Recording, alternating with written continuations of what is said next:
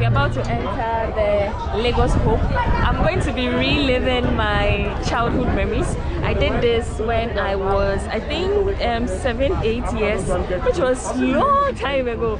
So when I heard I was in Ghana, like, nah, I have to visit this place. So I'm currently here. You can see a lot of kids around, and it's a very long queue. I came here around 10:30 and it's like 12 now, and we are about to enter. So yeah, I came here with Laurie Lawson. You all know Laurie Lawson. I'm sure you're all tired of seeing her on my channel. So we're everywhere together. Yeah, so we paid 8 cedis each for the, I thought it was 12 cedis. It's 8 cedis for one. Yeah, so we are about to enter. Yeah, below 12. Yeah, come with the kids.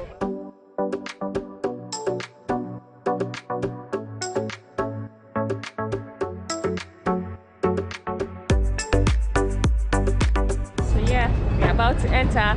The ship is really huge. It's not big, it's really huge, and this is reliving my childhood memories.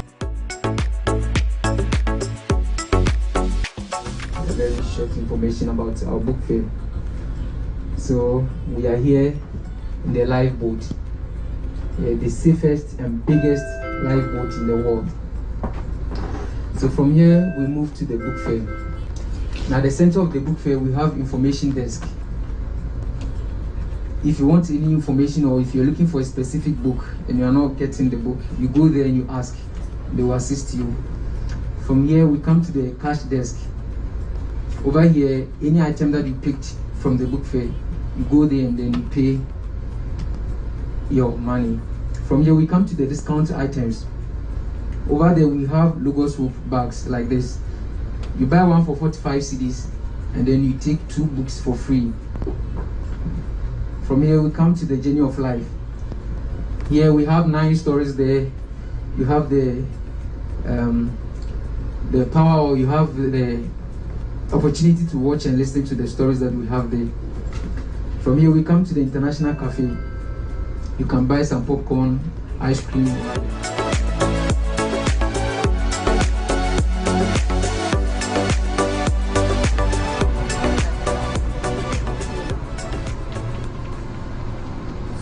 A basket, which I have, and I'm going to be shopping for books for my little nieces and nephew, and for myself.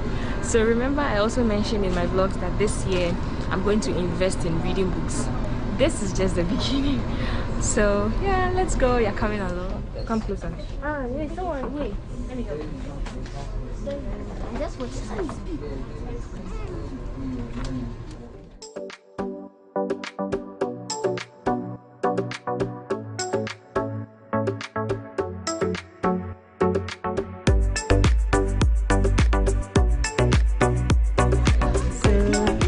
This, and I'm really interested just because it shows all the country and it has stickers. So once I'm able to visit a country, I will stick this on my maybe my vision board or something. So yeah, I'm getting this because of that.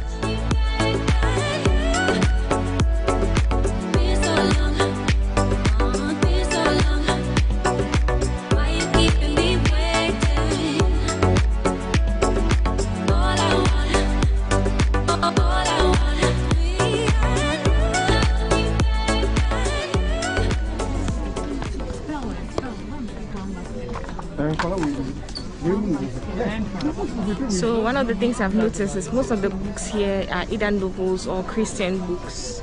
So yeah,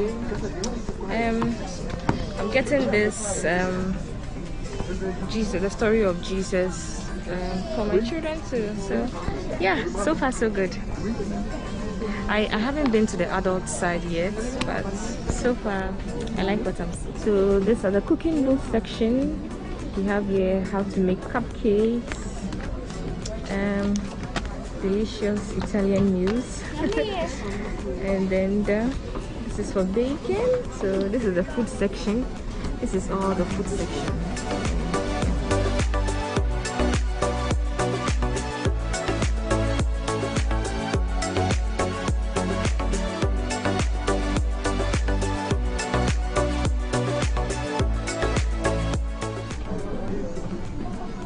So well, my friends know I've always been telling them how much I wish to have boys, so I'm buying this book for myself because yeah, this is how it looks like, and it talks about bringing up boys and raising children. And so yeah, this is what I'm getting for myself. This is what caught my attention. Yeah, I'm getting this.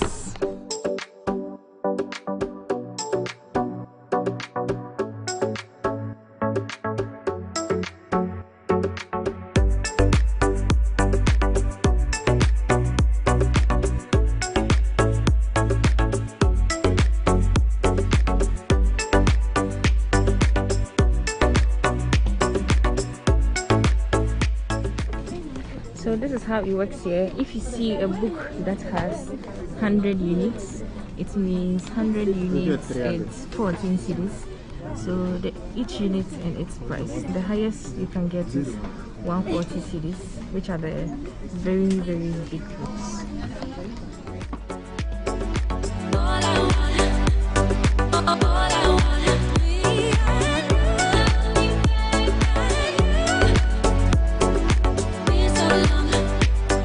They have the Holy Bible. This is also the bigger one. Holy Bible. Have you found the book yet? Me? I'm just enjoying the books here. But we are looking for travel related. Yeah, that's books. what I am looking for. She's going everywhere. No, because I'm concentrating more on the kids because there are a lot of kids book here. Oh, yes. Yeah, than Mother even the of all. adults. Yeah, mother of all. And the book, For me, the book. I can only think of 2 people. My friend's place, Stella, and 1 at my house. So the rest of my siblings, they are all adults. So I can't choose a book for them. They have to come. Okay, I am the youngest, and all my sisters and my brother, they all have kids, and so I'm surrounded with kids. So far, this is what I got. I got them the puzzles for the ones that are below 10 years. Then I got this for myself, bringing up boys, because God knows my heart. I wish to have 2 boys, 2 kids, like 2 boys, and I've always been saying it, like even my friends even are like, Stella, don't you even want a girl? You're a girl, why don't you want a girl? But I'll be very happy if God gives me 2 boys. If my future husband is watching this video, he wants a girl, he needs to pray hard because my prayers are hard. Then I'm going to get I want to get that, too the for brain my games. this for my other kids. So I took the books based on their ages, then yeah, and others. Then the sticker, the travel sticker, yeah, which I showed you all earlier. So I'm actually super excited. I hope by the time you are watching this video you come here. If not, next year they're going to be here. They're going to be here in January, February, every year. So yeah, next year you can come around with your children, especially if you have kids. Come with them.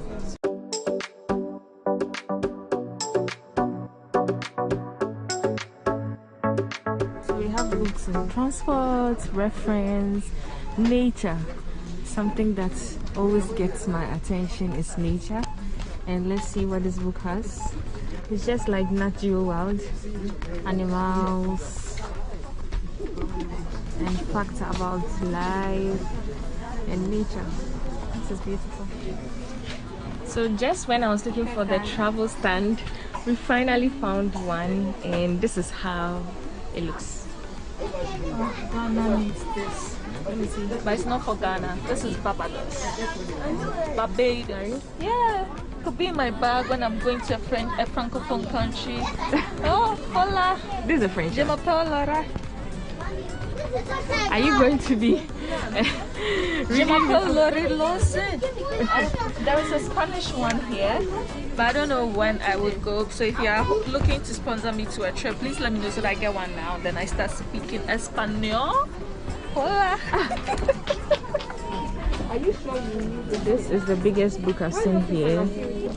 So big. Yeah.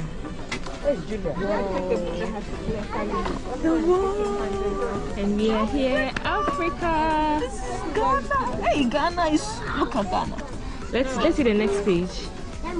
Okay, no, I think a page before here. And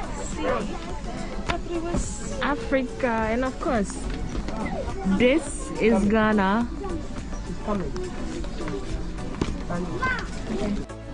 So this is the map of Ghana, and I have visited every region in Ghana, and I'm so proud, and I can't wait to visit every country in the world. I can't wait to really visit every country in the world, at least before I die. So yeah, it's so exciting seeing this. So this is the end section here. When you buy a bag of 25 cedis, you are in 45 cedis. You are entitled to take 2 books, but most of the books here are educational books like this.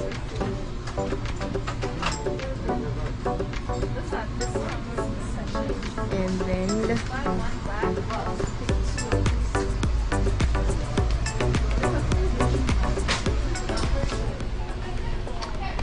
well, I think it's good. It's a cool deal, but they're not the kind of books I wanted, so yeah.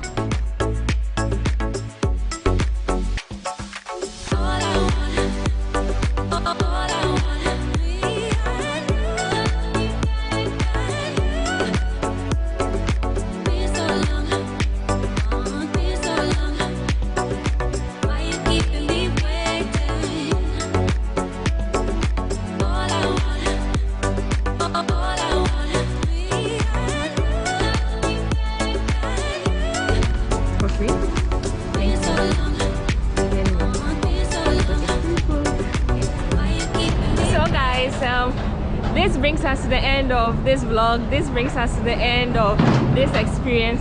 I did this when I was like 8-9 years old, and I came back here to see the Lagos Hope, which is a very popular thing. They come every year and they visit almost every West African country.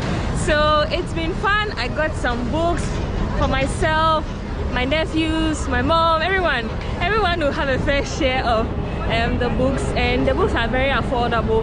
So yeah, whenever you are around at this time between January to the end of February, please come along with your kids. This is how the ship looks like, and so far it has been fun. I hope you enjoyed watching this video as much as I enjoyed documenting my entire experience at the Lagos Hope.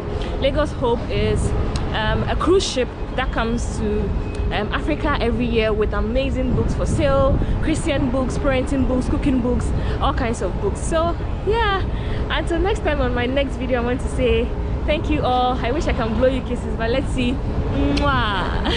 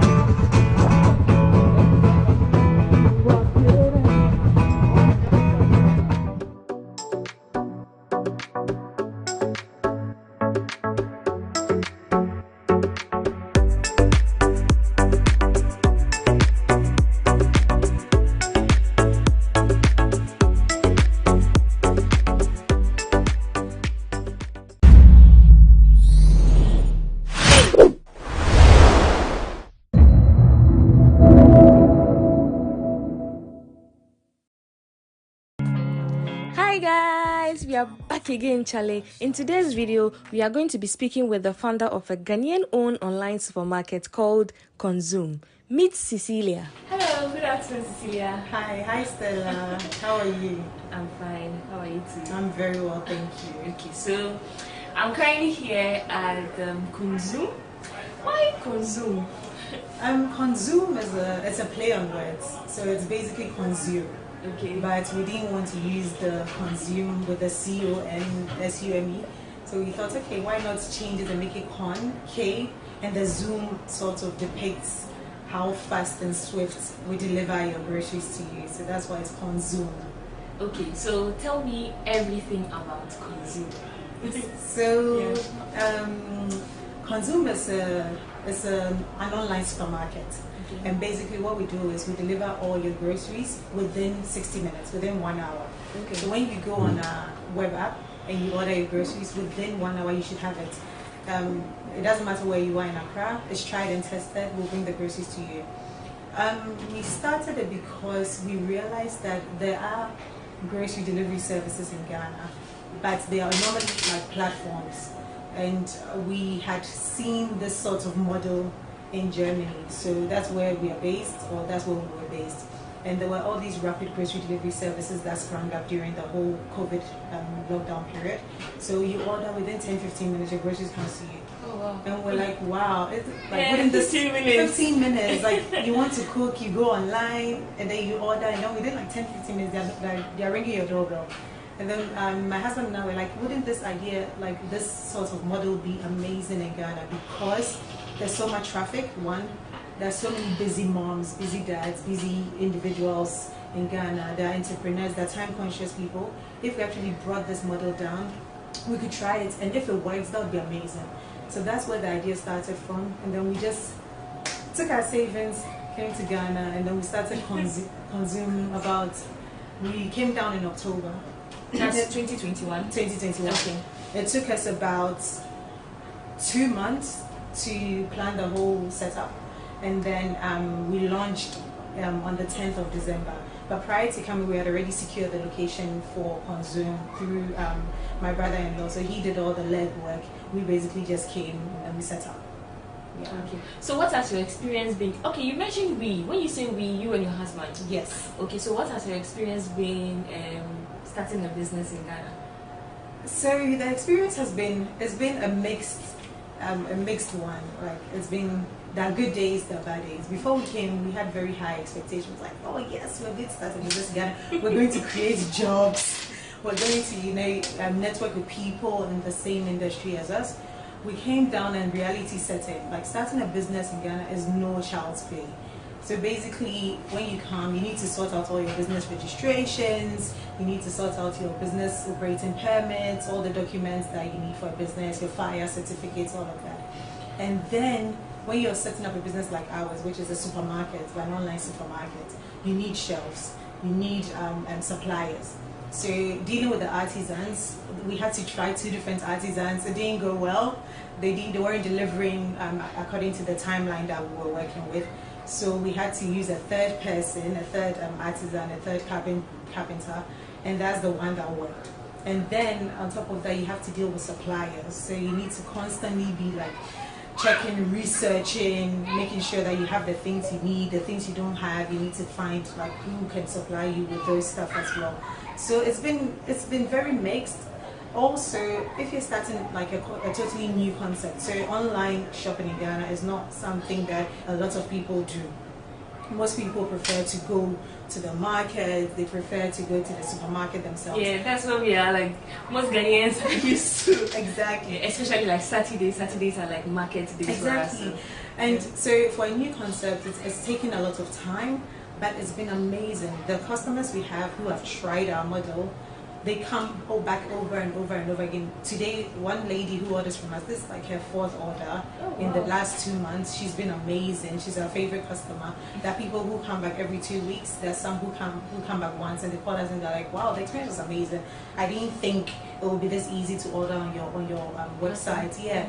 So I think it's going to take time, but Ghanaians are already getting there. There's like different apps that people use to order their food from restaurants, and then there are different like platforms online on Instagram where people used to order their clothes and stuff like that. So I think people will get used to consume, because wouldn't you want to sit in your home and then you just order your groceries, you're doing your cleaning, your chores, you're going to your party, your barbecue, within 1 hour, your groceries comes to you, and it's owned by Ghanaians. So it's not a foreign company owned by some people from somewhere who have huge sums of money, millions of dollars. You know? It's actually Ghanaians who have come back and want to make an impact, want to employ people, create jobs in that process. So it's been great starting Consume. Like that's my goal. Okay. You mentioned earlier you moved from, where did you say you moved from? Yes, so we moved from Germany to come to Ghana. Yes. So why Ghana? Yes. Yeah. So Ghana is home. When we thought of Consume, we're like, oh, should we maybe start in Nigeria? Because Nigeria, from what we hear, they are more adaptable and they're more willing to try new things, new models. And also because my husband has a bit of experience living in Nigeria, we're like, okay, maybe we should start in Nigeria. But then we thought about it, Ghana is home. You know, this is where our roots are, this is where our families are. You know, our extended families in Ghana. Why not come here and do this? If it works, that's amazing. So yeah, that's why we decided to come to Ghana. And we didn't want to do Consume or start Consume in Germany. We actually thought of it as well, because there were so many businesses that started this model first in Germany. Okay. So there's Gorillas, there's Flink, there's Getir, there's in the US they have Postmates, DoorDash. There's so many others. So these people have huge investments, and it's their country. They're doing it in their country. Why can't we come here and with the little money we have also start something and grow it and make it big, because it's ours. We can claim Consume. Any Ghanaian will go anywhere and say, oh, Consume is owned by Ghanaians. It's ours. Yeah. You know, it's not owned by foreigners. So Cecilia, tell us a little bit about your background before moving to Ghana. Yes. So I was born in Ghana. I grew up in Ghana. I always say I'm a Kokomlemle girl. I don't know if you know Kokomlemle.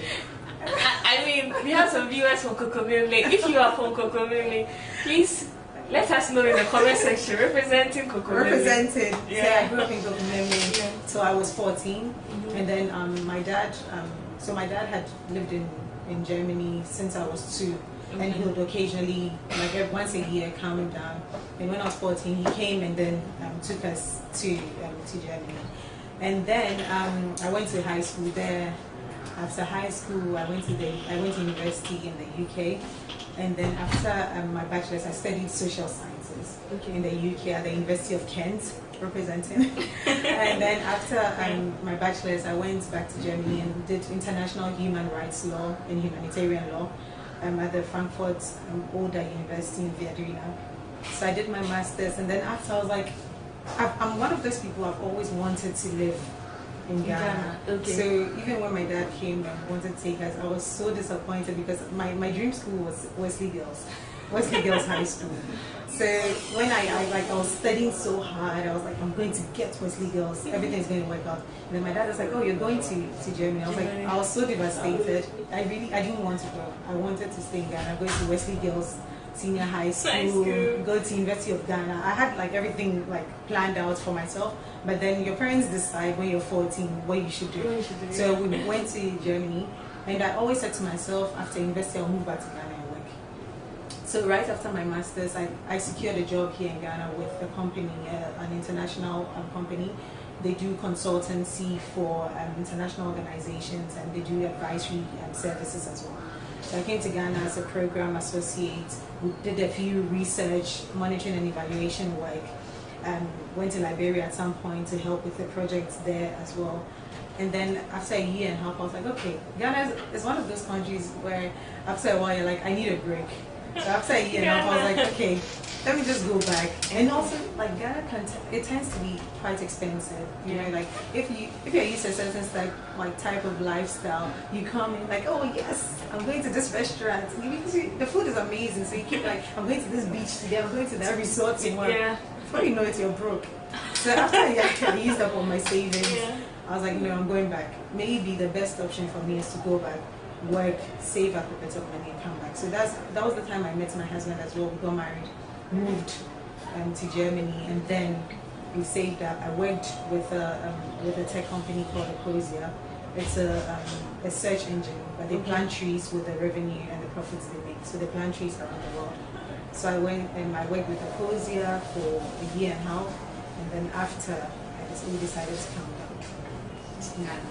Would you say you made a good choice starting a business in Ghana? I'd say so. I'd say yes. So starting a business in Ghana is no child's play. It's not very like rosy as some people think. You need to be very resilient. You need to tune your mind to working in Ghana. I think.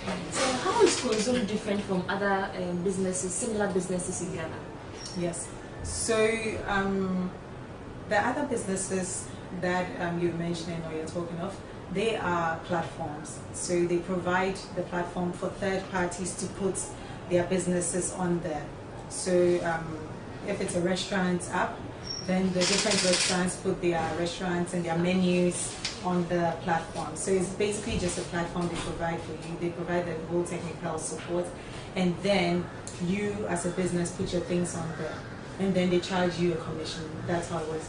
With Consume, the difference is that we actually control the whole chain of the business. So we have our own platform, we have our own website, and everything you find on our shop, we actually own it, and we actually source these products ourselves. Also, we have a dashboard here in the store where when an order comes in, it comes straight to the dashboard, and then we quickly put together everything that you order, and then we deliver it to you. Another part of, one of the most important parts of our business is the Rider app. My husband is a software engineer, so he was able to build the Rider app. So the riders get the notification once an order comes through, and then they come here to the facility center, pick up the order and deliver it. So we control everything.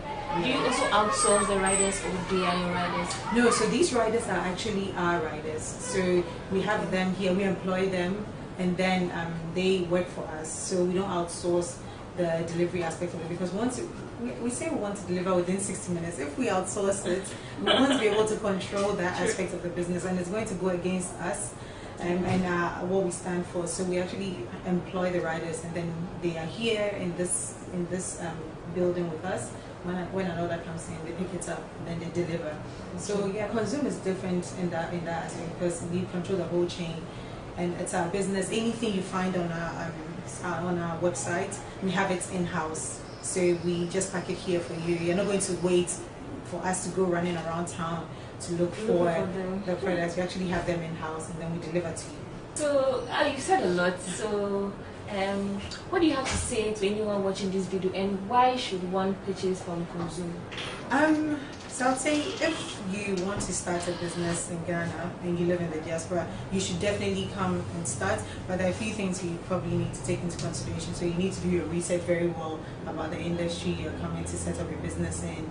You need to also connect with people. So if you're supporting Consume, know that your package or your order is not going to come in a plastic bag. You go to supermarkets in Ghana, sometimes for 4 items, they give you 4 different plastic bags. We don't do that. So we use reusable bags here in the shop, and yeah, we're amazing, and the future is bright for Consume, so you should check us out. So if you're watching this video, you've heard from Cecilia and from Consume, and this is a good reason why you should purchase from them.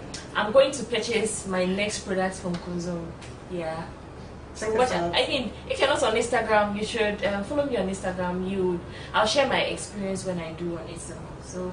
And thank you so much for having me. Thank you so much for sharing your story with us and your business. And guys, please, after you have purchased from Consume, let me know in the comment section. I have a toffee for you. Yeah. So is there anything you want to say to anyone watching this video? Any last words? Yes. So you can find us on Google, Consume or Consume Shop, and then in your search engine or your browser as well, you can. It's just consume.shop, and yeah, on our socials you can follow us at Consume Shop. Yeah. Okay. So thank you so much for watching this video. I hope you enjoyed the interview with Cecilia. Cecilia's a full name. Cecilia Nana Monua Crainso, but now I'm married, so I feel too. Okay, so you heard from her. Thank you so much for watching this video. Until next time, on my next video on my channel, we blow kisses. So.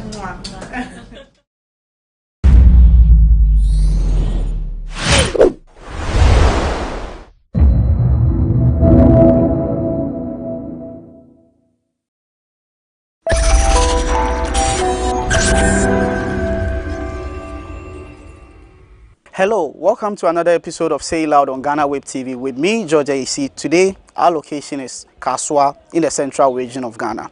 We are meeting up with a family of a final year student of Swedru Business School who was recently attacked by some of his schoolmates and has since been left traumatized. The student and his family believe that the school administration and in an extension, the police have not been managing the situation well. They are demanding for justice. Join me. Yeah, good to see you. How's it? Cool. Yeah, you're welcome. Thank you. So welcome back. This is still Say It Loud with me, George AC, and as indicated earlier, I have my guest, Ishmael Ejay, a student of Swedru Business Secondary School, and he's going to tell us about an attack on him by some mates of his in school, which has left him traumatized. Ishmael, welcome to Say It Loud. Yeah, I'm Ishmael Ejay from Swedru School of Business, and I'm in Form 3. So, anyway, before we get into the conversation, how are you?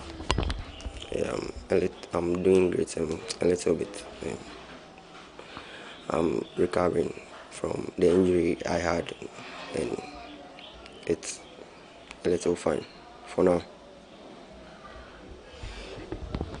Tell us what happened to you. You said you are, by the way, what form are you in? Form 3. Yeah, I offer visual arts. So tell us what happened. What happened to you? Yeah, on last week's Friday, I collected exeat from my housemaster, and then I went home to take an inspection staffs. You know, on the next week we have inspection. We had an inspection, so I decided to come on Sunday. On Sunday in the evening. So when I got to school on Sunday in the evening, my dorm was locked. So I called a friend in house in another house, which is the house 3. So when I called him, I told him to come and open the dorm, and then so that I can put my stuffs in it. The next day I'll take some of my stuffs to my dormitory.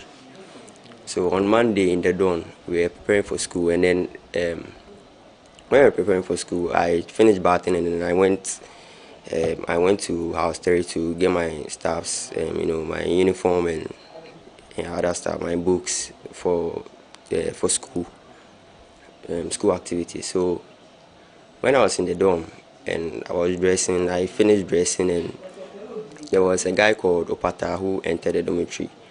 And then when he entered the dormitory, he came to Brian, and then Brian was also preparing for school. And when Opata came to Brian, I don't know whatever they were talking about, whatever they were saying on their own. And then all of a sudden, Brian started talking, insulting someone. I don't know who it was, but I'm sure it was me, because I didn't know. I didn't want to put myself into it because I didn't hear my name. So I was also dressing, and when I finished dressing, What exactly were they saying? It was like with Jimmy Cra, and he was saying some like negative stuff, negative energy stuff. So I was there and I was listening, but I decided not to mind him because I didn't hear my name from him. And then all of a sudden, he got to a point where he said he's going to sack the person from the dormitory. And then when I checked around, I was the only one in the dormitory, so I was the only foreigner in the dormitory. So I went straight to him and I approached him that, if you want to take me out of the dormitory, if you want to sack me, I'll go, because it's your dormitory, that's your dorm. No, that's not my dorm. So if you want to sack me, I'll leave. And then all of a sudden, I don't know what happened, and then he got angry.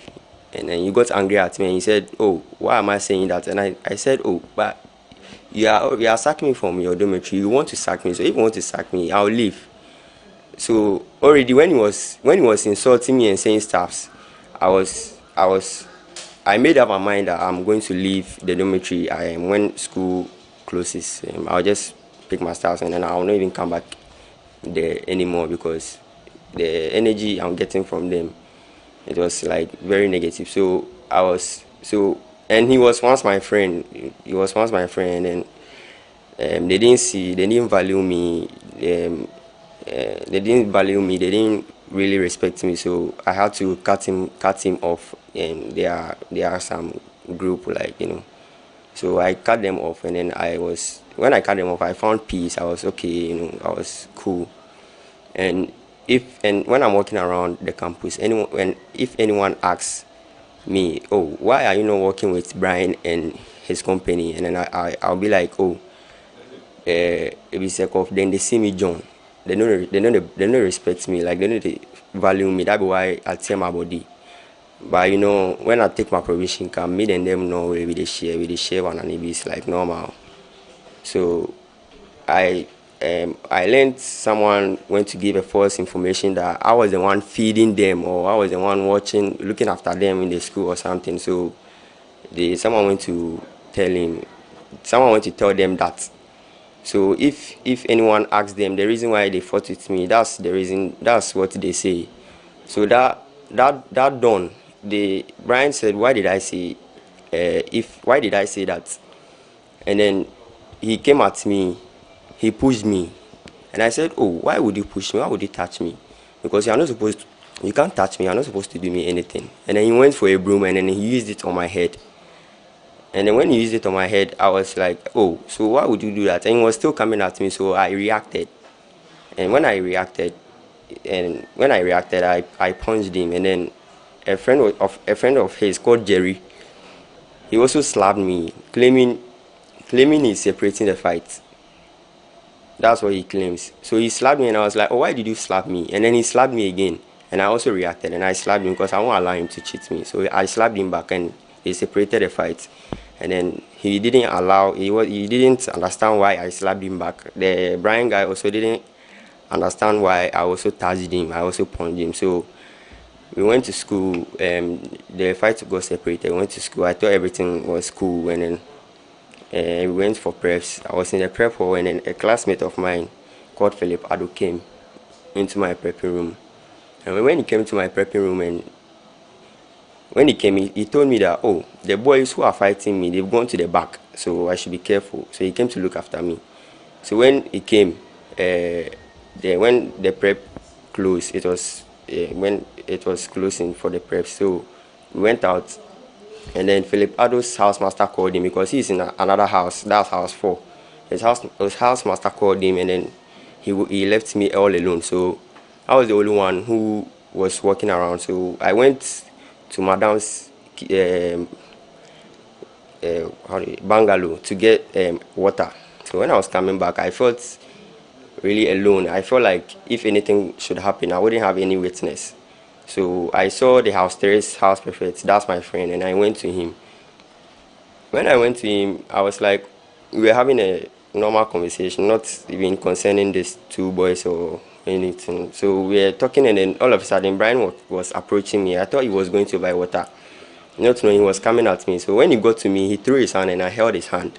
And then when I held his hand, the other Jerry guy was also approaching me. So I decided to concentrate on Jerry, leaving Brian so that I won't get hurt by anyone. So when I concentrated on Jerry, Brian decided to bite my shoulder. So there's a bite over it. So he was biting my shoulder, and then I was feeling the pain. So I hit his head, and then I punched him to the ground.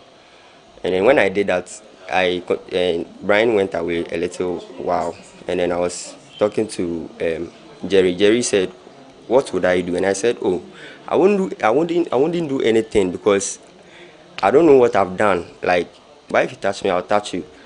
And I asked him, "Why do you want to fight with me? What's all these reasons behind you or both of them fighting with me?" He didn't answer me. He was still saying, "What should I do?" And then he slapped me. So when he slapped me, I also reacted. I punched him, and then the fight got separated. So the people around told me to leave from there. So when I was moving backwards, I was being cautious. So in order for me not to get beaten by any of the 2 boys.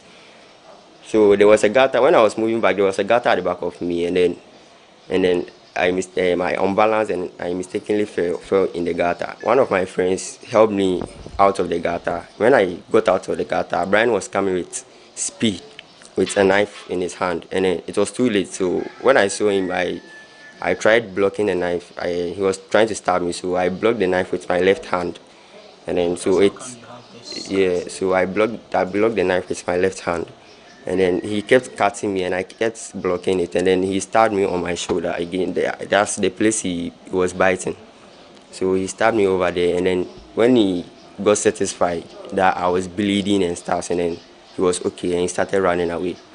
And immediately someone called my housemaster and they came, and then I was rushed to the hospital. All along you felt unsafe, right? When this whole thing started, you felt a little bit unsafe. So why didn't you report to your senior housemaster or class teacher or somebody?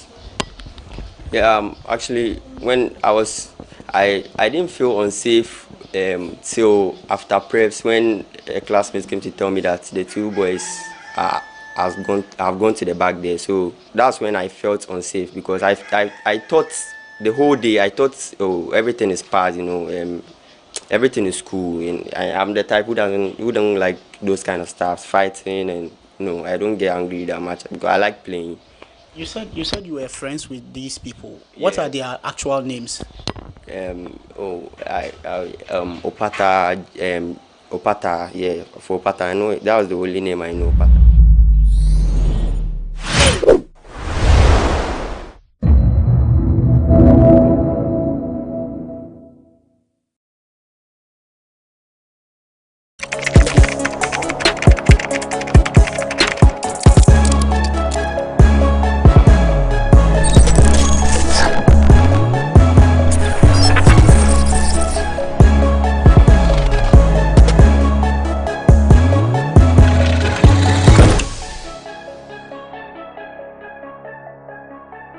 The past weekend saw some Ghanaian artists mounting international platforms to perform. We saw the likes of Kiddy, Kwame Eugene, Stonebwoy, Sarkodie and others lifting high the flag of Ghana in the diaspora. While commending some artists, we also heard some bad news. We heard the demise of DJ Rap on Independence Day. My guest and I are seated. We discussed these on Bloggers Forum on GhanaWeb TV. My name is Benes Oparijan, and I'm sitting in for Abrantepa. We'll be right back.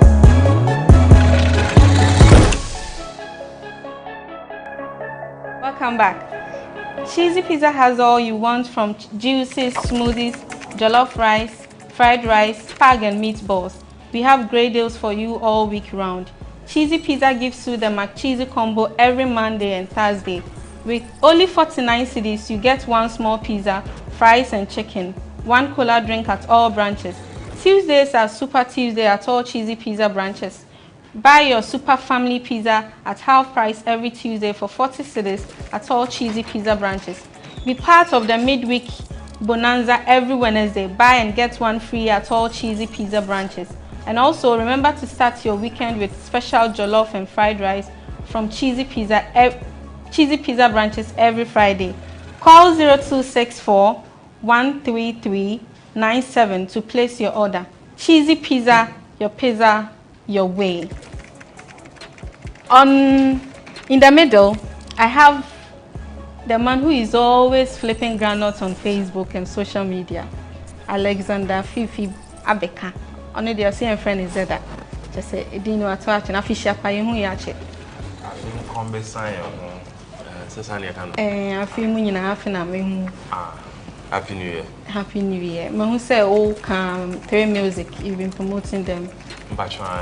We are supporting every good activity in the music industry. So what do you do for Through Music?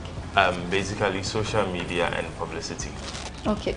I think over the weekend we some BB. Yeah, the women's branch. So it's to celebrate the International Women's Day and also bring the women together so that they'll be able to make their own stand. So the whole agenda was to break the bias in the entertainment industry.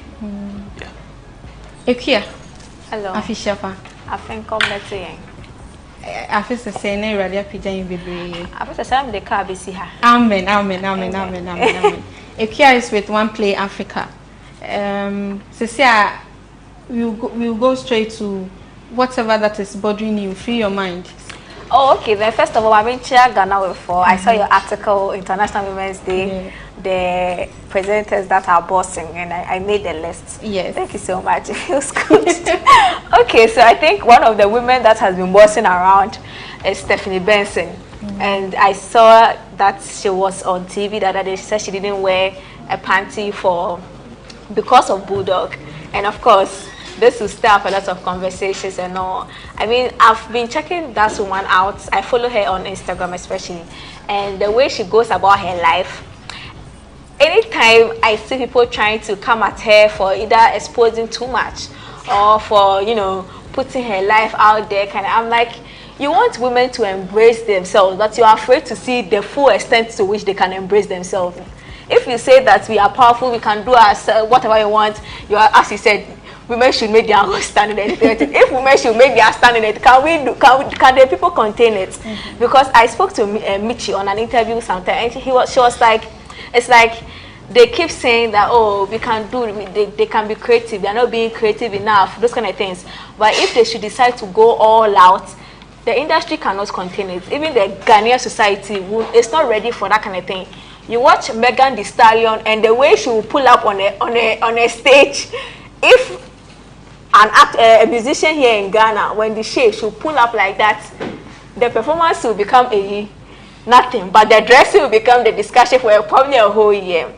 I feel like once you decide to say that a woman should go all out and embrace the powers that comes with them and what's not, you should be ready to really embrace it. Because if women say they are going all out, and I like the fact that Stephanie Benson, she, as I was saying, you're putting a hobby. It's not about it's exposure. Yeah, no, exposure on your hair. Exposure and understanding say like you have to be yourself. No, honestly. No, that's not exposure. Exposure is being places and seeing what is done, and then it informs your decision making. Here in Ghana, as I said, if they decide to go all out, we cannot contain, because the normal Ghanaian is not that exposed. Fortunately, social media now say, oh, these things are done. It's saying, but this woman has been fortunate enough to that at this point in time, you can't suppress a woman's sexuality in any way. Lizzo will go for a show.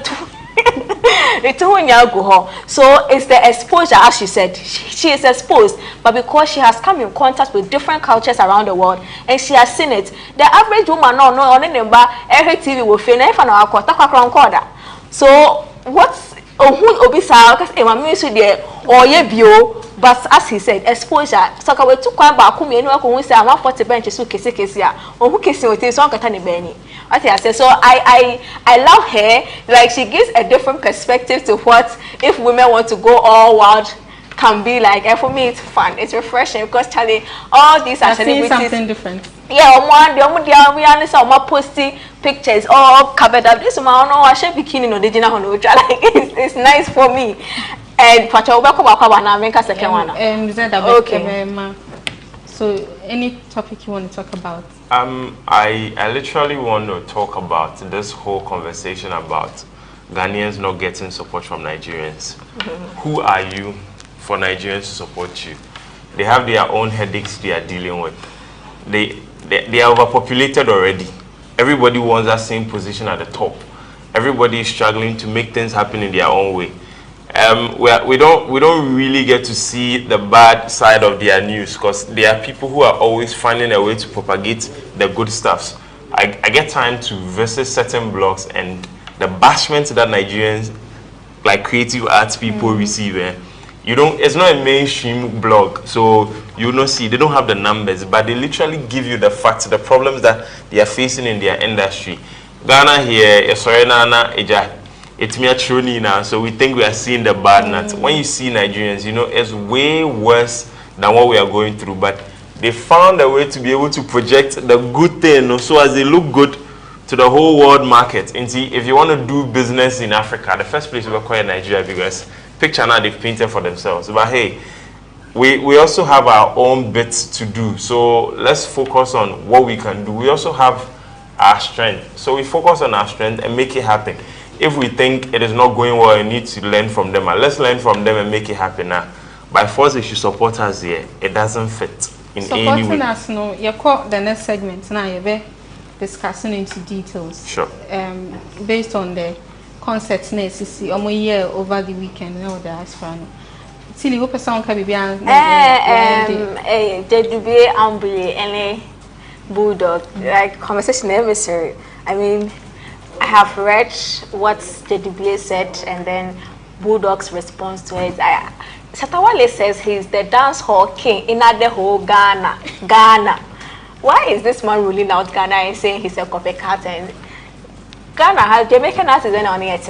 And you one now Jamaica Kakran almost say, oh, we're dance hall king or Ghana. I mean, everybody is entitled to put a title on them that makes them feel like they have to work hard to, you know, really be an embodiment of that title. And I don't know why, like, a music connoisseur like Ambule will try to come after Shatta. I mean, say that Titi Assembly will honor say way.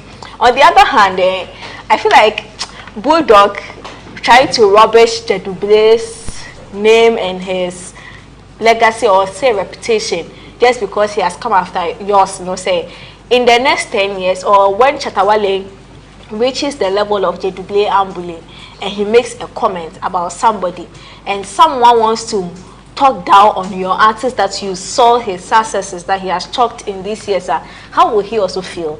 It's like it's a dream in this industry. Like if it's not you, it's not. It doesn't matter. And on the other hand, too, I feel like certain things he said, like is he still an artist or those kind of things? He's an artist. JW was on Papi Kojo's project, Black Star album, no, by Kelvin Boy. This man was on it. We will decide whether what he did on it too is something we're talking about. But then he was on it. He's still an artist. You can't say that because he's not a recording artist. He's even, as I said, recent songs he's on it. Maybe he's not a recording artist, but JW, if you should give him a mic, he will show you that he's a performing artist. So we can't just knock him out like that and talk down on what he has said. And I feel like someone like Bulldog, for some funny reason, what he says, it doesn't hold water for me anymore, because it's like if I can't until me cannot cry about it, but big deal no can. So it's like two-faced and way being for me. Okay, this is the Free Your Mind segment. You have a break, but we have more.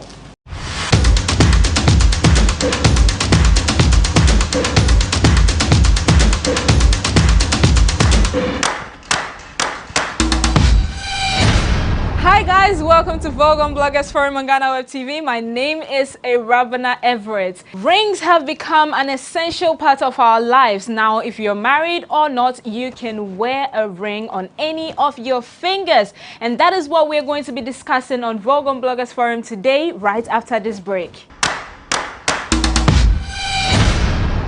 Welcome back. This is still Vogue on Bloggers from GhanaWeb TV. I am Rabana Everett. Before I went on the break, I did say we're going to be talking about rings, so let's get right into it. There are so many types of rings on the market. We have the cladder ring, the stack ring, the mood ring, and the signet ring. Now, the cladder ring is really simple. It has a heart and two hands holding the heart with a crown on the top. The crown signifies royalty, the two hands signifies friendship, and the heart signifies love. Yes, married people are allowed to wear this ring, and it faces the front. The heart and the hands faces the front once you are married. But if you're not married and you're single, you have to push it back into your hands so you do not send a wrong message out there to people and then, you know, spoil your chances. All right, anyways, so the stack rings, I think, explain themselves. Stack rings, you just stack it up on your finger one at a time. Do you get me? So one ring, two ring, three ring on one finger, or you can spread it across your fingers. The mood rings, like the one I have on my hands right here, they signify your mood and how you're feeling in a moment. All right, so if you're happy, it lights up. If you're sad, it goes dim. And there are so many different types of mood rings. We have the amber, we have green, we have yellow, so many types of mood rings. Now, the signet ring is known as the gentleman's ring. I'm sure you have seen a lot of men out there who are wearing the signet ring, mostly worn on the pinky finger. All right, it mostly carries a family crest or maybe an heirloom, like something like that around that side. It's really pretty, and I want one. It's mostly in gold, silver, you know. Anyway, here are some myths that surround rings. Yes, there are myths that surround a lot of things we do now in this age. So back in the olden days, it goes back to the Old Testament. I'm telling you, I was reading about this and I was like, hey, Old Testament abemu. It says that if you're a young man or a young woman, do not wear any rings on your finger. It will deter you from getting a life partner. In that sense that someone might see a ring on your finger and automatically get the thought that, oh no, you are married, so they won't come toward you or anything. And moving to the spiritual aspect, it says that you automatically be married by some spirit. Hey! Asemi! Spirit to marry because you are wearing ring. I don't know how that works, but yes, those are the myths, some of the myths that surround wearing rings when you are not married. My mind bust rough. Anyways, let's look at some ways to style rings. Now, do not forget to always keep it minimal. If you put too many rings on your finger, it just looks too much in your face, all right? So you can spread it horizontally around your fingers so, you know, you're able to work with your fingers and carry stuff with your fingers. Just keep it minimal and do it horizontally. You can stack it up on one finger, but not too much, all right? Okay, my lovely people, before I leave you, here's a fun fact about rings. The earliest rings were made by simple iron, but gold rings set with gems were fashionable by medieval days. Yes, people, ponder on that. That's it for Vogue on Bloggers Forum and GhanaWeb TV. Do not forget, minimalistic is always the best when you're stacking up rings on your fingers. I'll see you soon. Goodbye.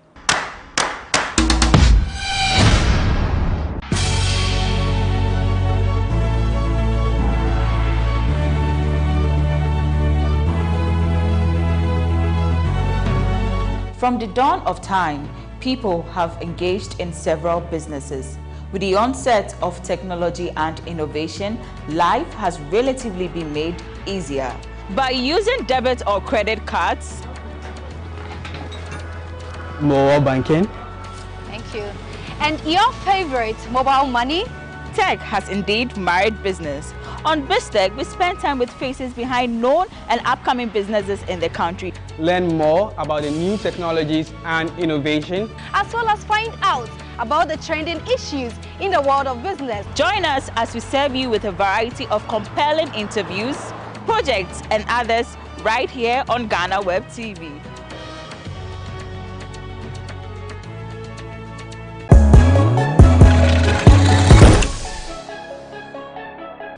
Welcome back.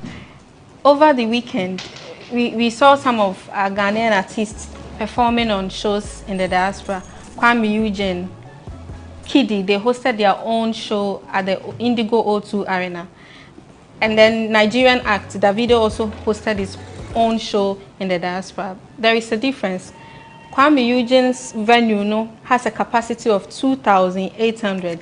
Davido's venue also has a capacity of over 20,000. That has brought a lot of discussion on social media. But first of all, Zeda, haven't artists done well? You see, there's this thing that a lot of people don't really understand when it comes to selling out tickets for shows in the diaspora. Let's talk about UK, US. Fine, I do have friends who are event organizers. When they are trying to sell the tickets to Ghanaians, they have to do personal selling. No? It's not like the Nigerians that will just go online, they'll tell you, oh, tickets are out, then within 5 minutes, the tickets are finished. No, the Ghanaians, you literally have to, I don't know, should I use the word beg? Are the Ghanaians in the diaspora? It's not easy. No, it's not about they don't support or they are not interested though. We are not giving them enough reason to buy the tickets. So with the manner at which Kwame Eugene, they sold their tickets, I think 2 days before. So I saw a couple of pictures and I was like, no, this one, it wasn't just them alone. There was a collaboration.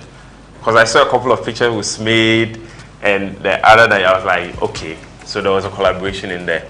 Because, selling tickets out there to Ghanaians for like a Ghanaian show, ain't easy, sir.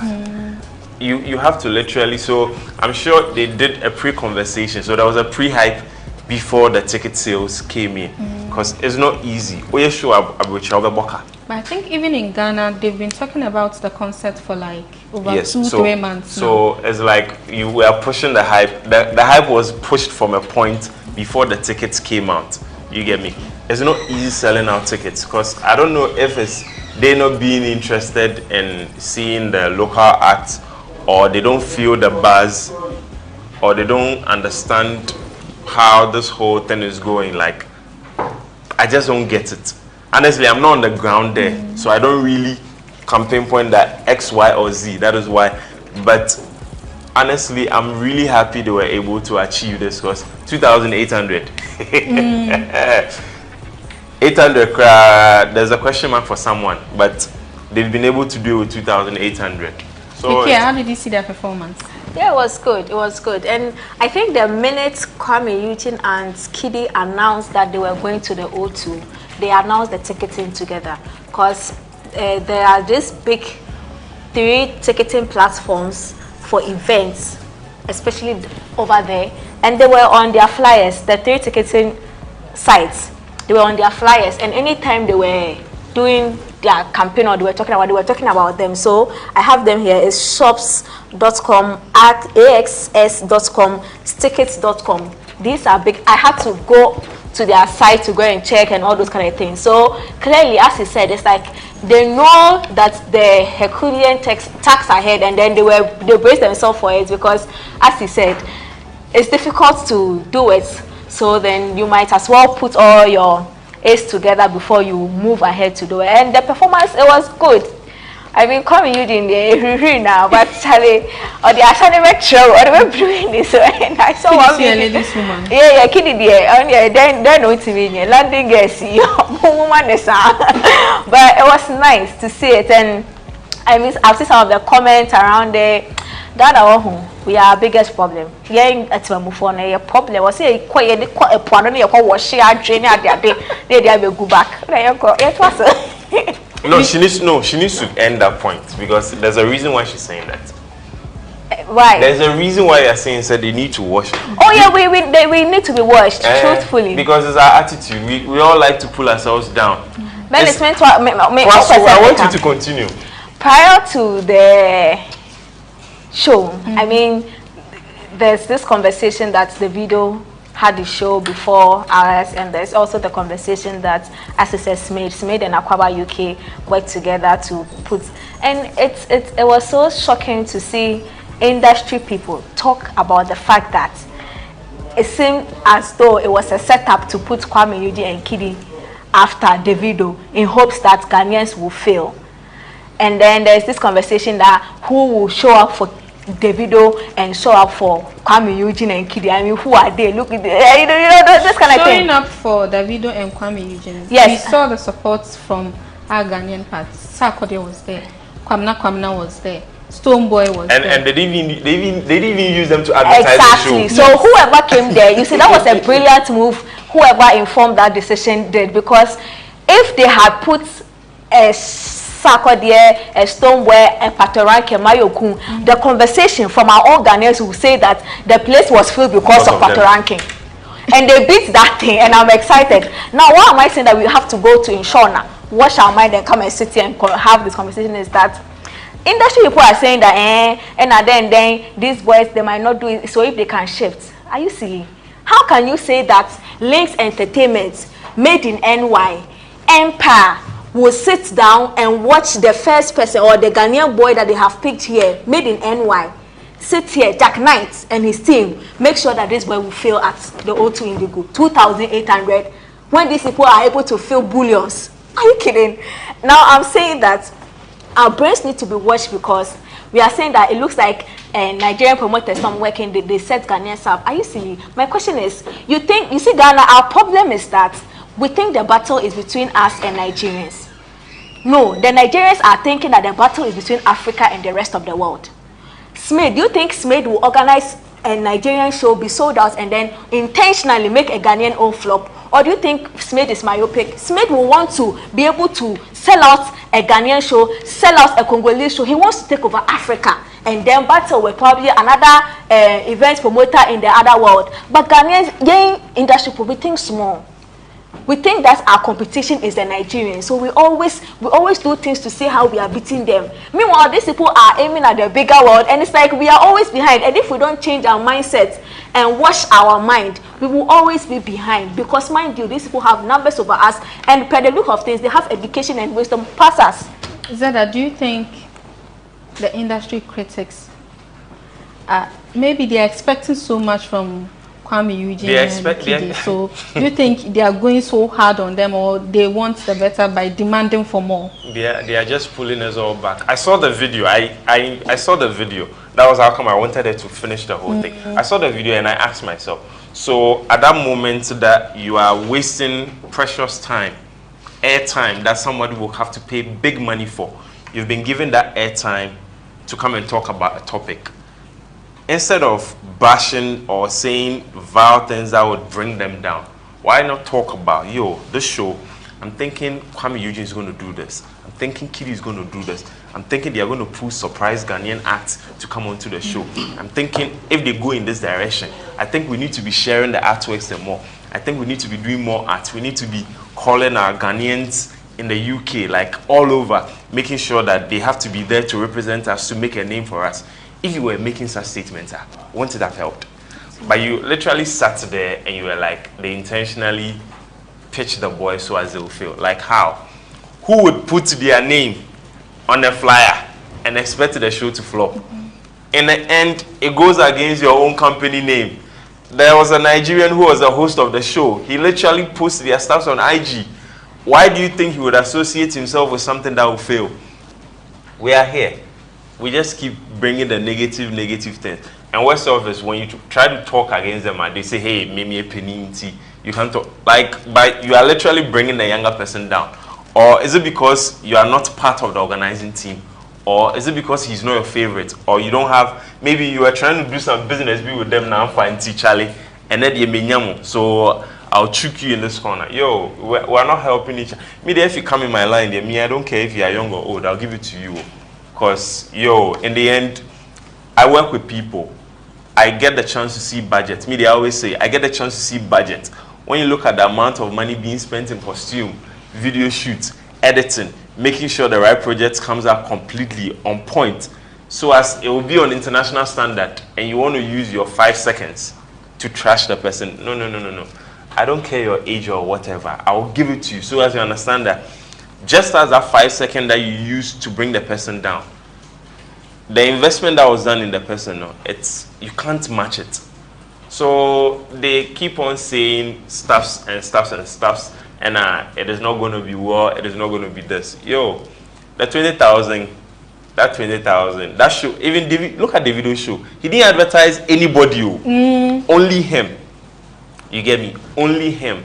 We have Sarkodie, we have Shatawale, we have Stoneboy, we have Samini, Can Promise there. Like, we have the people. I'm not saying we need to use all of them to fill the 20,000. But if Sarkodie says he wants to fill the 20,000, you should know for sure, sir, he'll bring all these people. So it's bound to happen. But if you are having this conversation, Kidi and Kwame Eugene, the younger ones who are coming, they are the ones who are going to replace Sarkodie, Stoneboy, and the rest too. But if this is how you are projecting them to be, their show is coming after the video in Koswa, then that means when Sarkodie decides to also pull up such a show, you will say, oh, Sarkodie to me, no, then or what are the numbers and all that. You just hit up on the negativity, sir, and with that, it would even kill someone's spirit in the future. While still on the support that you're talking about, Stoneboy was there to support the team. Yeah. There is this conversation going on social media. Say, he should also host his own concerts at the arena. Yeah. But what do you think? Because he's shown his support, and he's teaming up with Kwabna, Sarkodie. They went there to show, said that there is unity and there is that support in the industry. Quite unfortunately, if you check Stoneboy's social... Decentralization and rural development, when the Savannah Regional Offices of the Coordinating Council, i.e. Education, Health and Agriculture, will be completed. Thank you. Yes, Honorable Minister.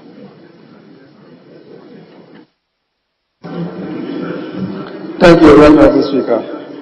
Mr. Speaker, In November 2019, work commenced on the 3-story Savannah Regional Coordinating Council administration block at Damongo and 3 2-story administration blocks, each for the Regional Directors of Education, Health and Agriculture located at Damongo, Daboya and Bole respectively. A report from the supervisory consultants, Messrs. Architectural and Engineering Services Limited, AESL, dated 9th March 2022, indicates that the Savannah RCC administration block is 93% complete. This was verified by officials from the ministry and the RCCs during a field visit undertaken from 2nd to 3rd March 2022. With works progressing steadily, it is expected that internal and external finishing works will be completed and handed over by 30th June 2022 to serve its intended purpose. The status of works of the Regional Directorates of Education, Health and Agriculture is as follows. Construction and completion of 2-story administration block for Regional Director of Ghana Education Service at Damongo is 88% complete. Construction and completion of 2-story administration block for Regional Directorate of Health at Daboya is 79% complete.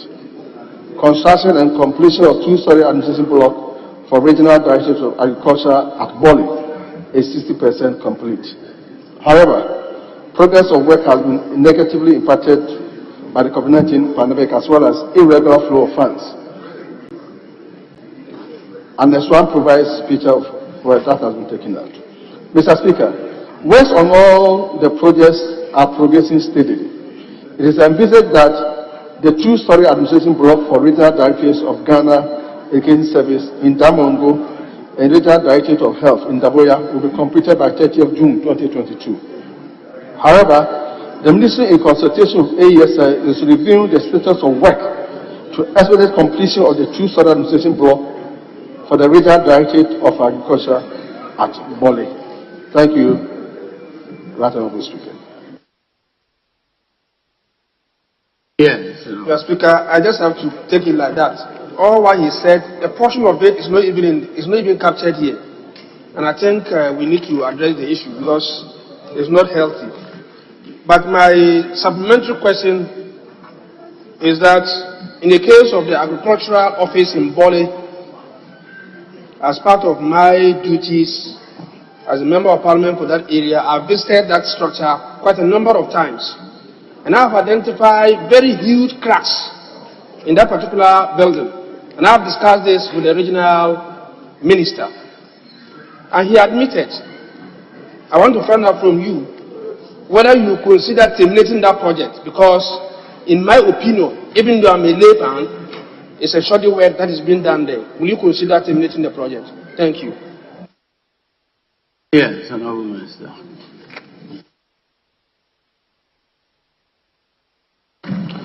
Right, Honourable Speaker. As stated in my answer, we are supervising consultants, Messrs. Architecture and Engineering Service Limited, AESL, and they do present periodic reports on the projects they are supervising.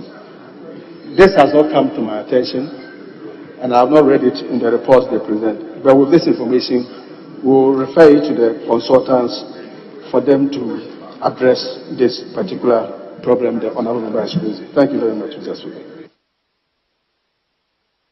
Yes. Yes, because I also want to find out the cost of the agri office in Bole. How much is it going to cost the state to complete that structure? Thank you. Yes, Honourable Minister. Right, Honourable Speaker, the cost of all projects before they are commenced are advertised, the people tendered for it, and the cost of the projects are known as they were tendered when people bought the funds and to apply for it. So it's an information that can be supplied to the Honourable Member once he contacts the RCC, who have immediate supervision role over the project in the region.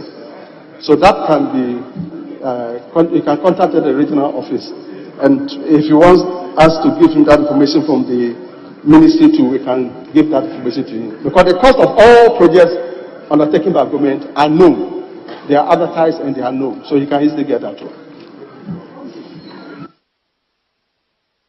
Yes, Honorable Member. Because the minister is asking me to go to the Regional Coordinating Council for the cost of the structure. I thought this is the right platform, the right place to ask for this information. Honorable Member. So I'm surprised. No, our rule is that when information is already available in the public domain, if you ask it as a regular question, it will have been admitted. So it's the same thing, it's not admissible if the information is available. Can I ask another question, please? Yes, Speaker, I agree with you, but I do know that figures that are advertised are not the figures that are usually awarded. So if you tell me that because they were advertised, as you take that figure as the cost of the structure, I beg to differ. And that is the information available. It is the advertised figures that are available and not the awarding figure. And there's a difference. Sometimes you can advertise with a figure, by the time you are done with the procurement process, the figure changes. Yes, the award will be made by the Regional Coordinating Council. So that information will be available at the Regional Coordinating Council. You're entitled to it, to ask for it from there. So if you have another question on the same one, can you ask it, or let me go to your next question? Mr. Speaker, I want to find out from the Minister the procurement method that was used in the case of the the Bole Agric Office, the procurement method that was used. Thank you. Yes, Honorable Minister.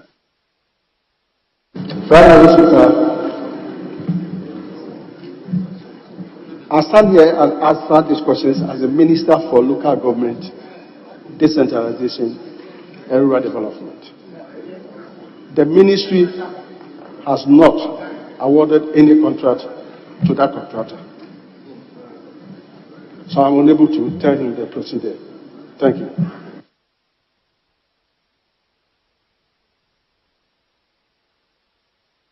Yes, okay, your next question. You're done with your three. Yes, I'm done with the first question. Very well. The leader wanted to ask a question on that one. Yes. Thank you, Mr. Speaker. Mr. Speaker, the Committee of Local Government and Rural Development paid a working visit to all the newly created 6 regions. And at that time, that of Western North, last year, that of Western North, which was given to a Chinese contractor, had been completed, with the exception of 5 other regions which were given to local contractors that have not yet been completed. So I want to know from last year to date, if Western North had been completed last year and the 5 regions which were given to local contractors are still nearing completion in 2022. I want to ask from the Honorable Minister for Local Government and Rural Development, what account for the delays in the 5 other regions, with the exception of the one that has been done by a foreign contractor? Are they funding? Is there any funding challenges? We want to know. Honorable Minister, Honorable Leader, the question was in respect of Savannah regional offices. So if you don't have any question on Savannah region, you may file your own question in respect of the other regions, please. So this question is not a follow-up, follow-up from Savannah. Mr. Speaker, the question is, what account for the delays in the completion of the Savannah project? That's what I want to know. He has answered them. You probably were not paying attention. He actually enumerated the challenges. Yes. Honorable Member for Bodi, you're welcome. I'll recognize you, sir. Mr. Speaker, I want to find out from. No, I have given the floor to. I've given the floor to. You haven't called me. Not yet. I just recognized you that you're welcome back from ECOWAS Parliament. Yes. Yes, I thank you, Mr. Speaker. I want to find out from the Honorable Minister whether the Agri project, the regional office in Bole Bamboi, whether the project includes connecting electricity to the project site. Thank you. Whether they have connected electricity to the... Whether the project covers the connection of electricity. Because the community the project is sited has no electricity. So I want to find out. I don't want a situation where the project will be completed and then we will now have the hurdle of getting electricity to the project site. So I want to find out. Kindly find out for the project. You can find out from the Regional Coordinating Council all that is involved. Okay, I think so. But the minister in charge of the sector should be able to tell us whether the project covers that. Honourable members, if you are paying attention, he just said that at the time the award was made, it was not the Minister for Local Government who was responsible. So, if you ask him to go back to his old ministry, which has ceased to exist, you may. Honourable member for Bodi, you may now ask your question.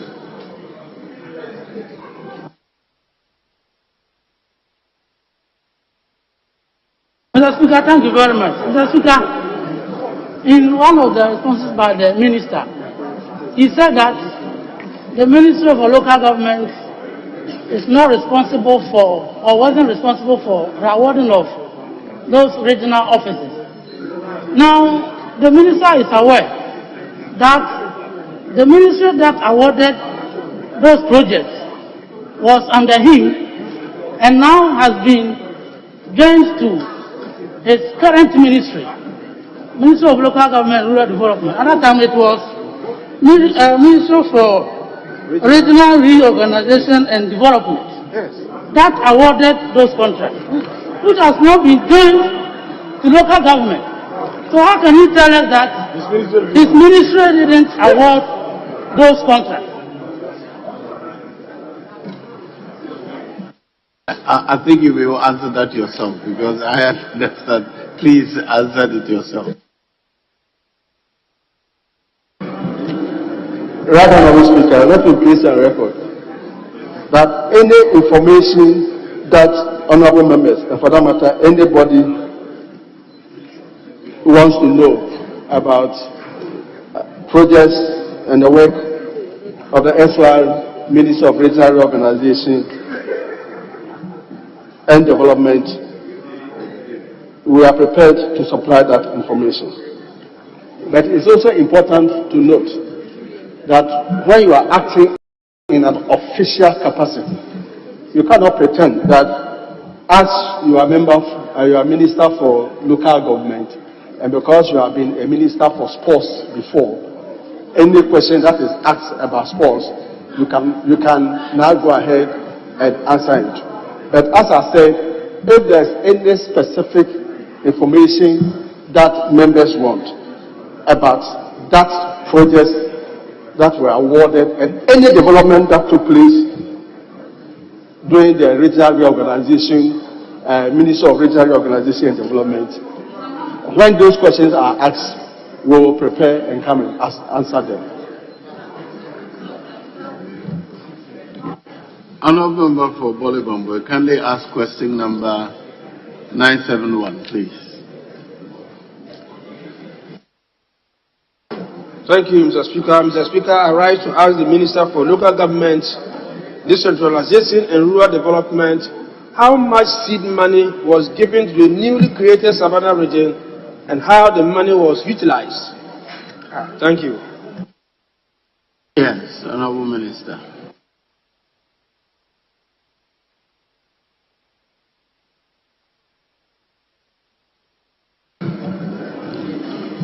Thank you, Honourable Speaker.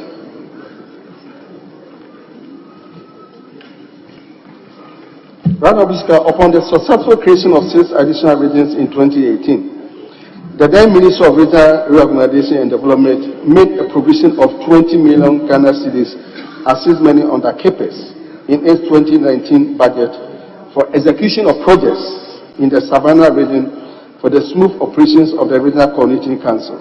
Of this amount, the Ministry has spent 2,200,000 Ghana cedis in 2019 on the procurement of vehicles and office equipment for the operations of the Savannah RCC as of 31st December 2019. In addition, the Ministry in subsequent years made provisions in its annual budget and has to date spent 24,443,337 Ghana cedis and 57 pesos on the construction of offices for the regional administration and decentralized departments, as well as the procurement of office equipment and other logistics for the operations of the Savannah region. Thank you, Mr. Speaker. Yes. Mr. Speaker, the minister said that 2.2 million in 2019 was expended, and part of it was used to procure vehicles. I want to find out from him whether he's aware that one of the pickups that was purchased got lost. Thank you.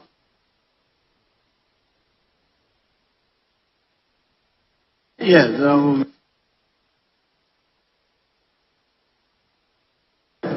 Mr. Speaker, yes, the then regional minister for Savannah region reported that incident to the police and to my office at that time. Yes, I am aware of that.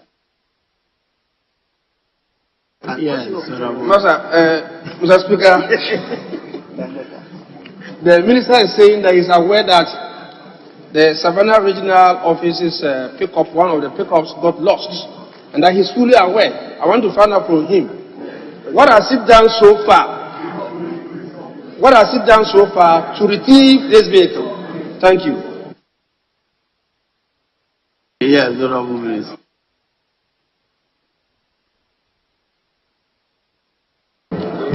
Mr. Speaker, as I indicated my answer, the Regional Coordinating Council reported the matter to the police. And so it's between the RCC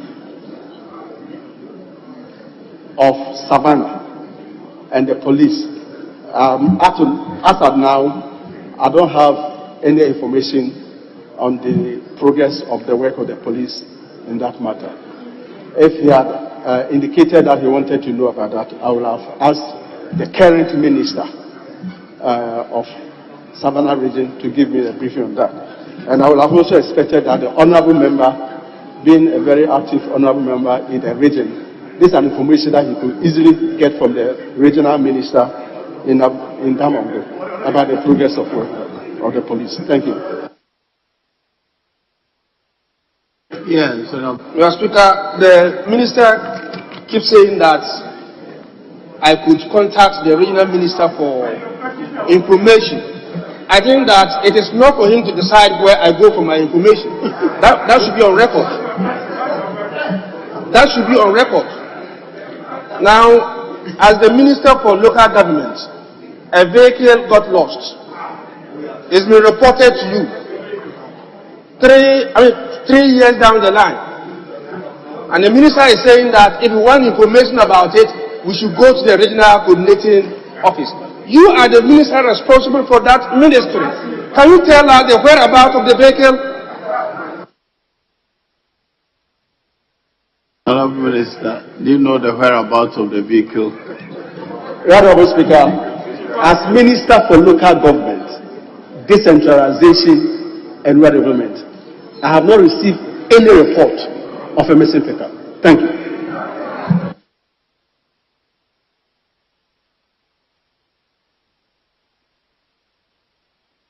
Yes.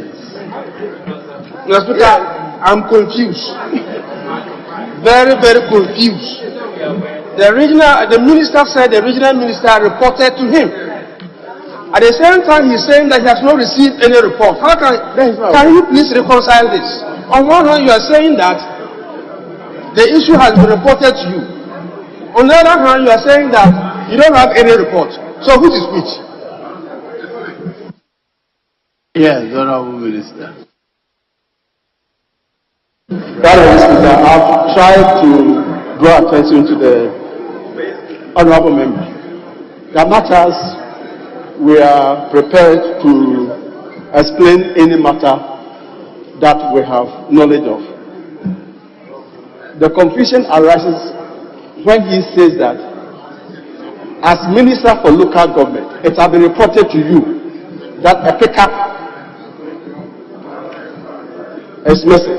And for the past 3 years, I've not done anything about it. And I'm saying that as Minister for Local Government, no report has been made to me. In effect, you're saying that when the vehicle was stolen or got missing, you were not the Minister of Local Government. Right, Honourable Speaker, I was a Minister for Regional Reorganization and Development. At that time, it was reported to me, and I contacted the regional minister, and a report was made to the RCC. So yes, when I was Minister for Regional Reorganization, the report was made to me. But when the minister says that as local government minister, a report has been made to you, it is not correct. The report was made when I was Minister for Regional Reorganization and Development. And we contacted the Regional Community Council, and they reported to the Regional Police Command. So that one, any further information on that, the Regional Community Council should be in a better position to explain that. Thank you, Right Honourable Speaker.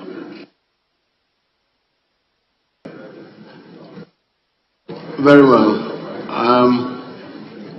On the other paper addendum, there was a question which was not advertised in the original other paper, so I jumped it. Question number 910 is in the name of the Honourable Member for Pando, Mrs. Della Sova. You may ask your question now. Thank you, Mr. Speaker. Mr. Speaker, I'd like to ask the Minister for Local Government, Decentralization and Rural Development. Oh, excuse me.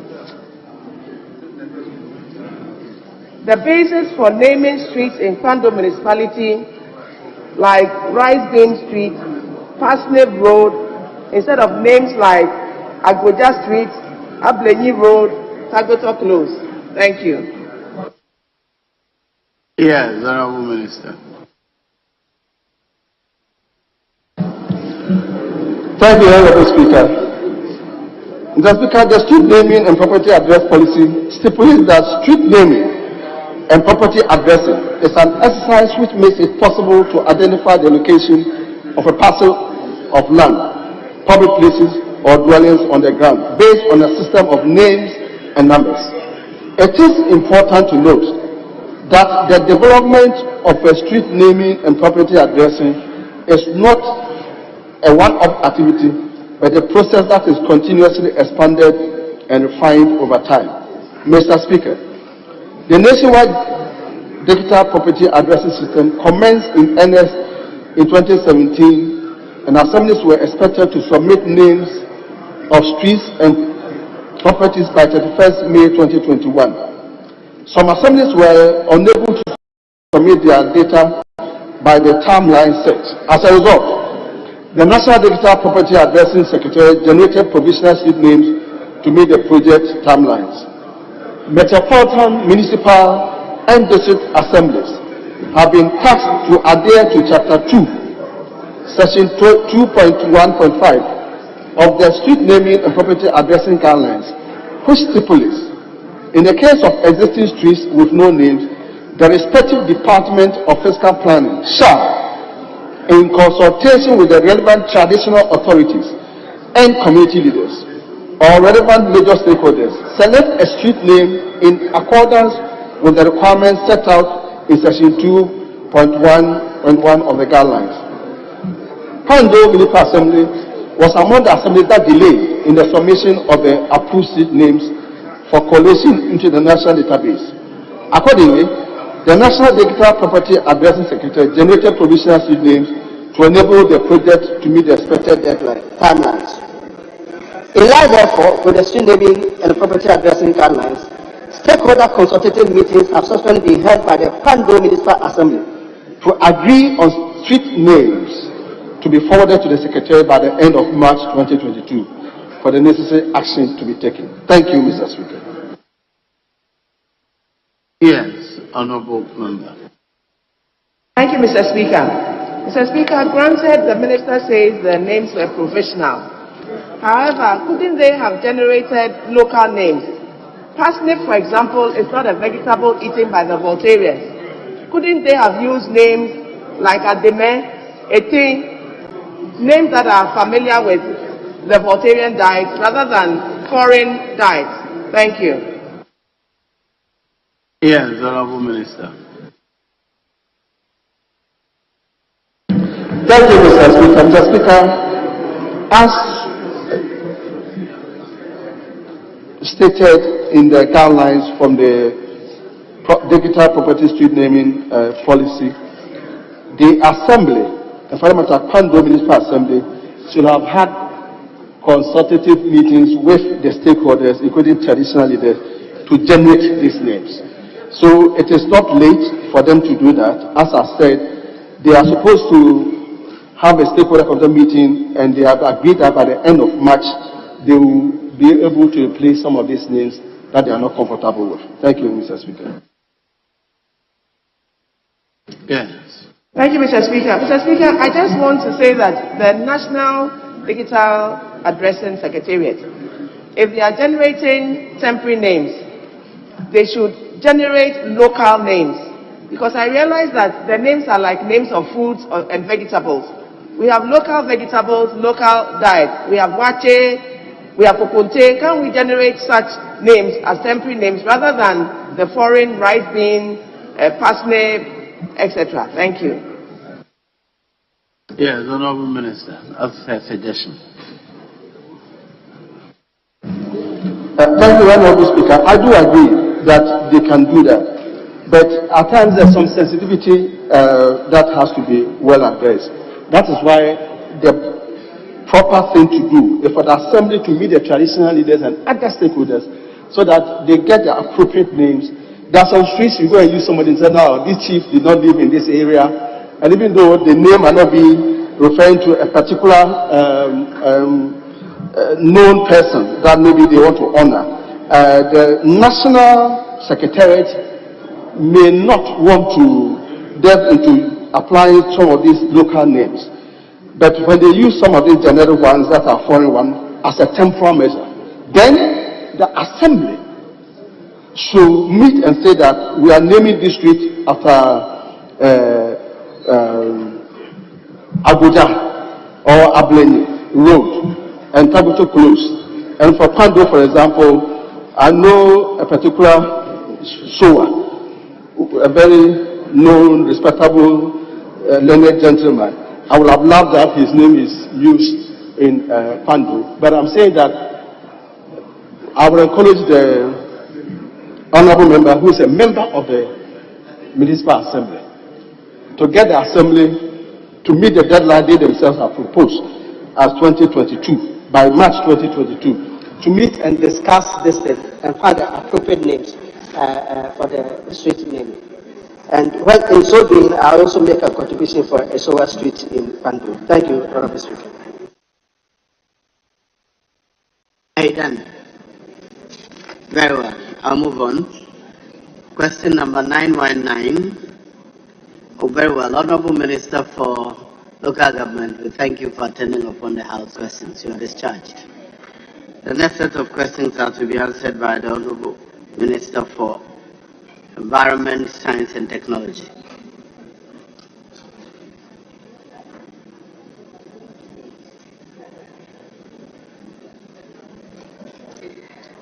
Question number 919 to be asked by the Honorable Member from Memphi West, Mr. Eric Kafu. Thank you, Mr. Speaker, for the opportunity. I write to ask the Minister for Environment, Science, Technology and Innovation. What stimulus packages have been earmarked to motivate individuals and companies which are into collection, marketing, and recycling of plastic, metal, and can waste, as these will reduce the cost of taking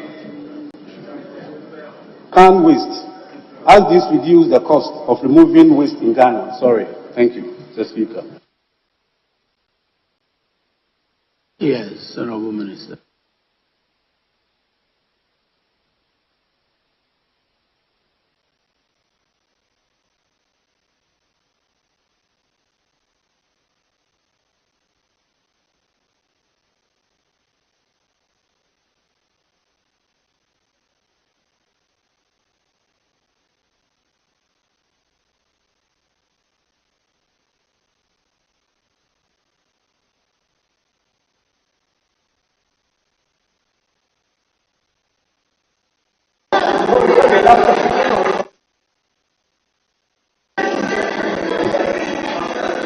Mr. Speaker, I believe I'm sufficiently socially distant, so I will off this one.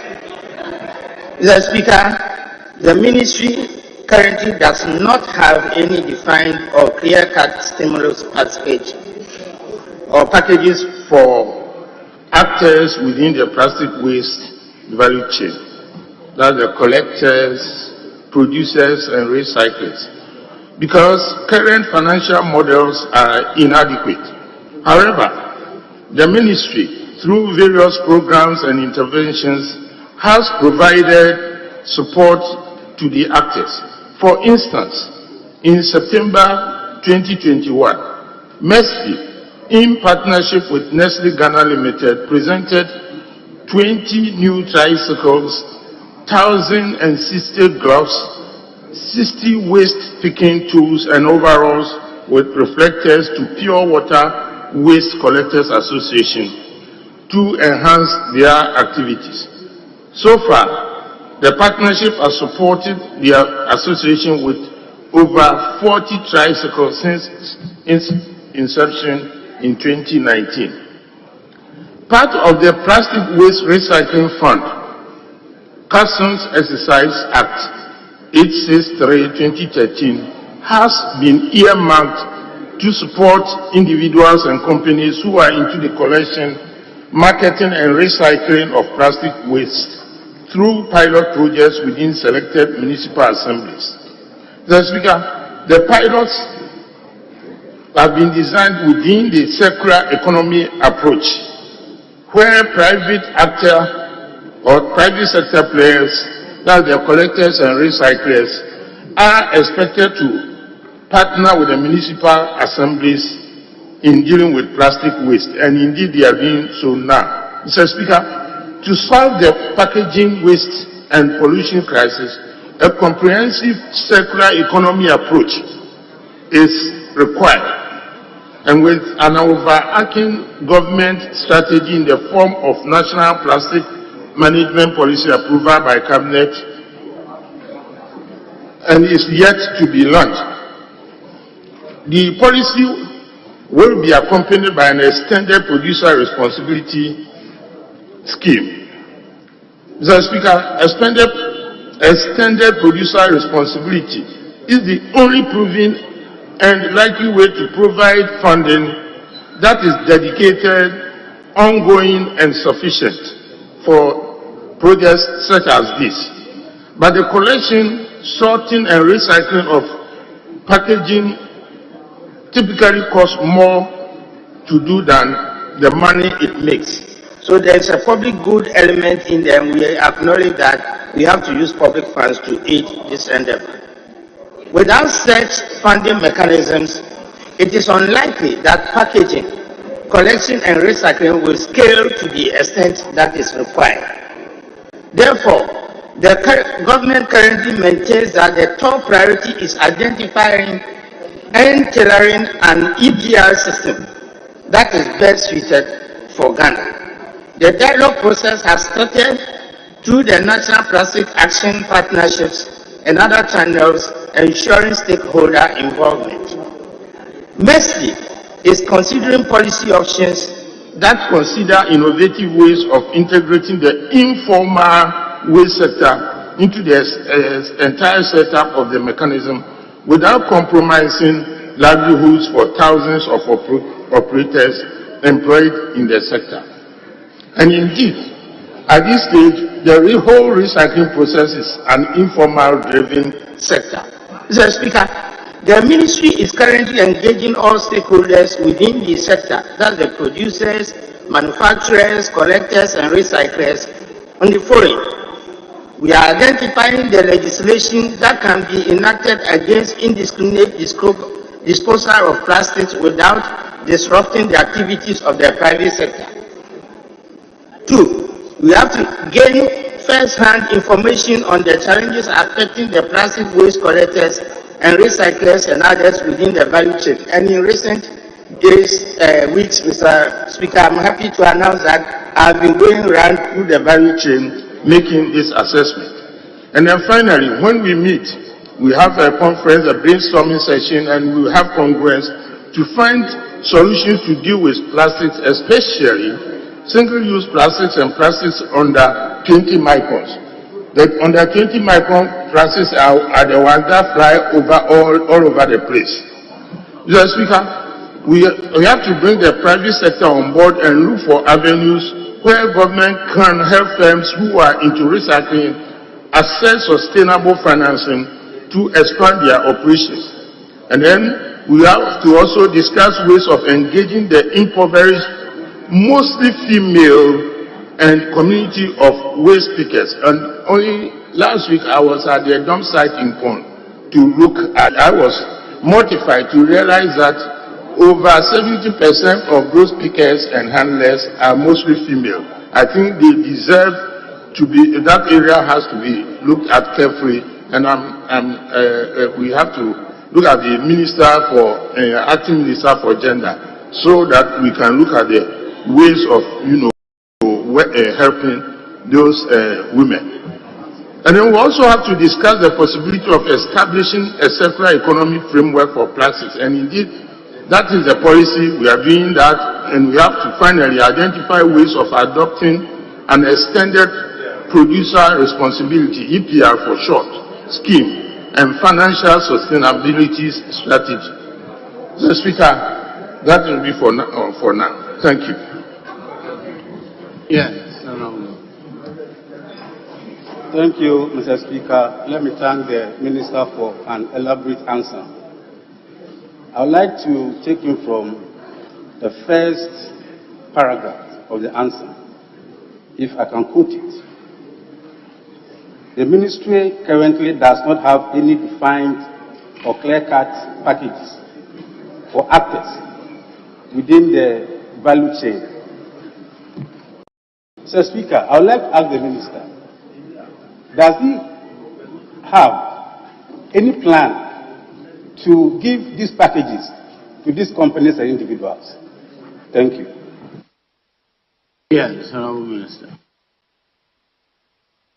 So, Speaker, I think the answer I gave the elements of actions that can be done to help them. That's why I said we are looking at legislation, and then we are looking at programs that will augment. In fact, the whole of the recycling process, happily, is in the domain of the private sector. And in line with our philosophy and our thinking, we do not intend to take it, government does not intend to compete with them.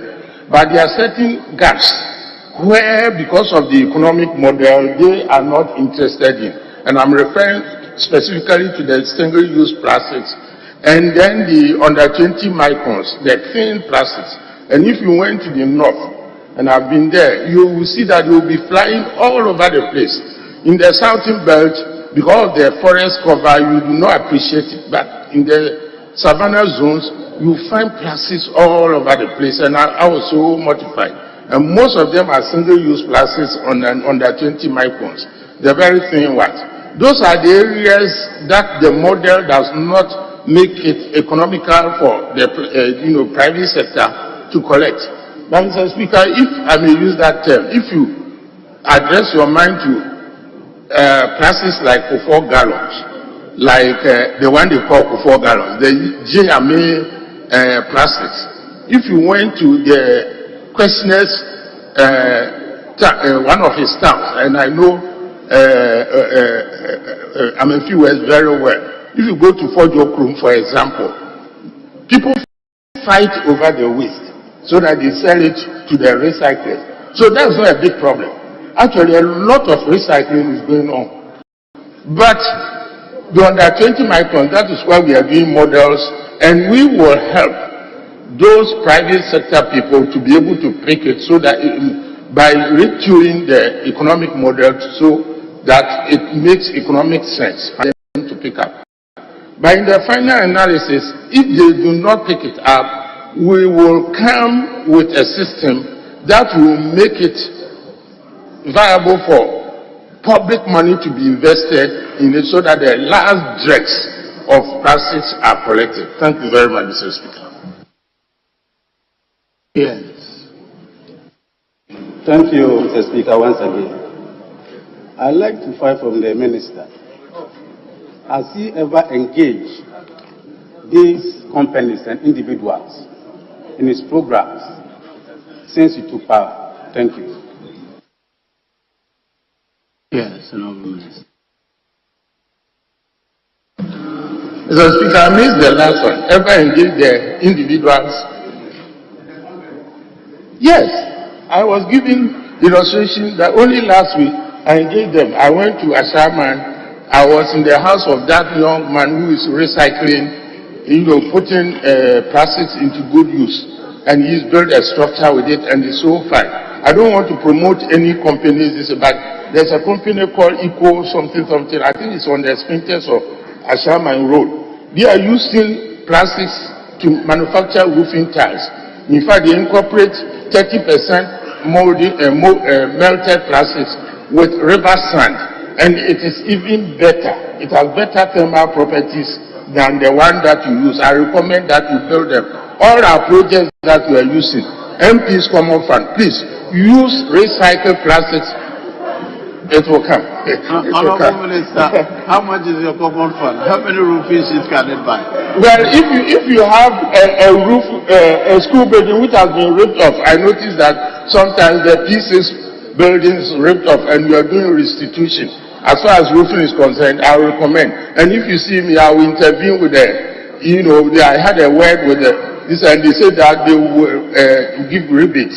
So I'm here. We should give that industry money so that they will have a reason, to continue in that act. I'm advocating that even government, I will table soon a paper that government projects will consciously promote recycling, because we are using a circular economy.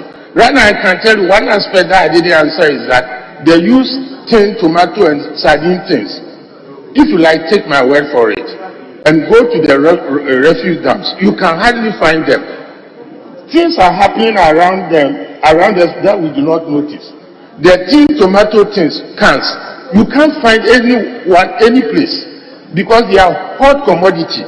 Because of what is happening, and that the base metals are very expensive on the national market. When you throw away your milk tins, they collect them they collect them. So you can't find them even in the villages. You try it and see. So a lot of recycling is going on, even wood products. And that's what we mean by a circular economy. We are here to use policy and to use government funds to aid in that process, so that Ghana can be, we already are a country in West Africa where a circular economy has taken off, but Ghanaians are largely unaware of. Thank you. Honourable member for Dr. Rollins. I'm trying to always forget to pronounce his name. Thank you, Mr. Speaker. I said Dr. Rollins. Sorry? Zenato Rollins. Thank you, Right Honourable Speaker. I would like to ask the Minister whether the Ministry has considered as part of legislation putting a levy at the retail level in order to change customer behavior, where, and as in other jurisdictions, people are given the option to pay for a plastic bag or to take a paper bag or a reusable bag, as opposed to continuing down the use of single-use plastic bags. Yes, Honourable Minister. Yes, indeed, Mr. Speaker. It's under serious consideration and is even being incorporated into our policy framework. But you see, in light of what I've said, we do not want to disrupt industry. So we are very, very careful. That's why we're going around, as I speak to you now, officials are engaging captains of industry. Nextly, we have a public-private sector entity in place, where I co-chair with, for example, the CEO of Nestle Ghana Limited on this one, because we want to cause the minimum disruption to industry. But yes, I will answer that inevitably. The legislative landscape, there are gaps in them. And if we realize that legislation is a very big tool, a very important and strategic tool to get this circular thing, and then as far as recycling of materials are concerned. But let me emphasize, because industry must be listening, we want to do this as quickly as possible with a minimum disruption.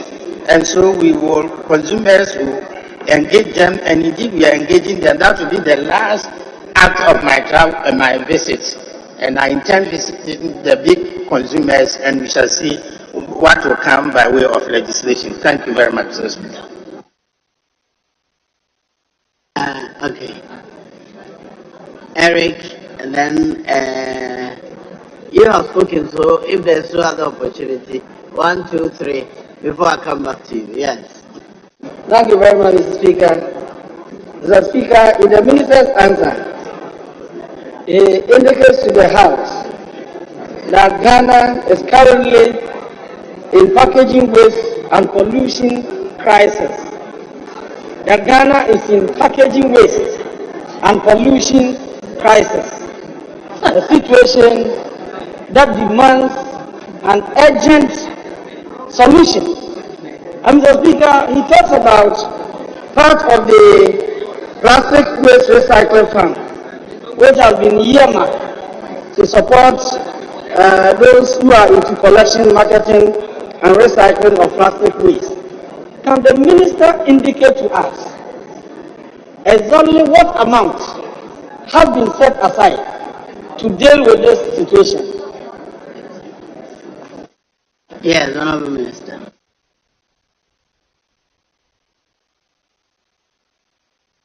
Mr. Speaker, at this very moment, I cannot indicate to Parliament exact amounts with the accruals that are going to in that endeavor.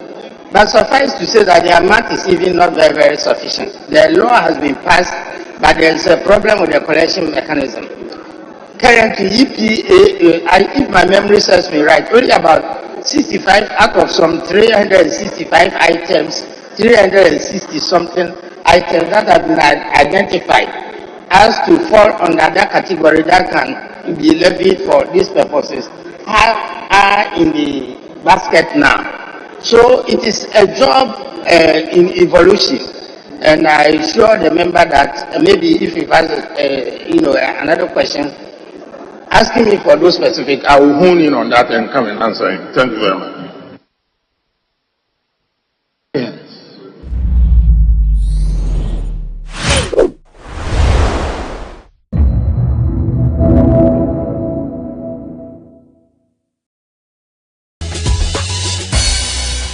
Previously on People and Places. The Sari Chief was once the tribal chief palace of the Shire.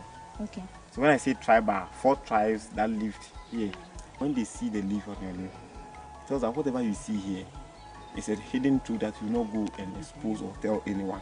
The focus was war-minded people, they were like people who can easily come in and take the place from them, since they also took it from others. Somebody else. That's how you call them? Yeah, sometimes you just make a little noise. To stir them up. Wow. And hence the name Bat Cave. They sit on the stone, which they cover it with the skin of the antelope. Is that it? No, they took it away when they were sacked. Okay. And there are 2 indications. If you are a virgin, you get up easily. If you are not a virgin, you get stuck to the rock. Now, did you know that it is dangerous to feed the baboons you see at Shy Hills? In the last and final episode of the Shy Hills adventure, we learn all about the baboons, tour the museum, and meet the newest additions to the animal farm, the African pythons. Stay tuned and enjoy.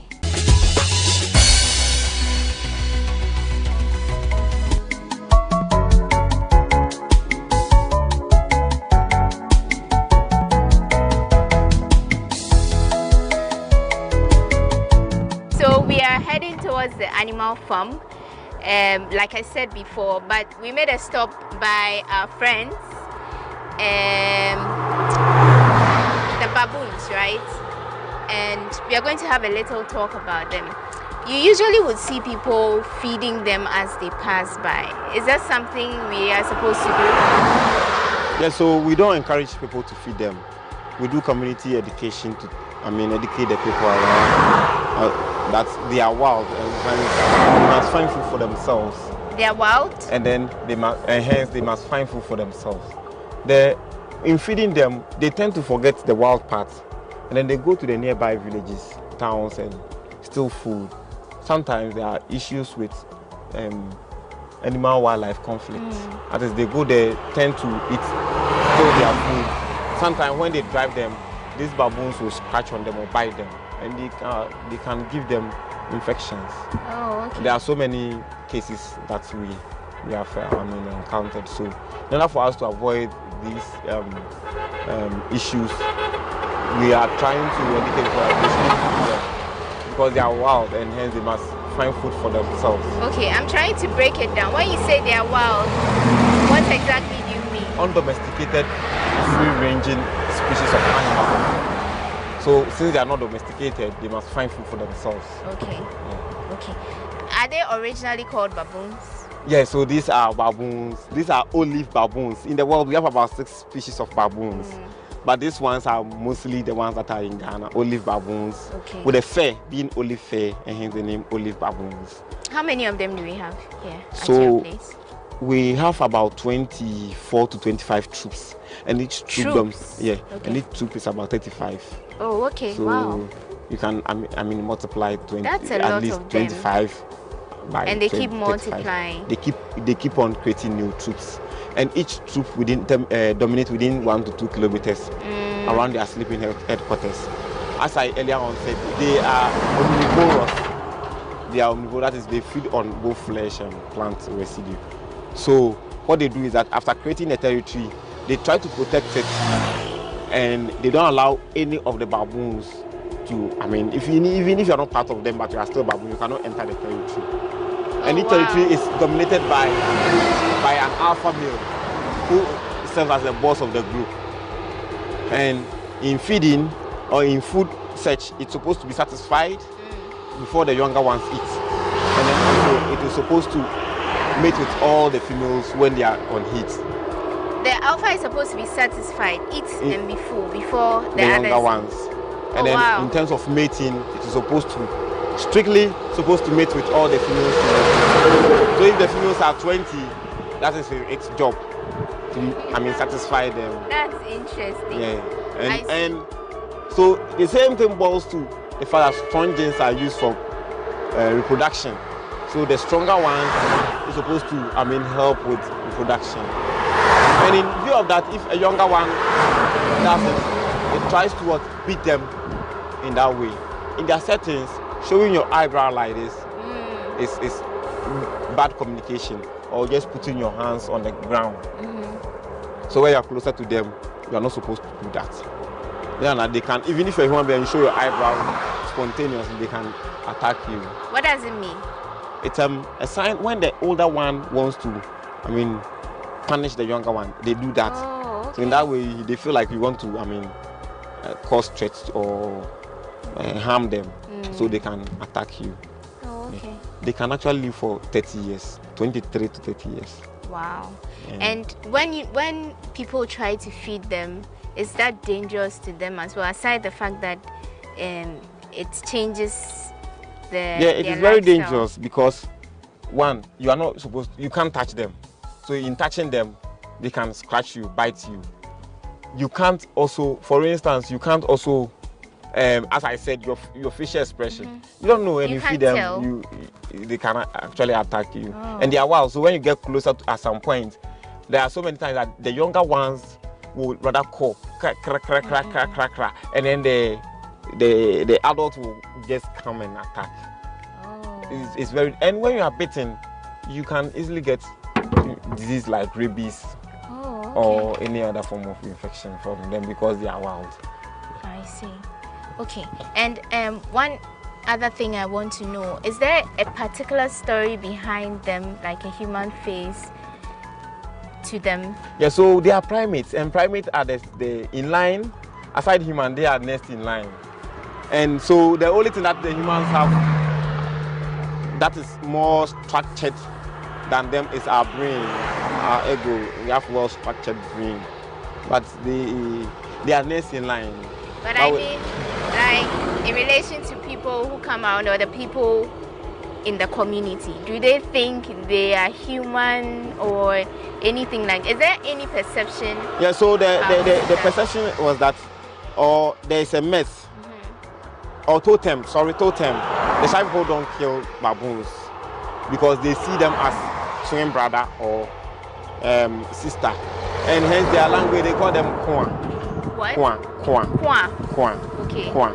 Yeah. So they have a high sense of respect for the baboons.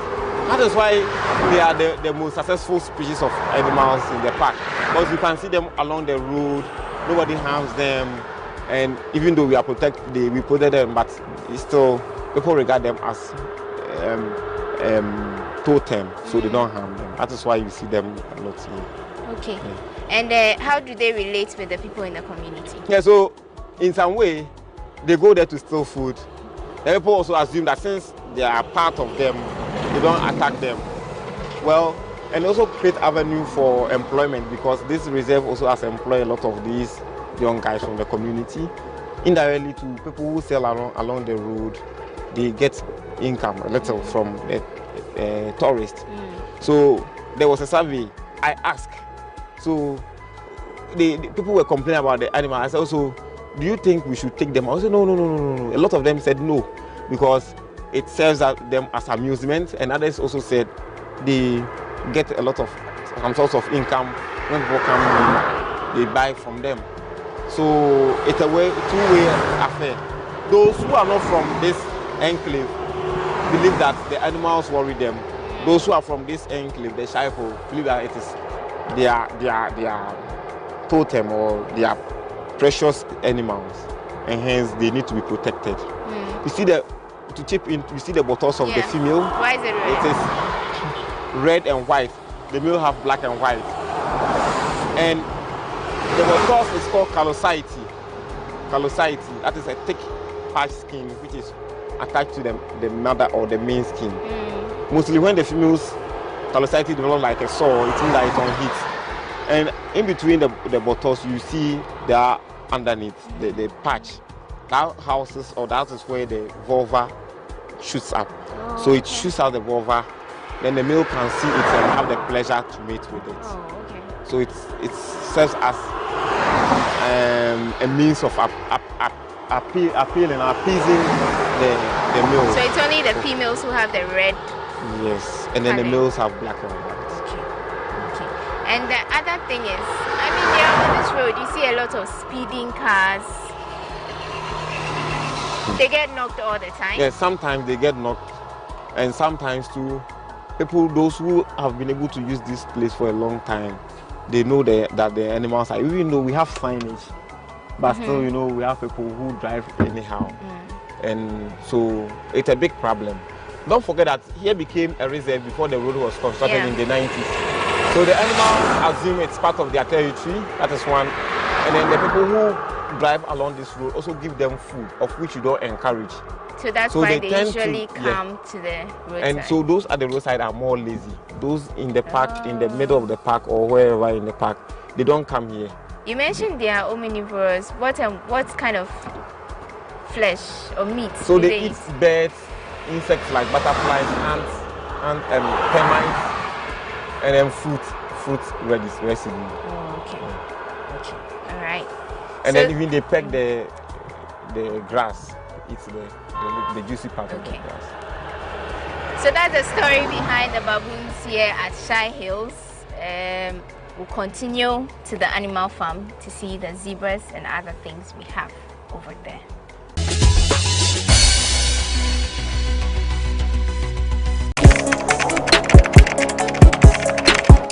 We table issues relating to the arts and entertainment for a riveting discussion, of course, without fear nor favor.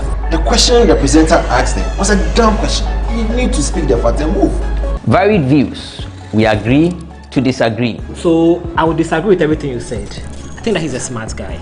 I think what he did. No, but I also said he's a smart guy. Yeah. I guess that I'm waiting for the what next. Yeah, I don't think that we have to wait for what next. It sometimes gets confrontational. But that's the beauty of the game. Today deny funny face. It's not my brother. I don't know him. You don't know funny face. It's not my brother. You don't know funny face. It's a package. We meet, we sit, we dialogue, we learn, we progress. My name is Benefo Huabin Abrantepa, a proud blogger, and this is my forum.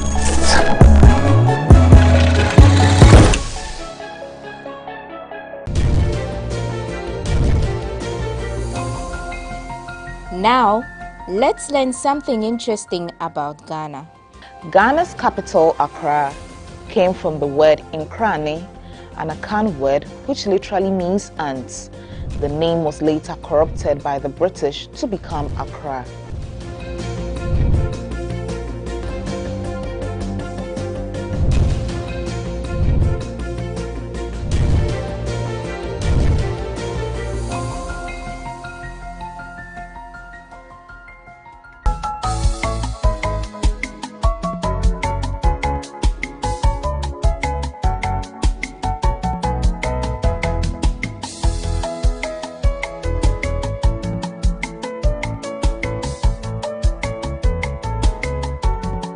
So the natural aspect talks about the various fauna and then the flora that we have here and preservation of them, but mostly from the fauna species, that is the animals, and then the cultural aspect talks about the various artifacts and relics that has been unearthed, and hence are here for tourists to also come and see.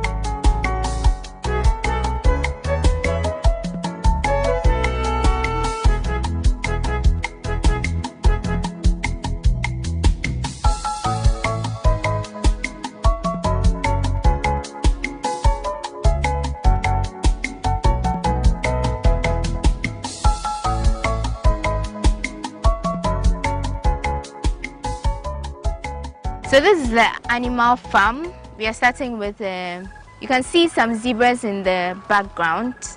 Ishmael, how long have they been here? So for the past, I think 4 years, the zebra have been here, imported from South Africa. Okay, okay. And how big is their place? How many are they? So we have divided them into two. The first so the fence are 3. Okay. The first one houses the ostrich.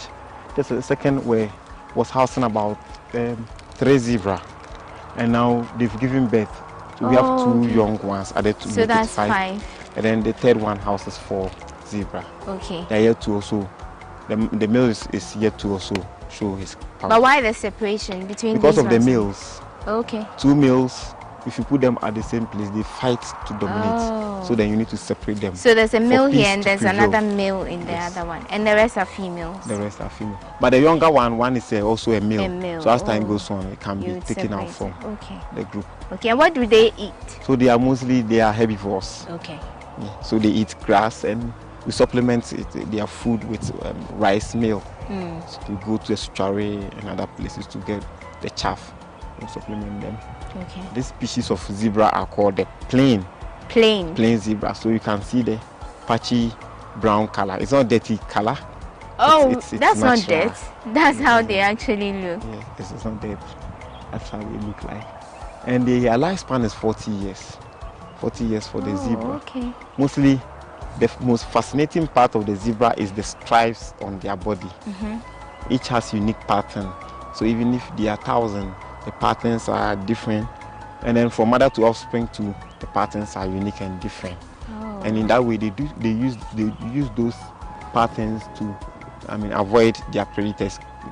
Focusing on one and catching them. So it serves as camouflage. Okay. For predators. So every zebra has a different pattern. No matter whether it's born a male from the mother to offspring, different, male, female, different, 1,000. Different. So it's just like the fingerprints. Yeah, that is it. Nice. And mostly scientists has also unearthed that they are black skin with white stripes, believing that their skin, a lot of the skin patches produces melanin, and blacks, produce melanin. So to set the record straight, whether they are black skin with white stripes or white stripes with white skin with black stripes. Now they are black skin because of the production of melanin. Okay. So they are originally black skin, but they have white stripes. So yes, so originally when you kill them, or the skin is white, but the production of melanin makes it black because it is only black that produces melanin. Oh, okay. Yeah. And they are also regarded as African horses. But you cannot ride on them, or you cannot use them for heavy load. Is there anything peculiar about zebras we should know?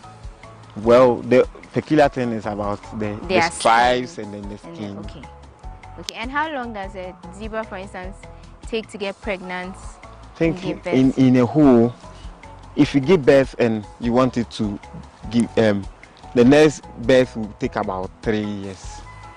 So every 3 years once, every 3 years once. And the gestation period is? I think gestation period is about 132 days or so. I see. Okay, cool. So now we can move to the ostrich.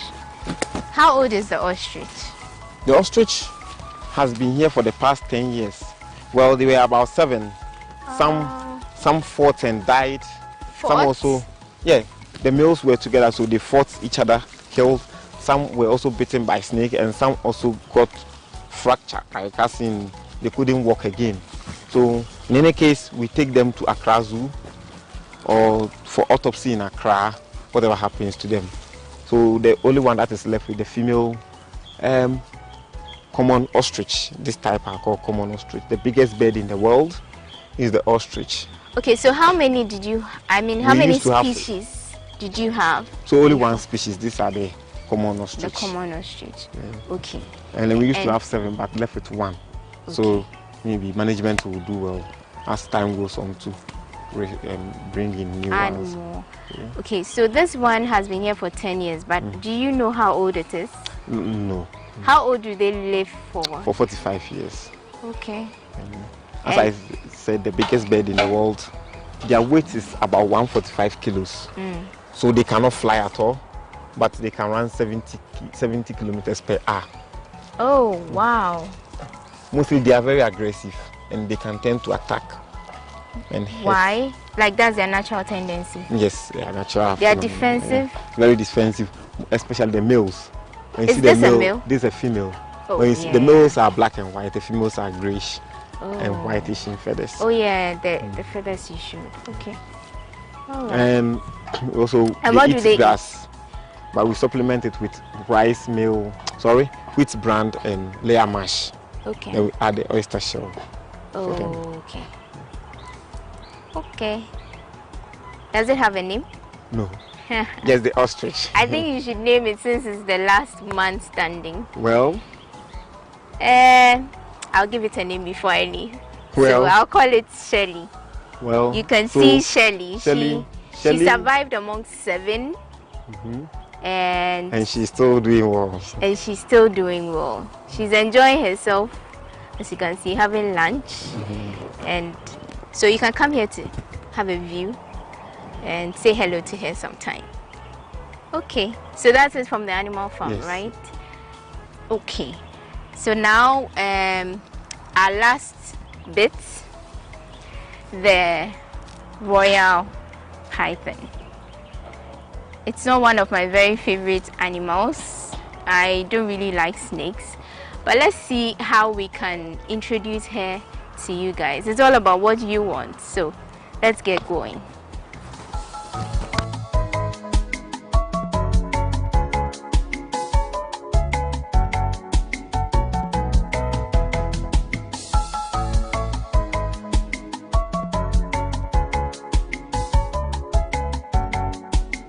Let me close my eyes.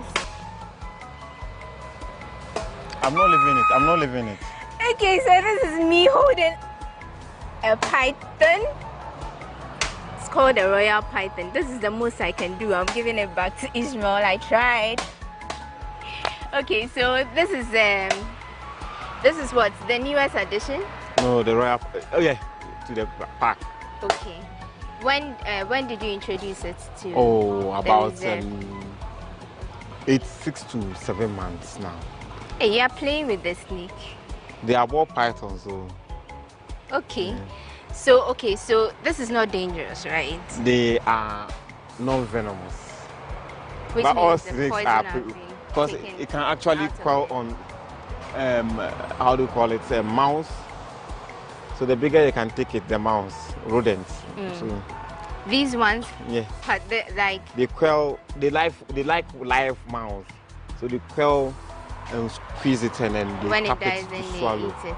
But how do they do that in the cage? Yeah, so sometimes we bring them mouse. Oh, okay. Okay. Cool. Is the other one the same? They are all the same royal pythons.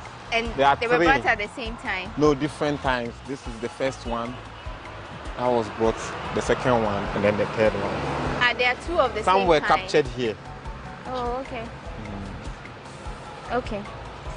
Captured here? Yes. And then the poison was taken out? No, they are non-venomous. So when you see them, you can still tap them and wow. pick them. I see. So is it like it's asleep or something? It's asleep. And as I said, they are also called ball python. And in that way, they crawl like this, as in a ball.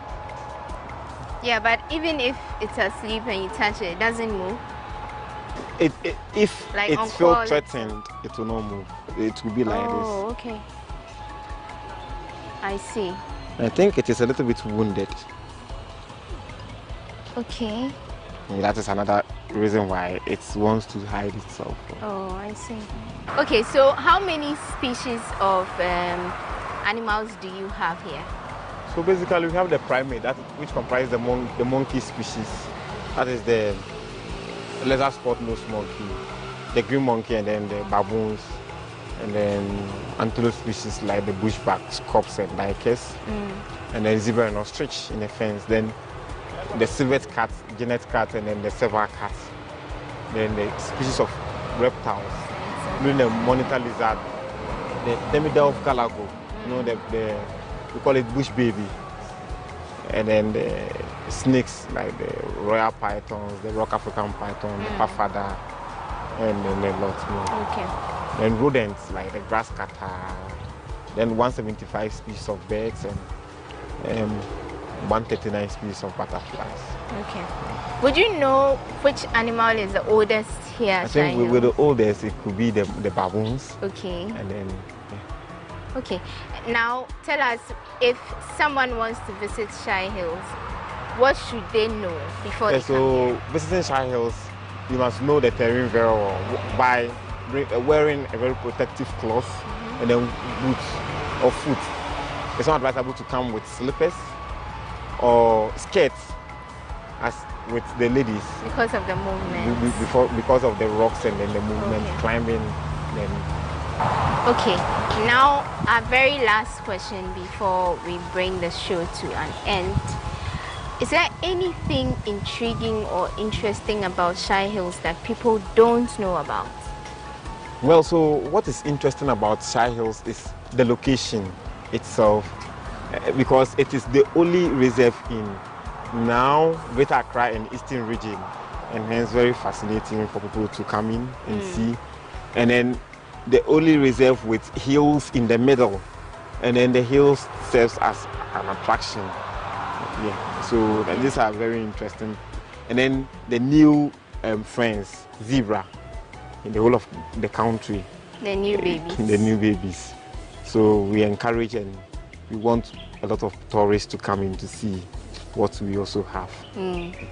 Thank you so much, Ishmael, for doing this with us. We are very grateful for your time. And thanks very much for your presence and coming in. And we hope that your coming in will create new avenue for tourists to also come and visit.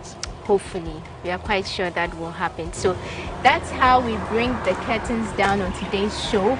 This is the very first edition of the all-new season of People and Places right here on GhanaWeb TV. I'm so glad you could join us to do this. So join us for our next edition of People and Places, and we look forward to something really great and exciting. I had an adventure of my life, and I'm happy you could join us to do that. My name is Wanda Ami Hagan. See you next time. Take care and stay safe.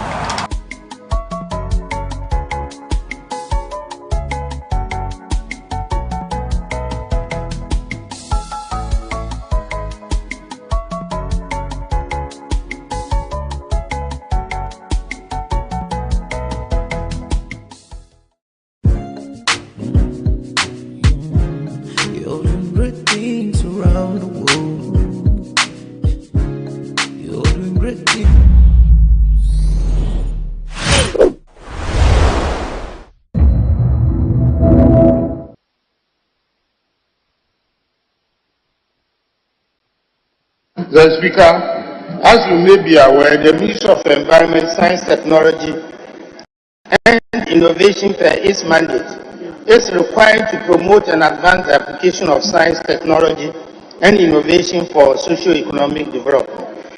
The government's vision to place science, technology and innovation at the center of the socio-economic development, my ministry works closely with all sector ministries to coordinate and mainstream issues relating to STI. And as he knows, we share this mandate with, for example, education and then also trade and industry, among others. There have been some significant steps taken not just at the level of my sector ministry, but by the government of Ghana to set up the enabling ecosystem for the commercialization of laboratory inventions. By the end of my submission, you will have realized that the ecosystem is made up of the interactions across various sectors and actors. Before I proceed, permit me to simplify the value chain of technology development, or simply put, inventions and their commercialization within the STI ecosystem. And Mr. Speaker, this is very, very important. Otherwise, we'll be in jungle territory. The value chain is likened to that of energy industry, where we have the upstream, the midstream industry, and then the downstream. For the upstream industry, this constitutes the inventors, the technology developers, and by their activities, scientists, universities, researchers, research and development institutions, foundries, technology parks, and some industries and indeed some industries conduct their own research, R&D, to develop technologies and inventions. The mainstream or the midstream is the point of technology transfer, where technologies are transferred from developers to marketers. This transfer is incumbent on the proof of ownership in the form of intellectual property, the commercial basis for technology transfers. The known IPRs in technology space is patents and plant breeders' rights. Therefore, any form of invention or technology development or developed without IPR becomes an open source invention or technology and could be exploited by third parties without restriction. And indeed, this is the bane of the third world. As we speak now, we have a lot of technologies which through the millennia has been developed and they've been snapped up by the industrialized world without even our knowledge. But let me not digress. This places limitations on the commercialization of technology transfer and technologies. Entrepreneurship and innovation are part of the downstream industry or downstream part of the ecosystem where technologies get the final consumer by way of marketing and using the inventions or technologies for economic activities that translate into real options. Mr. Speaker, I'm happy to inform you that there are a number of laboratories in Ghana, R&D, institutions or universities, even though they need to be upgraded to keep pace with modern laboratories. The development of a foundry and machine tooling center is being spearheaded by MESTI.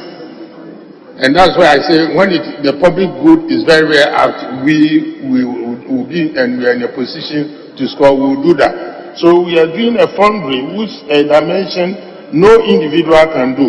And it is being spearheaded by MESTI and it is in a very advanced state and perhaps later August house to apprise you of further development in this area.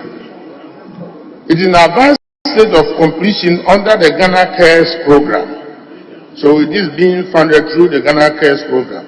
The ministry also, in collaboration with other sector ministries, are championing various initiatives in this regard. I'm aware of the initiative by the Ministry of Education for the drastic investment in developing and upgrading science resource centers and laboratories to support research.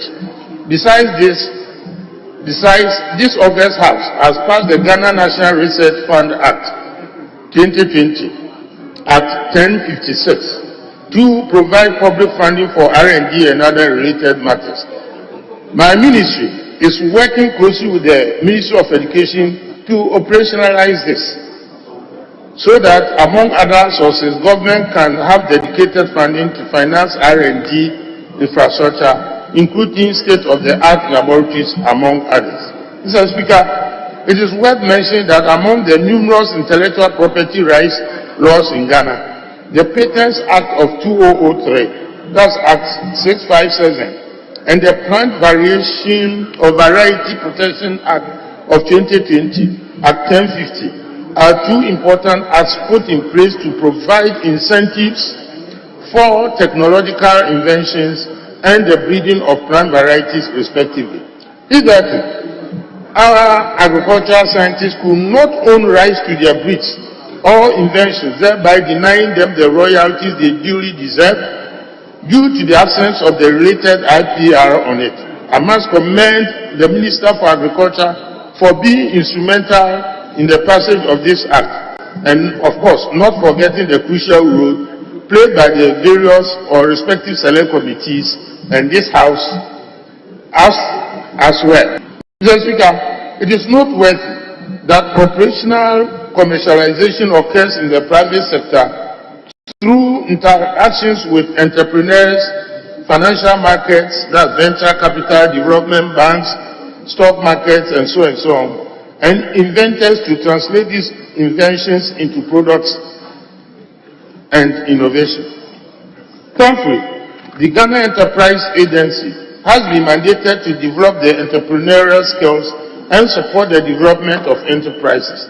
I am also aware of the activities of the National Entrepreneurial and Innovation Program, which has potential for the commercialization of laboratory invention and are playing key roles in startup technology parks, frontier technologies, among others. Mr. Speaker, I must admit that even though there are ongoing efforts to coordinate and link up these ecosystems, we need to further double our efforts in our collaboration with all relevant sectors and actors to accelerate the commercialization of inventions.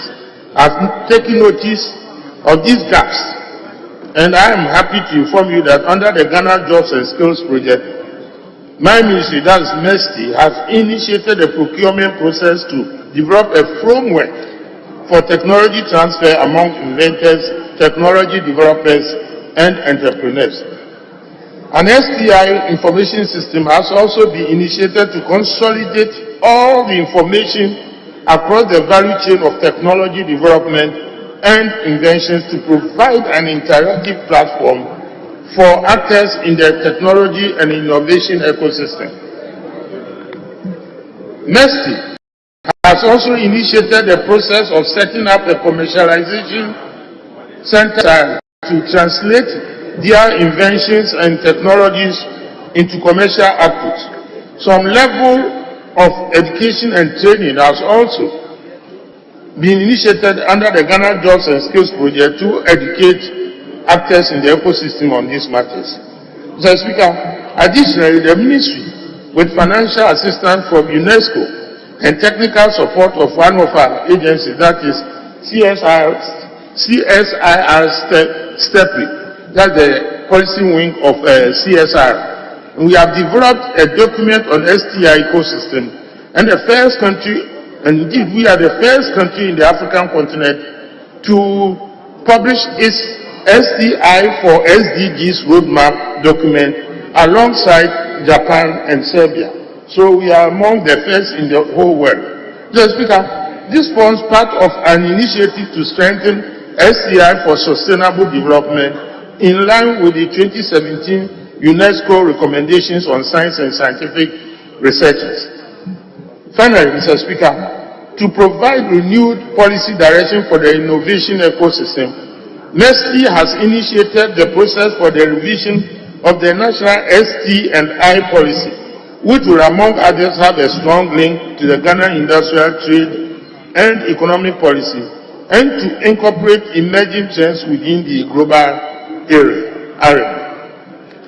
I would like to assure this House that MESTI will continue to work and indeed collaborate with all relevant stakeholders in our journey to make science, technology, and innovation the key pillar in the socio-economic development of our nation. And I will continue to count on the support of my colleagues in this chamber in this endeavor. Thank you very much for the opportunity, Mr. Speaker.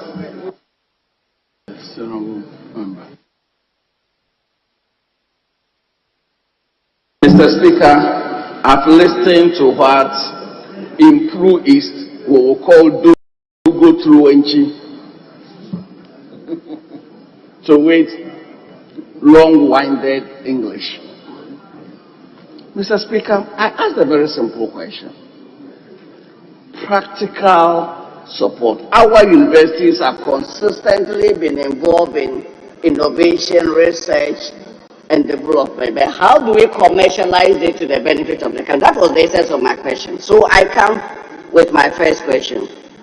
Is there any policy or any provision on incubators, technology parks, etc., to commercialize these inventions and research already lying fallow in our universities and research institutions? That's my first question, Mr. Speaker. Yes, Honourable Minister. Indeed so. Mr. Speaker, I must confess that the problem is MESTI is that by our own, the way MESTI has been constructed, a lot of things take place and it's not apparently known to the Ghanaian public. For example, I'm under marching orders. The president, I don't know where he got it from, but he thought that among the weaknesses in CSR setup, for example, was the fact that the commercial wing was very weak. So I'm under instruction even to elevate the commercial wing into the equivalent of one of the CSR, what do you call it? Like to be in the same pedestal like Forage, like Stepri, like Soil Research Institute and so on, and so forth. So, in fact, this year's budget, embedded in it, there are funds to make sure that the commercial wing of CSIR is, brought up, and that they are staffed by professional marketers, those who can link between the researchers and then the markets. Because you do not expect professors to become, commercial people overnight. So that problem, colleague MP identified, and we are taking steps to rectify them. But even before we set up additional structures, I must inform you that, for example, I went on a tour in the north, and there is a biostimulant which has been commercialized. In fact, anybody from the north, anybody who has been to Sari, you know that they are applying a biostimulant which, make sure that, for example, all the legumes, particularly bambara beans and the other one I've forgotten, when you apply them, you get, if you do not apply fertilizer, you get 30% more yield. And if you apply them in conjunction with fertilizer,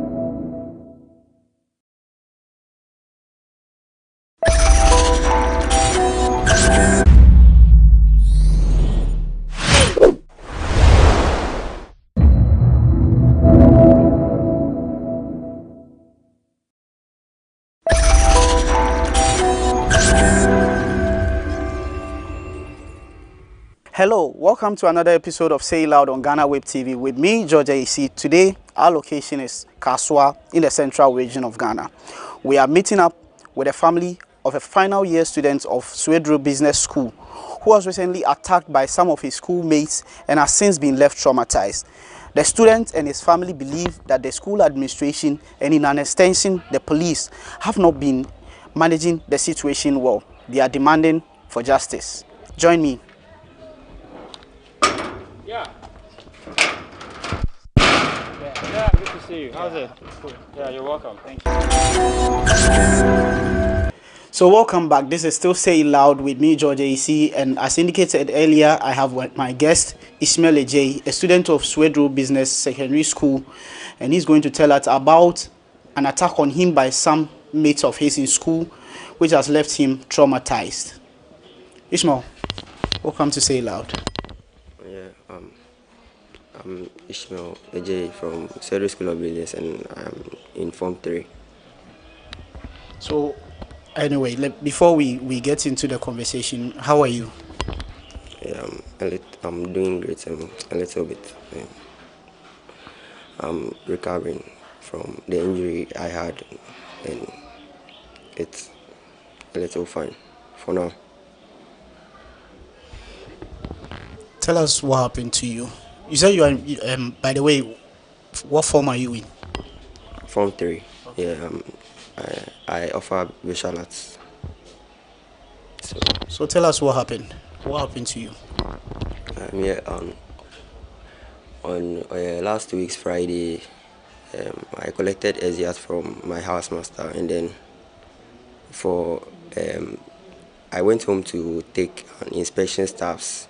On the next week we have inspection. We had an inspection, so I decided to come on Sunday in the evening. So when I got to school on Sunday in the evening, my door was locked. So I called a friend in house in another house, which is the house 3. So when I called him, I told him to come and open the door, and then so that I can put my stuffs in it. The next day I'll take some of my stuffs to my dormitory.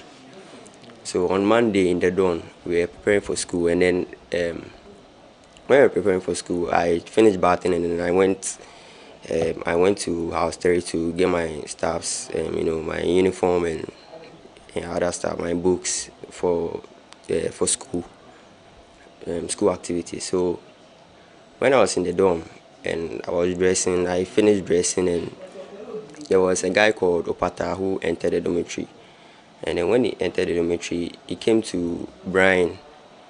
And then Brian was also preparing for school. And when Opata came to Brian, I don't know whatever they were talking about or whatever they were saying on their own. And then all of a sudden, Brian started talking, insulting someone. I don't know who it was, but I'm sure it was me because I didn't know. I didn't want to put myself into it because I didn't hear my name. So I was also dressing, and when I finished dressing, Where exactly were they saying? It was like with Jimmy Cra, then he was saying some like negative stuff, negative energy stuff. So I was there and I was listening, but I decided not to mind him because I didn't hear my name from him. And then all of a sudden, he got to a point where he said he's going to sack the person from the dormitory.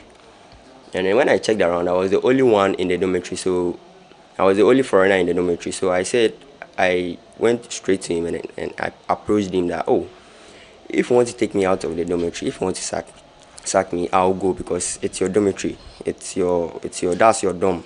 No, that's not my dorm. So if you want to sack me, I'll leave. And then all of a sudden, I don't know what happened, and then he got angry.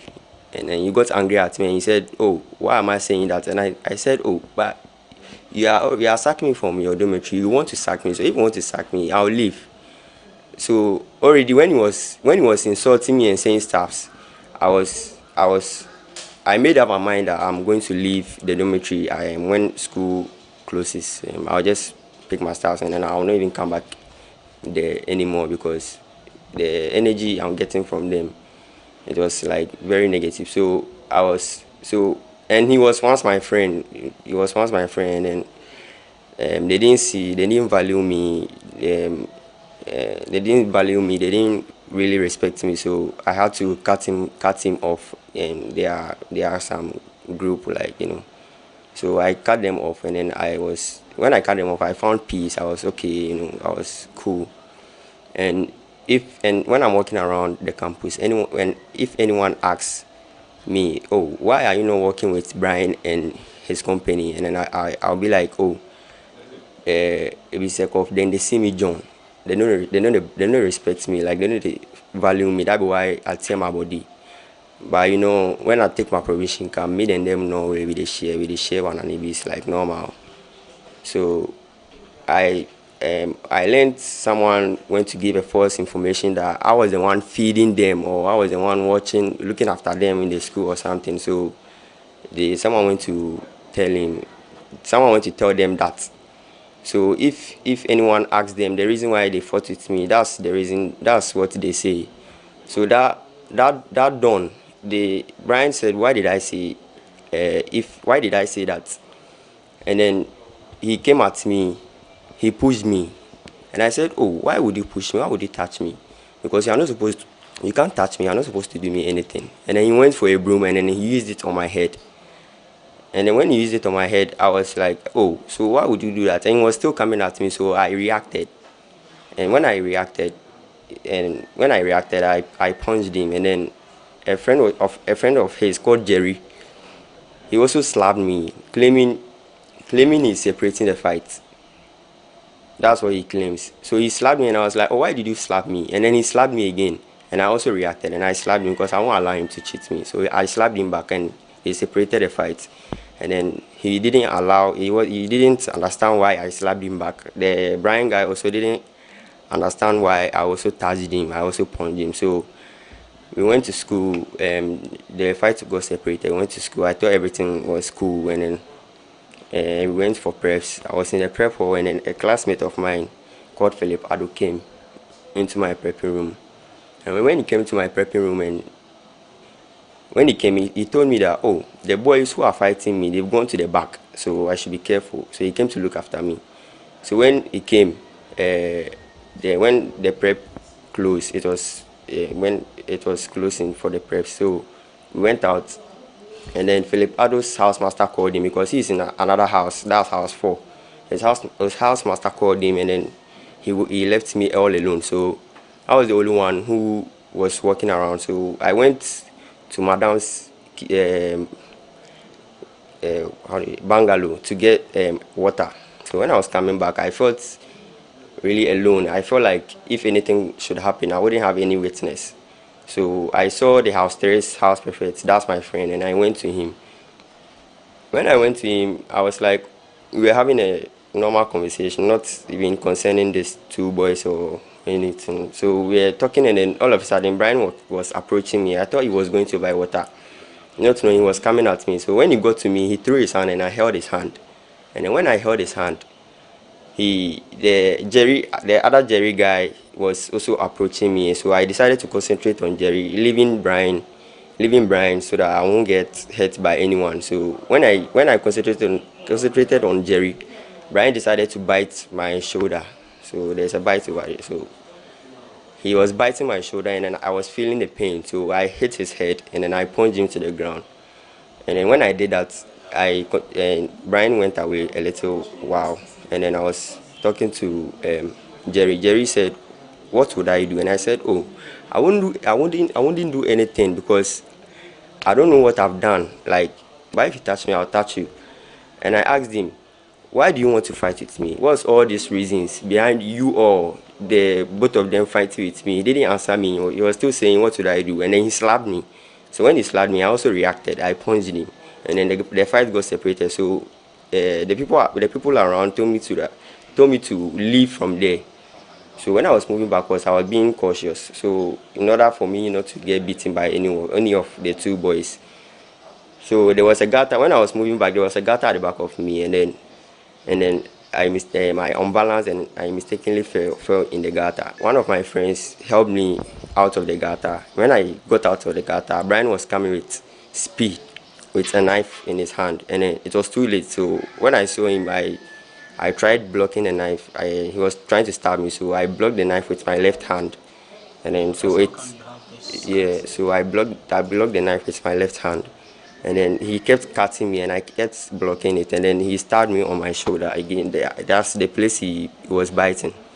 So he stabbed me over there. And then when he got satisfied that I was bleeding and stuff, and then he was okay, and he started running away. And immediately someone called my housemaster, and they came, and then I was rushed to the hospital. All along you felt unsafe, right? When this whole thing started, you felt a little bit unsafe. So why didn't you report to your senior housemaster or class teacher or somebody? Yeah, actually, when I didn't feel unsafe till after preps, when a classmate came to tell me that the two boys have gone to the back there. So that's when I felt unsafe, because I thought the whole day, I thought, oh, everything is past, everything is cool, and I'm the type who don't like those kind of stuff, fighting, and no, I don't get angry that much because I like playing.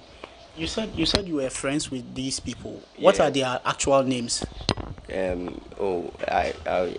Opata, yeah, for Opata, I know that was the only name I know. Opata, Brian Botte, and then Jerry Wellington, and yeah.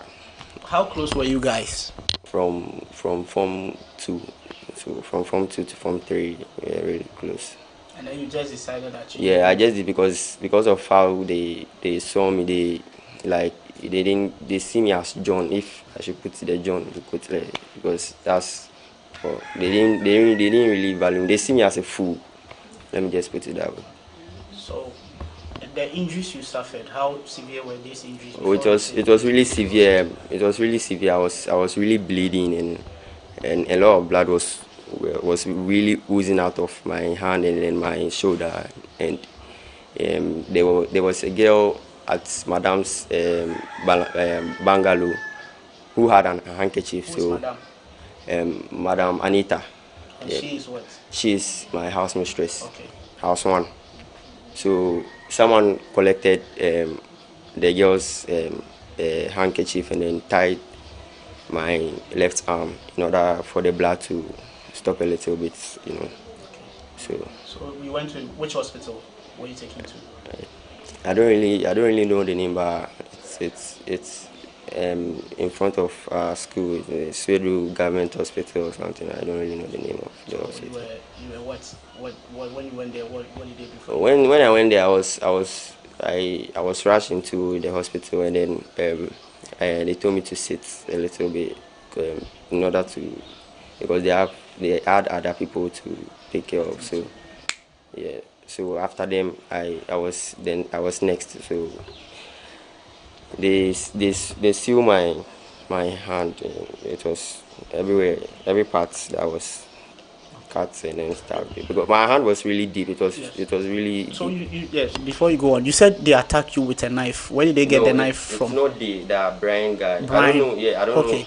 Where did they get the knife from? What type of knife was it? Oh, it was a cutter, a trimmer. You know, you have to pull the knife out of it. So the one students. Yeah, you use for visual.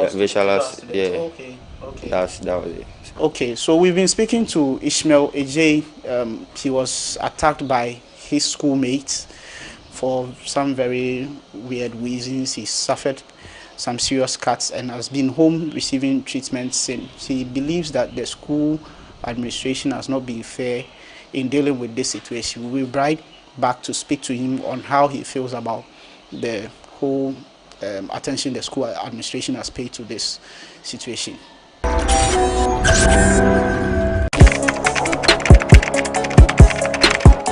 We table issues relating to the arts and entertainment for a riveting discussion, of course, without fear nor favor.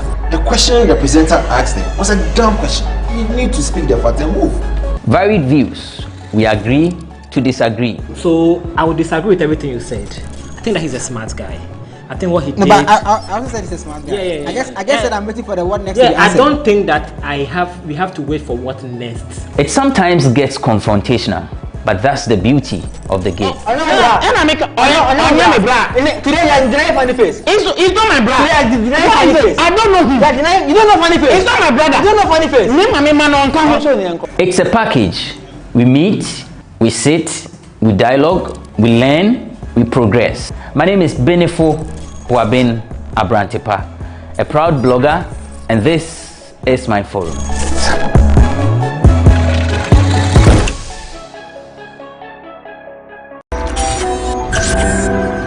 So welcome back from the break. This is still Say Loud on GhanaWeb TV with me, George AC. We've been speaking to Ishmael, and when the information came that he had been attacked, his father dispatched some members of the family to visit the school. The delegation was made up of his uncle, Mr. Wahab, and some other people. So we'll be speaking to him before we speak to his father. Boss, welcome to Say Loud. Thank you very much. You went to the school after you were called. Yes. What transpired? Okay, so the incident happened on the 28th of February, and the mother went to the school the next day, which was 1st of March, I think, yes. So she went to bring him to the house so that the family can actually give him the proper care and all that. So he came. When he came, the next day the family met, which was a Wednesday. The family met. We wanted to discuss the issue. So we met in consultation with a lawyer, and he advised that given the fact that it's an attempt on the boy's life, he advised that we should report the matter to the police, and we should send the issue to the court for it to be addressed. So on Friday, we went to the school, and as courteous as we were, we went to meet the headmaster, and we made him aware of our intentions to report the matter to the police and proceed to court. So when we met him, to be honest with you, I wasn't enthused by his response, and for 2 hours he kept asking that we shouldn't report the matter to the police. What was his justification for that? So after I made our intentions known to him, his first response was that given the fact that the boy seemed to be, he's getting better, that should be where our focus should be. He's getting better, so that solves part of the problem. That is his opinion, but I told him that, well, that is how he feels about it. But as far as the family is concerned, it goes beyond just him getting well. This is a crime, and the state actors must be made aware of. And at that point, he had not made you aware of any internal measures to address the situation? So his response was that he's given us his full confidence and that the boys will be deboardinized. But I felt that if someone commits a crime, which is an attempted murder, and I know by the statutes of this country, it's felony, if not, I mean, it's felony. It's a serious crime, which I know is supposed to be a very serious crime. So if someone does this and the punishment you want to prefer is to deboardinize the students, I mean, then what are you teaching the other students to do? You understand? Yes, it's a no-no. So you eventually went to the police? Yes. So eventually we went to the police. We reported the matter to the Swedru police, and we were issued a medical form. We went to the hospital to collect the medical report, which we duly returned. However, I was expecting that, given the fact that it was a murder in the process, that, I mean, an unsuccessful murder, let me put it that way, that we were looking at, the police would have gone with us to arrest the perpetrators or some action by the police. But we were informed by the CID that she knows the headmaster of the school and that she will get in touch with him, and by Tuesday the family will hear from them. And Tuesday is gone by. Today is Wednesday, and we still haven't heard anything from the school or the police. So we intend getting in touch with the police, but we felt that given the fact that we were confident in the police, they would have gotten in touch with us. So now that we haven't heard from them, I think it's appropriate that we go back there and find out what the issue is. And since you returned, have you heard from the headmaster? Well, we went there on Friday, and we haven't heard from the headmaster. Nothing from the headmaster. And neither are you aware of any disciplinary actions taken against the boys? Apart from the statement he made in our presence that per the school's laws, the boys will be deboardinized, or whoever does a crime like that will be deboardinized. Yes, that is the only thing I know in terms of disciplinary action or any disciplinary communication from the school. Apart from that, I don't know of anything being done by the school. So what's the family's position, and what are you demanding? Yes, so currently, I mean, the family is not asking for much. All we are asking is for the issue to be prosecuted by the state actors. Yes, so we are going back. If we go back to the police, we only want to find out when the issue will be called in court, so that we can make a representation. That's all. That's all we are asking for. Yes. Yes.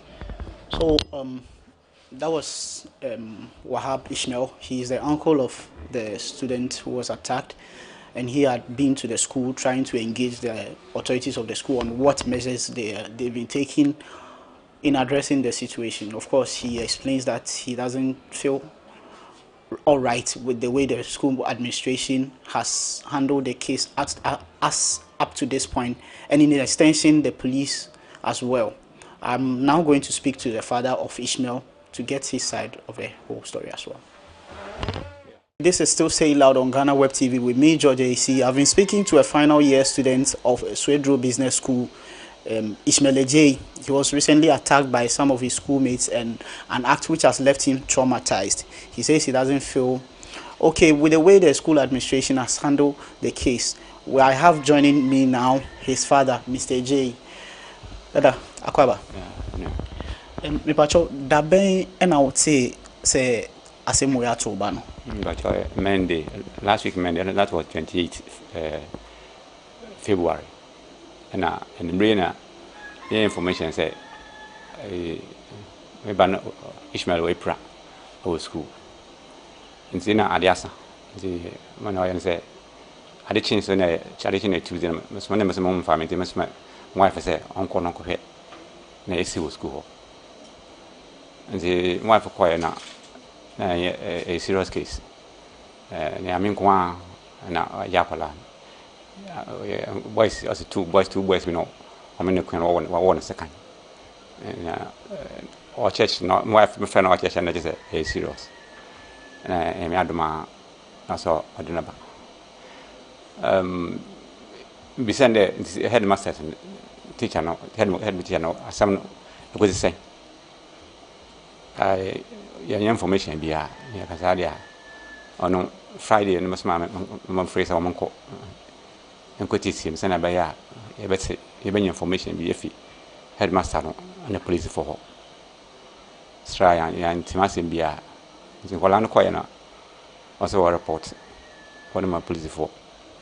Now, one can say, government information.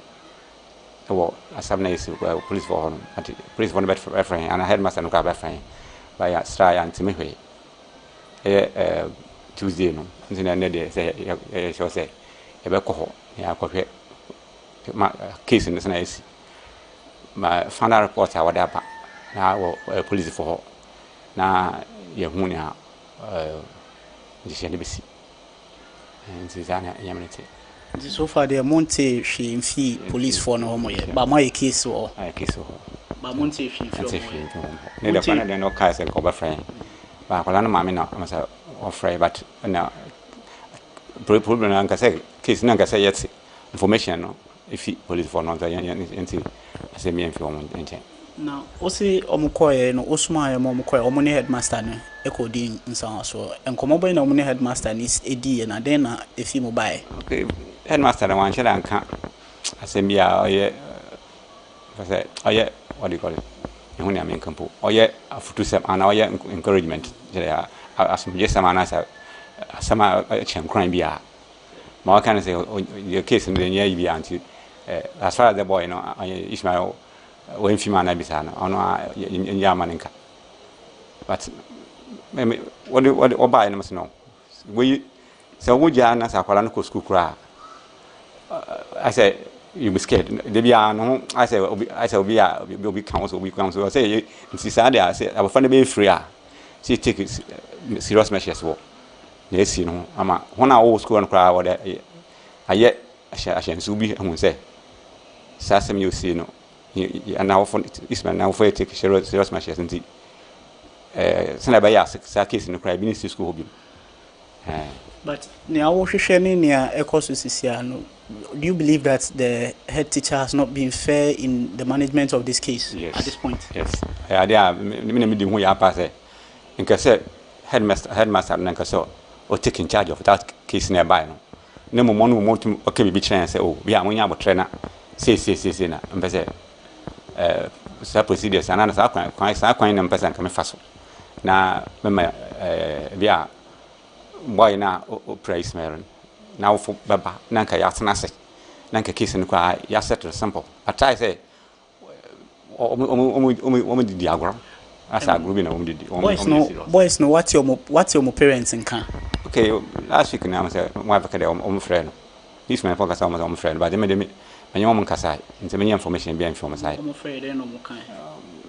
I can't say maybe I and crash of Simbia. No more child, but I say no more shooting, say near Sydney. Parents, no. Information of quite moment to say, and a man where Pratt do school on. But is it something that you are aware that school no I invite parents no? Okay, I need to mention more information. Are you aware of any disciplinary action being taken against the boys? No, I have not. The minimum say, well, take serious measures be on my side. My person when they say, case in a circle, police, name near by headmaster and some more back. Send a bias, say, Okokoto, so maybe whom I buy a name. So it's my name. Now, as a parent, how worried are you about all of this situation? How is this affecting your son or yourself? More than say a case here, basically, I say, I'm a friend. Was saying in the future because Sabafraco school now into Kaka, when you're not watching second, so would you one, and I would be plan. I mean, Quanka Ukuma and at the same time, some man, man can't a 7 the case and I, and yet, etc. akola no ko school na maka no o school a onye peace of mind ensua de school so what I say nti say me take message say e be serious wo mun say case na fe bibia adwo bibia adwo bibia etc fine obi at no ma say asotwe bi na wo kola no a ne hu say da asotwe bi akon say one letter bi kwa na mo say one letter we krata we na trust say mo bi anko school ha mo bi anyese na asome yaba. Oh, parents, you are part of PTA. Have you tried getting in touch with the PTA? Have you tried taking this up to the PTA level? No, my family got PTA. My first time in PTA, and I'm called cry. Ishmael Abedi pay 1 week of here. Say now, shall the condition say. Say now, shall I know. I want to say sometimes the crab knows. Sometimes I know my wife I can't say me say sometimes I know because again I say wo shiade na ne fanari ya na fi za case ya out no no bet ne fi at the same time so yes o suga ke o ti pins wo prano stra on feel comfortable no hu na yin no nti ne me fi say dia me for kan bi sa me fa no obey skill and I'm no button mobutuma akoso esionade. So yes, this has been Say Loud on GhanaWeb TV with me, George AC. Today we were in the home of a student of Swedro Business School, a final year student who was attacked by some of his mates. Ishmael J feels like the school administration has not been fair in handling with this situation, which has left him traumatized. His father, Mr. J, is concerned about the safety of his son and is hoping that the school authorities will take the right measures in making sure that his son, when he returns to school, goes back with the right state of mind to be able to complete his education. This has been Say It Loud with me, George AC, and until we meet for our next episode, bye.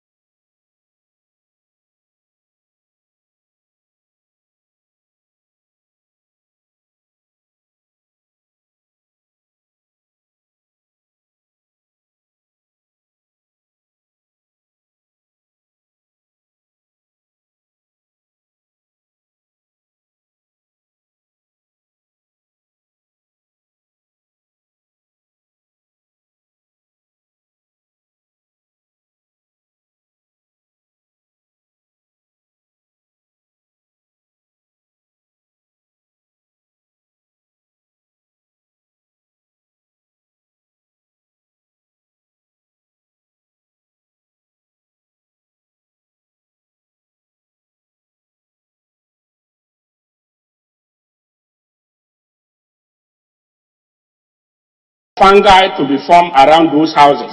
So do you, if you use agrochemicals on blocks, concrete blocks, if you observe when it is raining, those blocks are naturally reducing in size.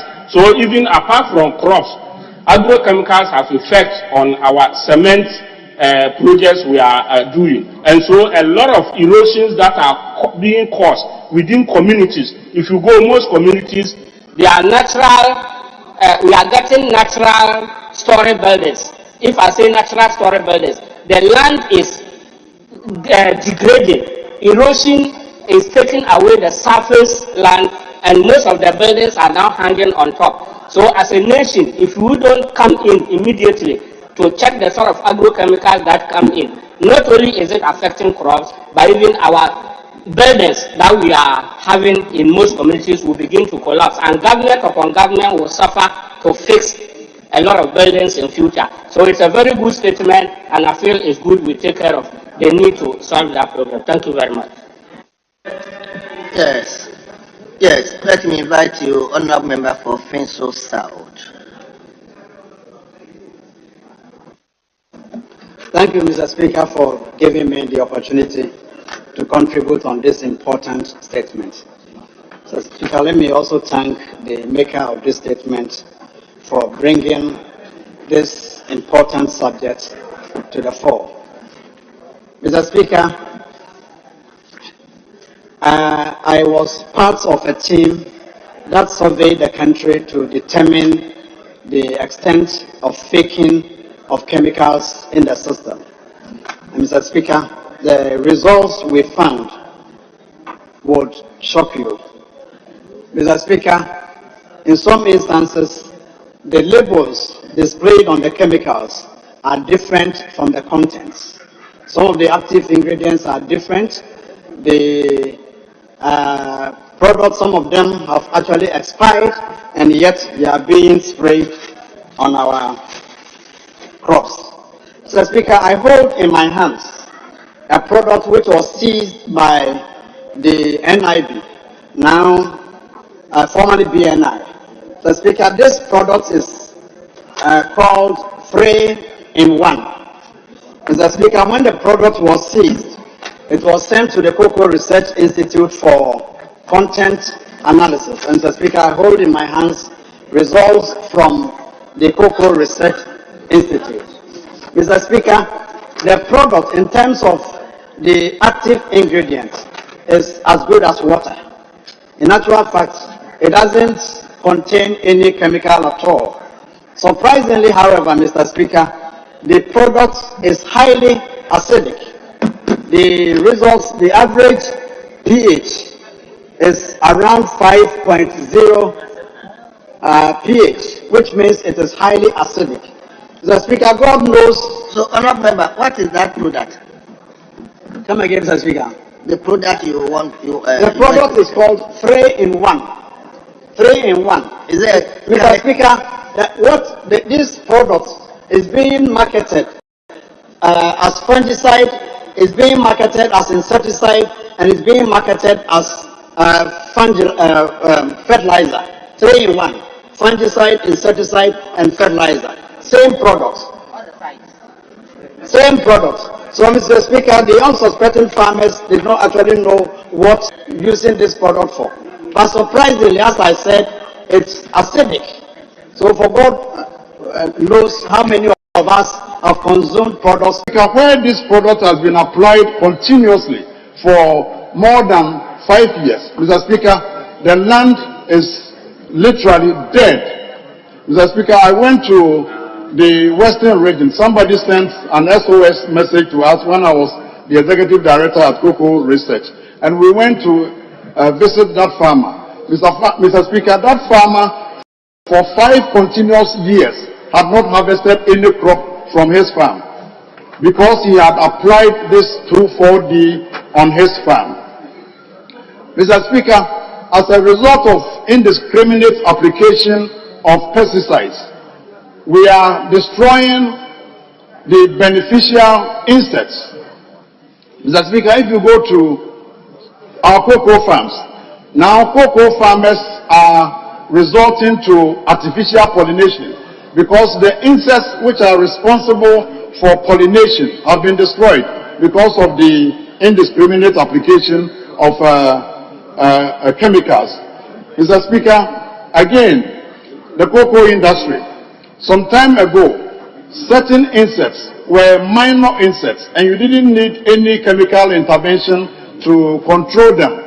Now, Cocoa Board has to spend huge amount of money to control those insects. One of them is called Pseudotherapis devastans, and then the other one is called Bacteria. Mr. Speaker, some time ago, these insects were minor and we did not need any chemical to control them.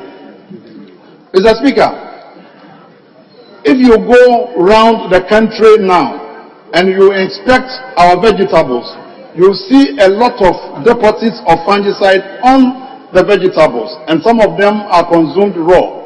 Tomato, for example, if you examine them critically, Mr. Speaker, you see copper deposits on those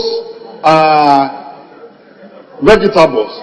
Mr. Speaker, some of the pesticides are post-insecticides and others are pre-insecticides.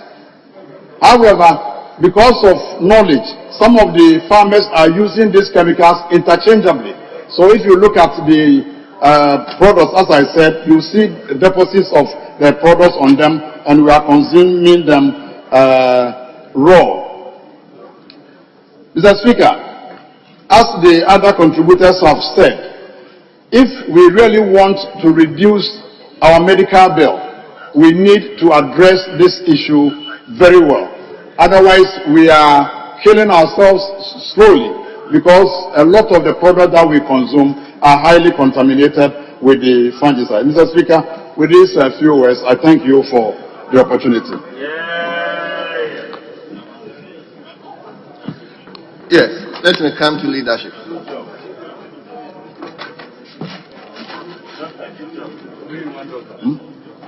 You don't have. Come again. Speaker, that was the initial agreement. So we've exhausted the contributors. So we can now go on to public business. Public business and Speaker, take item 8 on page 4, 8B.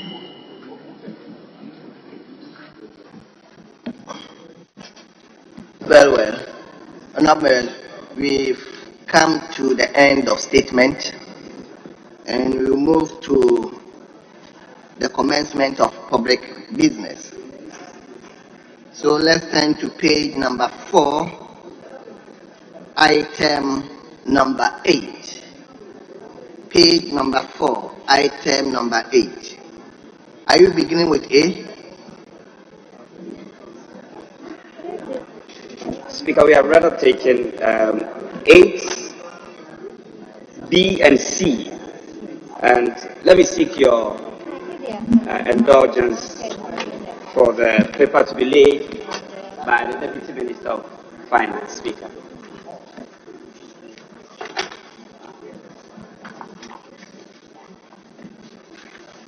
Yes. Honorable Deputy Minister for Finance, you may lay the paper on behalf of your minister. Speaker, respectfully, I wish to withdraw the same motion which was referred on 2nd of March 2022 and to relay as listed in 8BI and II. Mr. Speaker, respectfully, when it was referred to the committee level, some major errors were identified. And so we needed to withdraw, to do the corrections and to relay. Thank you.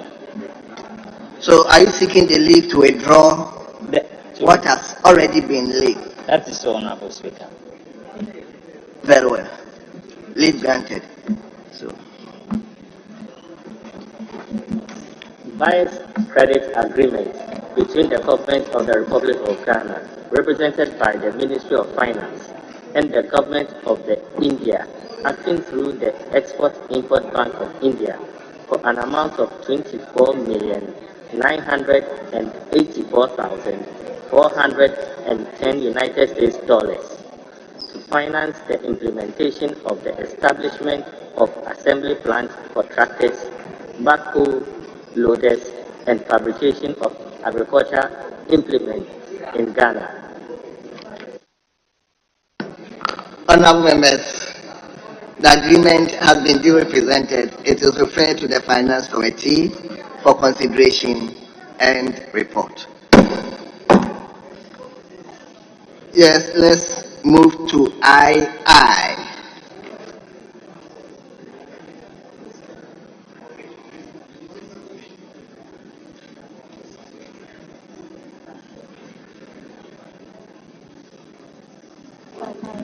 Request for waiver of import duty, import get fund levy, import NHIL, import VAT, exim levy, and special import levy amounting to the Ghana cedi equivalent of 1,810,197 United States dollars on materials, equipment, and machinery required to be procured for the implementation of the establishment of assembly plants for tractors, backhoe loaders, and fabrication of agriculture implements in Ghana. Honorable members, the request has been duly presented. It is referred to the Finance Committee for consideration and report. Yes, Leader. Speaker, the next item, which is C, 8C, advertising the name of the Minister for Food and Agriculture. I wish to seek your leave again for the laying to be done for and in behalf of the Minister by the Deputy Minister for Food and Agriculture. Yes, Leader. Speaker, I noticed the Deputy Minister for Food and Agriculture is our colleague. But when you watch back, there are other cabinet ministers who probably would have joined the minister in cabinet in considering the memo on this particular issue. Why will you bypass the Honorable Minister for Roads, Honorable Communication, and still run to Deputy Minister for Agriculture when the Minister for Agriculture cabinet colleagues are here, saying that they haven't declared that they are running for president? Is that your reason? Thank you. Yes, very well. So may I request Honorable Minister for Communication to lay the paper on behalf of the Minister for Agriculture. And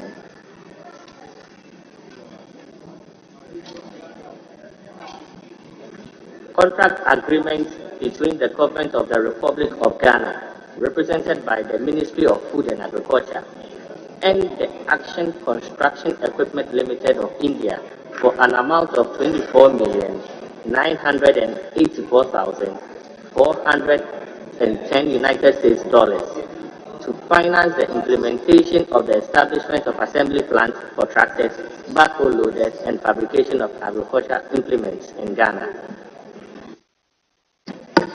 yes, honorable members, the agreement has been duly presented. It is referred to the Committee on Food, Agriculture, and Cocoa Affairs for consideration and report. Speaker, I guess we can now go on to page 6 of today's order paper. And Speaker, with your leave, I wish to make an application to lay the paper for and on behalf of our respected majority leader. Page 6, what item? Speaker, item 13, it's a motion.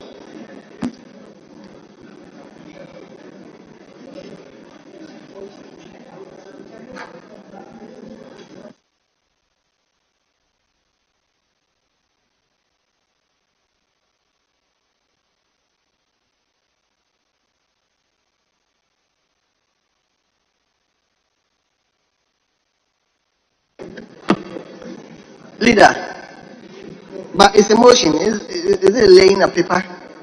Speaker, it's actually a motion. It's a motion. It's a motion for rescission, yes. Page 6. Page 6. No, it's today's order paper. The original order paper. Well. Page 6, item 13. Well. Honourable members, let's turn to page number 6, item number 13. Item number 13. Motion. Yes. Majority Chief Whip may take the motion on behalf of the Majority Leader.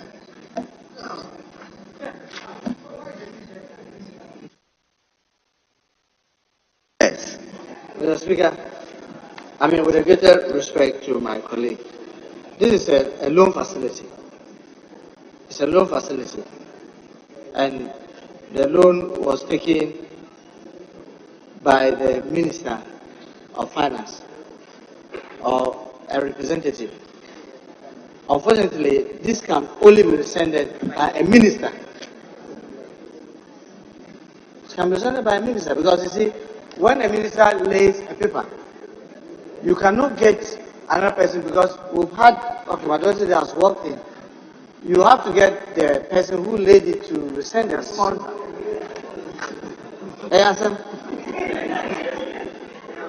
Because we've had a situation, majority that we know, where someone comes to lay and I tried to rescind and said, I'm not even aware that they have come to rescind. Yes. Well. Honourable, I think the issue is moot now. The Majority Leader is here. May we invite him to move the motion.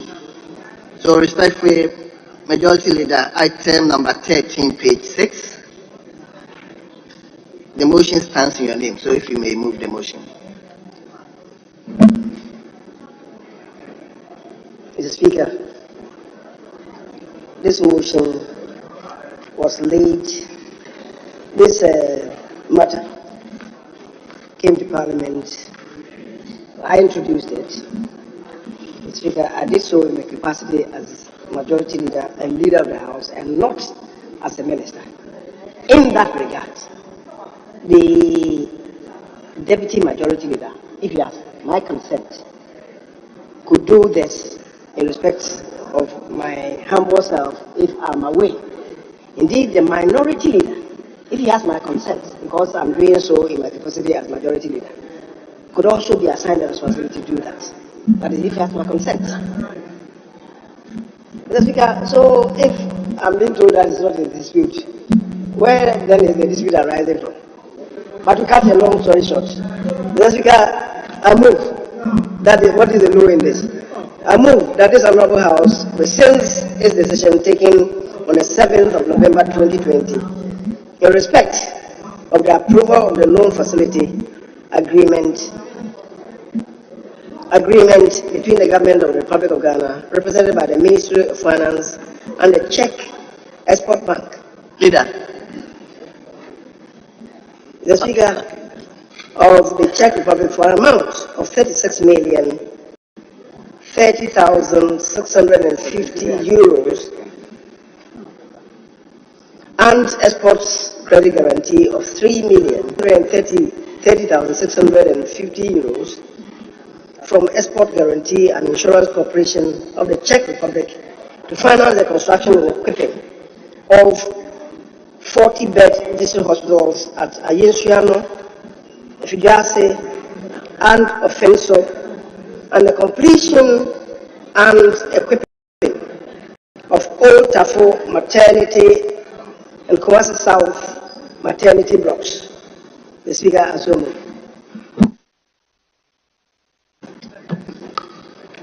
Hold on. Yes, Honourable Deputy, Honourable Minority.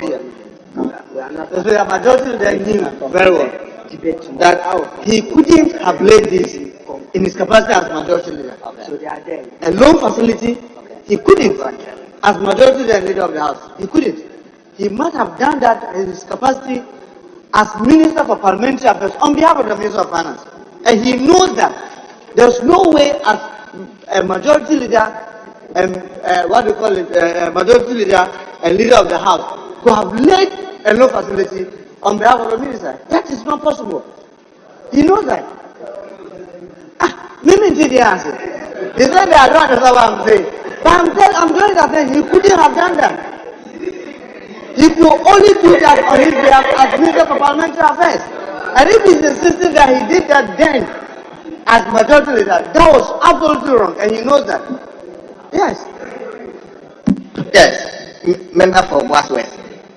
Okay. Once again, let me correct my brother.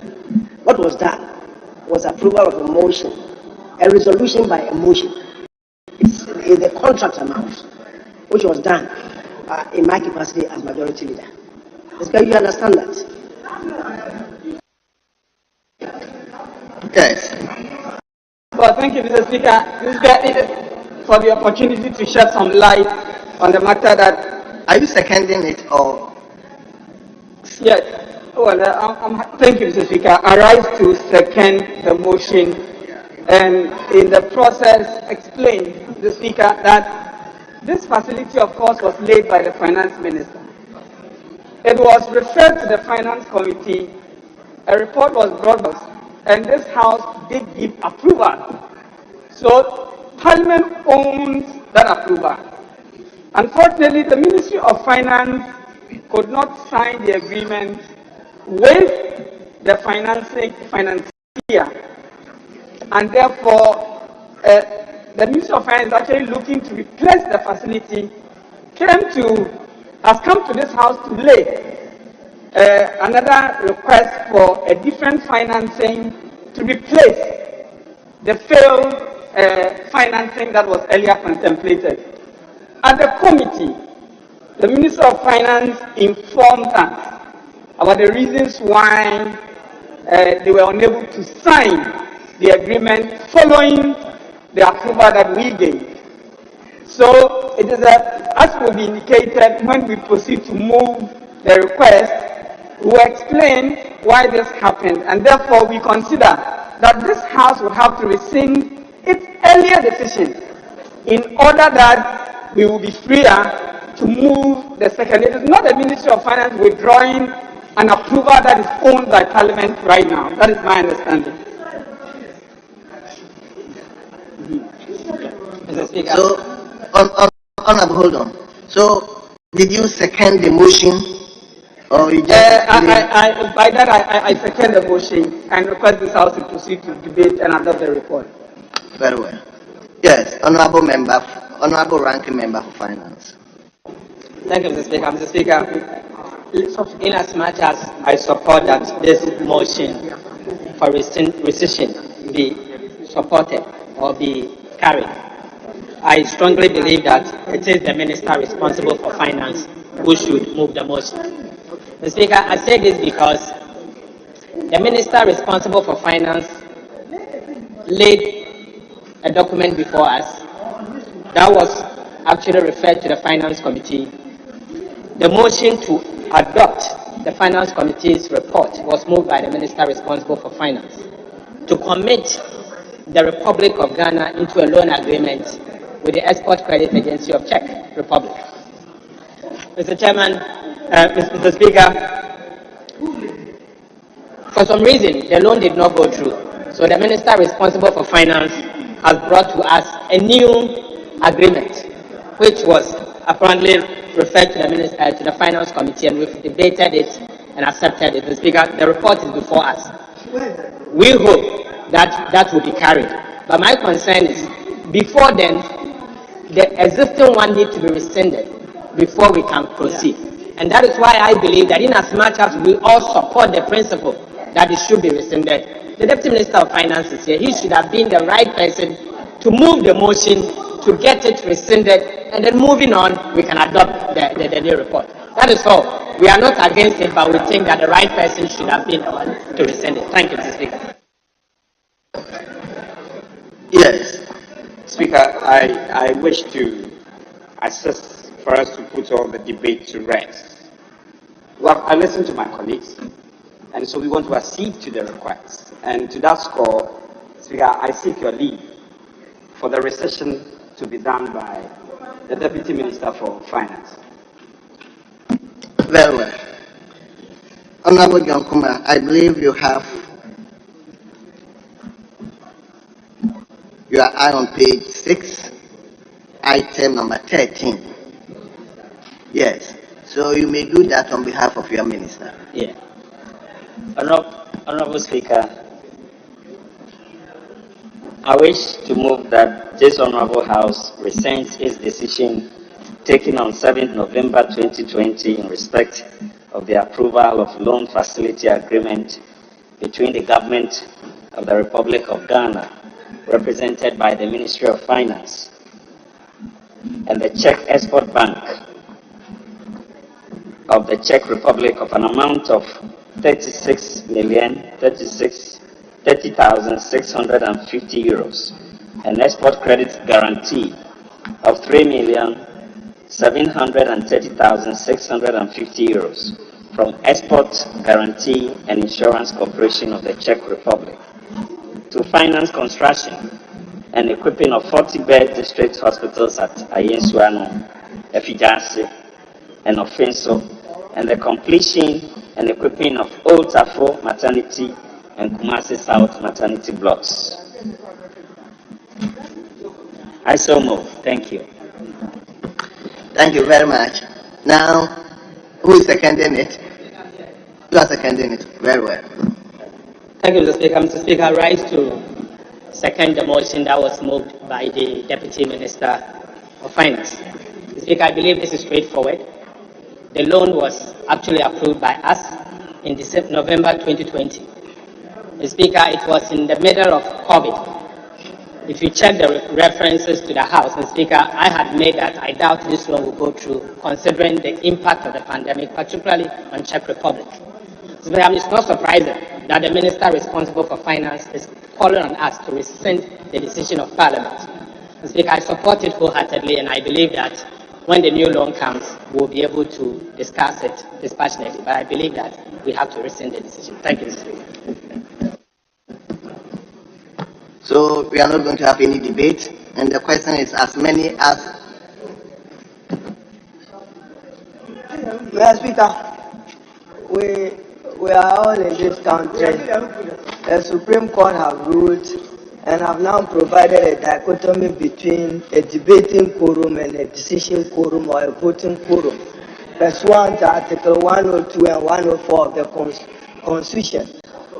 Looking at the composition of this Parliament, Mr. Speaker, I'm not sure you will not be in contempt of the Supreme Court if you proceed to put a question when we do not have a voting quorum, as is required in Article 104 and the ruling of the judges of the Supreme Court. We are no longer masters of our own procedure by that ruling. Therefore, Mr. Speaker, you may not proceed with the question. This is not a voting quorum. We don't have a voting quorum. And therefore, Mr. Speaker, Article 110 was to serve our purpose, that we are masters of our own procedure that have been called to question. We are no longer masters of it. No decision will be taken in this House without more than one half of this House. I thank you, Mr. Speaker. Yes, Chief Whip, let me hear you. The leader is obviously rehashing the obvious. And we are not in contention. We are in total agreement. In fact, we can hold on with the question. And that was the agreement I had with the whip. So there's no problem with that. Speaker, we put an eyes on the question and proceed to take item 14.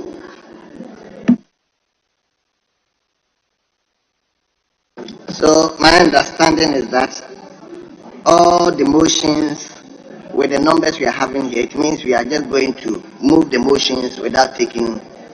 That's my understanding now. So let's turn to page number 7, item number 14.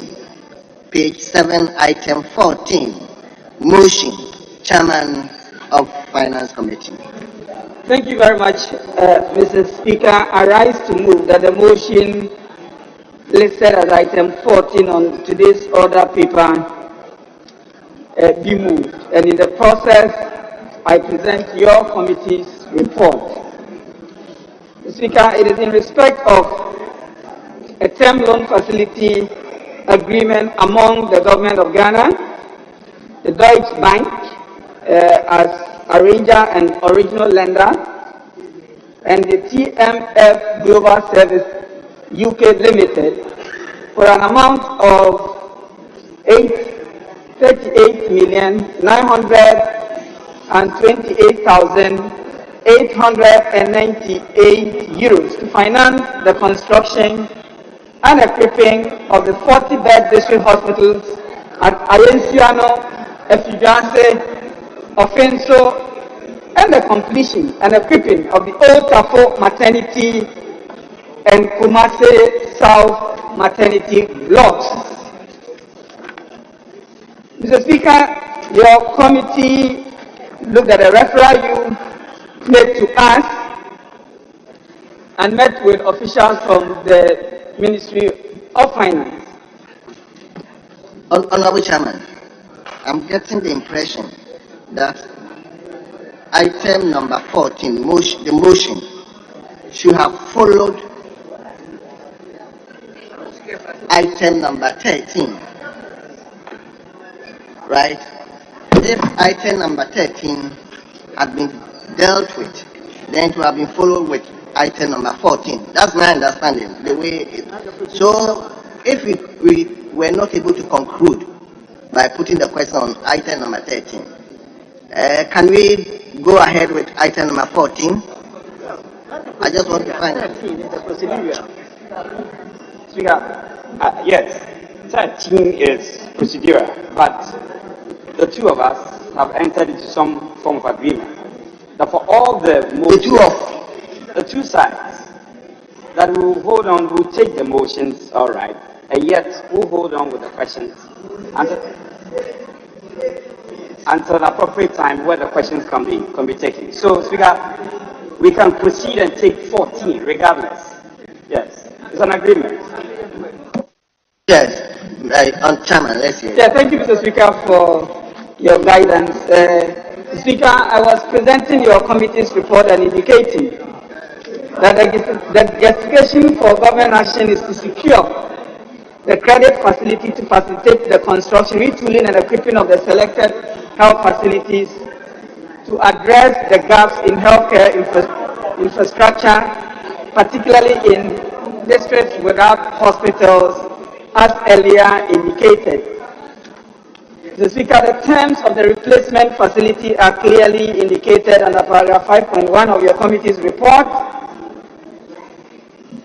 In respect of the recession, to which some points have already been made, the Ghana and the Czech Export Bank of the signed this agreement to finance the said project.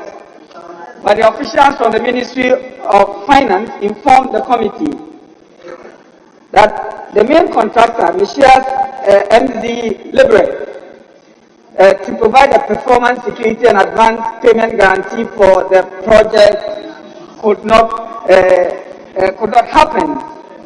In July 2021, therefore, Michels Libre, the main contractor, pulled out of the project, thereby rendering the supplier's credit invalid. The supplier credit facility was subsequently terminated and replaced with a loan facility from the Deutsche Bank. And hence, the request to the House to approve this facility so that the project can proceed. In conclusion, Mr. Speaker, your committee, after a careful examination of the agreement, is convinced that the facility, when approved, would help expand access to health services in line with government's overall agenda to improve health infrastructure in Ghana. The committee therefore recommends to the House that, in addition to rescinding the earlier approval, we request the House to approve this facility so the beneficiaries can benefit from this laudable government project. I so move, Mr. Speaker, and respectfully submitted. Honorable members, the motion has been moved. Let's hear the ranking by way of seconding the motion. Even that one too is we are not even there. Thank you, Mr. Speaker. Mr. Speaker, I rise to second the motion that was moved by the chairman of the Finance Committee. So, Mr. Speaker, in doing so, let me state that what came before us was a loan agreement between the government of Ghana and the Deutsche Bank. Mr. Speaker, the commercial agreement between the government of Ghana and the contractor did not appear before the Finance Committee, and we were not called upon to consider the commercial agreement. So our job was to look at the loan agreement between the government of Ghana and Deutsche Bank, which is a reputable company. Mr. Speaker, the terms that indeed was presented to us was that the repayment period and the grace period of the loan is 10 years, meaning 2 years grace period and repayment period of 8 years, giving us the tenor of 10 years. The interest rate is 7.5% fixed. The Speaker, we were told that there's going to be an upfront fee of 1.5% per annum, and then there's an agency fee of 170,020 euros. Legal fees, Mr. Speaker, according to the Ministry of Finance, is going to be paid to a company called Slaughter and May, and they are going to pay 88,878 euros for the purposes of the structuring of the agreement. Mr. Speaker, I believe that this loan is an expensive loan. But Mr. Speaker, I recognize the fact that the government of Ghana has signed an agreement with the company, and there's the need for us to ensure that the contract is actually executed. And so even in as much as I believe it's an expensive loan, considering what we had approved earlier, I still think that we should approve it. But Mr. Speaker, the underlying concerns. The concerns has to do with the company in question that is executing this agreement. Mr. Speaker, I recall that when the matter appeared before us in November last year, there were issues that the company that is constructing the Ayinsuanu Hospital is not credible enough to do the job. Mr. Speaker, that position still holds. According to the members of the committee, we were told that this company is an HR company and they don't have any background referencing to the construction of hospitals. Mr. Speaker, but that is not what we are discussing. Why do you say that? Mr. Speaker, the issue was discussed here. It was discussed here in November last year. The records will show. Mr. Speaker, at that point, the discussion had to do with the company that had been given the mandate to construct the hospital. And the committee that was tasked with the responsibility to do that work raised some concerns. And some members from this side raised concerns. So in as much as I'm supporting the loan agreement for the financing of the project, I'm only cautioning the ministry that they should do what is right in ensuring that the money that we are approving will be put to proper use, because there have been concerns about whether the company can do the work or not. Mr. Speaker, I'm reiterating this point, that the Finance Committee has not been called upon to approve a commercial agreement.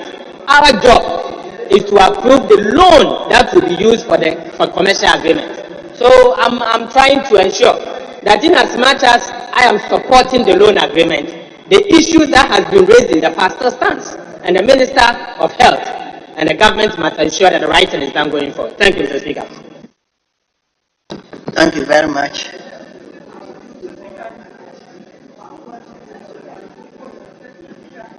I'm coming. I'll come to you, Chairman.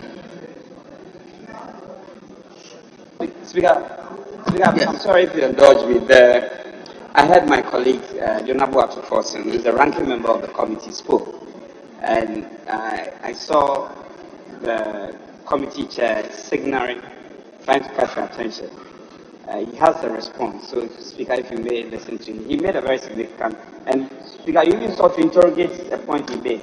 So if you may allow the chairman to speak to the point the ranking member raised. Speaker, with your indulgence. Before we subject it to debate. Well, Chairman, let's hear you. Yeah, Mr. Speaker, I wanted to make the point that the Finance Committee does not have a mandate to review commercial agreements, and in fact, the one related to this. It is uncomfortable when the honorable ranking member gives the impression that the Finance Committee was not called upon to review the commercial agreement. Again, it is important that especially those of us in the Finance Committee realize that there are equally competent people in the other sector committees. If they have sat on a report and found that agreement worthwhile and recommended to this House, which recommendation has received the approval of Parliament, I think it is unfair on that committee for any member of the Finance Committee to suggest and invite this House to consider some problem with the work that our own members of the sector committee did. I just think it's improper, and I thought I should draw attention to it so my colleague does not go there again in the future. I thank you, Mr. Speaker. Leader, wouldn't you allow yourself to Mr. Speaker, I want to indulge you to contribute very briefly so that the Honorable Abuja will conclude for leadership, if I have your indulgence. I am considering some travel arrangement and I need to sign some documentation. Mr. Speaker, I want to contribute to the motion, and in doing so, refer you to page 9. Why? Why? Page 9.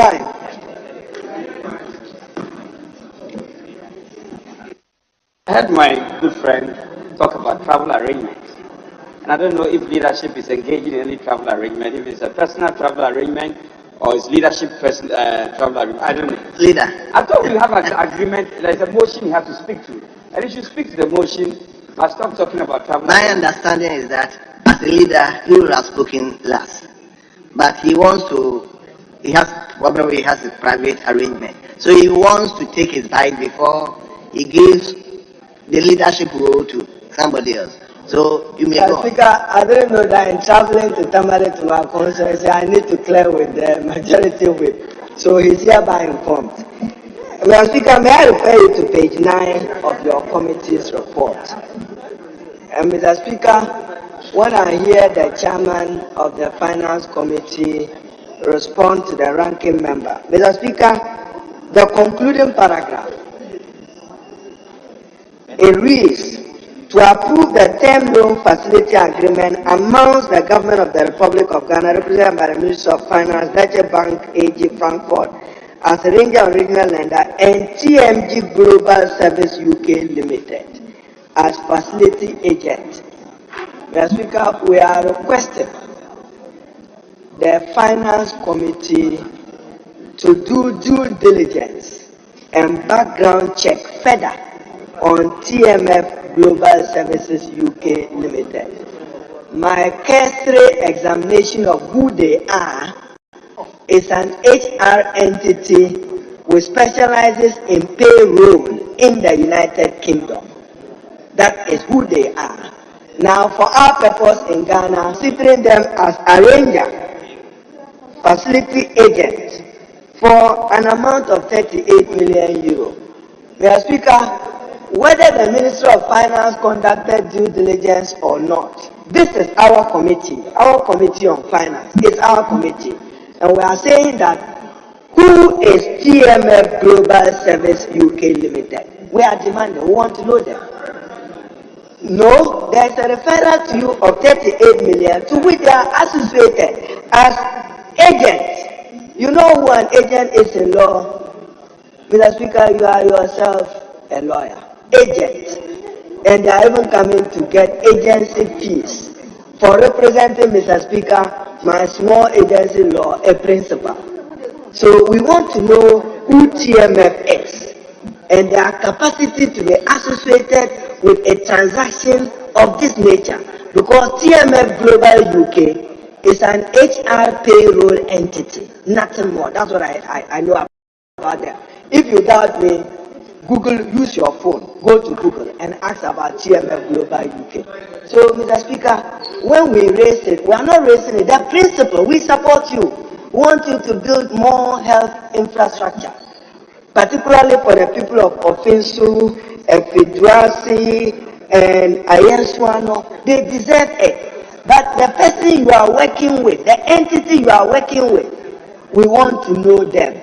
Then, Mr. Speaker, when you are still on page 9, conclusion is the heading. Now, Mr. Speaker, a while ago, The same leader, majority leader supported by the whip and him, they came that they want to rescind a decision and moved a motion to rescind the decision. Now in page 9 here, we have to rescind his decision. Is this your report part of a rescission decision, or your report is on an approval of 38 million euro? Because a while ago we had granted you, Mr. Speaker, suffice it to say that you didn't put the question. But if you come in this conclusion, and your conclusion as part of this report is a whole paragraph to rescind his decision, I have some concern with it. Are we dealing with them as two separate activities? One, a motion on rescission, which was moved seconded, to which we are to put a question, or in adopting this report, if we so adopt it, it includes a paragraph on rescission. I have a difficulty with it. Then, Mr. Speaker, as for the principle of expanding health infrastructure, we support government. So, to reduce congestion, to reduce pressure on utilization of existing health facilities. Then, Mr. Speaker, again in the committee's report, and I refer you to page 2, and this one, chairman of committee, not you. Committee clerks must endeavor not to do lazy jobs for you as chairman. Now, Speaker, listen to reference loan facility agreement between the government of the Republic and Czech Republic is a reference document. So where is the reference document on the 38 million euro you are approving now? I want to know. How come that the original agreement to which we are rescinding can be a reference document, but the main beef we are looking at now is not even in your reference? Is that how table? Is that how it should work? I'm just raising a question. So page 2, Mr. Speaker, references. I see the rescinded one. I want to see the original one now being approved, 38 million euro. I come finally with my comments, page 6, and chairman and ranking member, this is what we want your committee to be doing, even though they will tell me I should go to health committee. Construction and equipping of 3 number 40 bed district hospital. So they say design and construction of 3, put the number there, were 40 bed district hospital. Procurement and installation of medical equipment and accessories. Installation of IT equipment. Mr. Speaker, maybe because I don't have the contract document, I'm unable to raise this other question. Ideally, I would have wished to know how much of the money is allocated for ICT. I want to know, of this 38 million, how much goes to it. Procurement and installation of medical equipment and accessories, I want to know how much is dedicated to it. Then the design and construction. But as I said, fair to them, this is not the contract agreement. But because you are rescinding a decision, we will need to know all this. Because, Mr. Speaker, still in page 6, you have revamped retooling and equipment supply for selected hospitals. Nothing is said. You just see a list of items. So, Mr. Speaker, the principle to support expanding health infrastructure, you can count on my vote and support. But TMF Global, I want to know who they are. And the TMF Global, UK, I want to know who they are and their capacity to be arranging a facility of 38, when I know that by their registered details in the United Kingdom, they are more specialized in human resource and payroll activity than finance. Thank you, Mr. Speaker.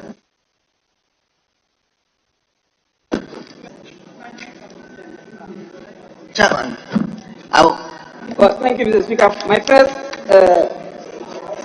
comment is in respect of what the minority leader said, referencing page 2, that the documents referred to did not include the working document. If the honourable minority leader would avert his mind to practice, when a referral is made to us, the referral is the working document. That is the matter, subject matter we have to deliberate on and to report back to this House. In doing so, there would be important documents you should refer to. Those are the documents that have been listed, and I think it is unfair to comment the way the minority that did about the good work the hard-working clerks of the finance committee have been doing. Maybe when he has a chance, he may want to retract those words. But secondly, Mr. Speaker, quickly in response to the rescission, we should avert our minds to why this rescission idea even came. When the finance committee appeared before us, they want the House to approve a new facility. But the House had earlier approved a financial facility for the same project. So it's reasonable that before we invite the House to approve the new one, the Finance Ministry's request that the old one did not materialize and therefore should be rescinded should be captured in our report, and that is what we have sought to do. The basic and the important request before this House in respect of this report is a new facility that we are looking for this House to approve. I thank you, Mr. Speaker. Yes, let me come to you, Honourable Member for Trouble. Thank you, Mr. Speaker. Mr. Speaker, as the minority leader said, the principle to decongest and reduce pressures on our hospitals, especially hospitals where the out of patients numbers are increasing, is a very important one. Mr. Speaker, because the issue is that none of us will know where maybe he will develop health challenges whilst we're traveling. Therefore, when you are sent to a hospital close by and you get there and the needed attention is not there to take care of you, that is the challenge. So no matter where the hospital is really situated, the rare principle and the issues are to ensure that the facilities and then the pressure on the hospital, the adequate care are there. And therefore, we support on that matter. And also, looking at the numbers as well. Well, the Finance Committee has given their report, and the Finance Committee, by and large, has approved, as it's requesting us to approve the report. Mr. Speaker, the grace period, 2 years, going to have a moratorium period of 2 years, repayment period of 8 years. We think it's okay. Tenor is 10 years, interest rate 7.5% per annum fixed. And that is where maybe, I don't know, but maybe to have asked whether we had attempted trying to maybe bargain for a reducing balance sort of. I don't know the terms of agreement, but maybe we could have also argued or maybe looked at a reducing balance of sort of, because the fixed interest rate will mean that once we pay and still reducing on the principal, the interest is still fixed. But when should we go reducing balance, if we could win that argument on reducing balance, what it will mean that once we're reducing on the principal and paying, maybe the interest in terms of reducing balance could have reduced. Little issue with the facility. Other than that, I think that it meets the principle that we all want, and when we take it, I believe strongly that it's going to expand and reduce the pressures over it. Looking at the numbers, I think that it's okay, except the interest rate that I think was fixed and thought that maybe we could have bargained for a reducing balance of sort. Thank you for the opportunity, Mr. Speaker. Yes, Honorable, before I come to you, let me indulge you to allow me to extend the House beyond the normal sitting time. It's past 2 now, so please indulge me to go beyond it. Yes, Honorable Member for the crew. Right, Honorable Speaker, thank you for the opportunity. And as my other colleagues have also said, anytime we see that we have the opportunity to provide resources for the building of another health facility in our country, we should be happy, because it is in our own interest to have a country where our healthcare system is good. Mr. Speaker, just to ask the chairman, on page 6, just under paragraph B, you said, and I quote, attached, Please find attached to this report details of the project scope. I can't see any attachment of the project scope with this report. That's just for Mr. Speaker, as previously said by the minority leader, because we are told the original developers and lenders pulled out. The question somebody will ask is, did we do due diligence, both the executive and parliament, did we do due diligence before approving that?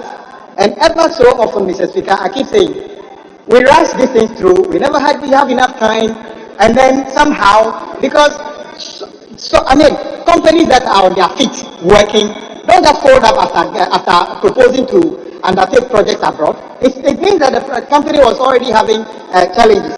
That is why the point made by the minority that must be taken very seriously. Because, Mr. Speaker, I know this is not a commercial agreement. If you read the background of the TMF Global Services, nothing close to construction of hospitals so far.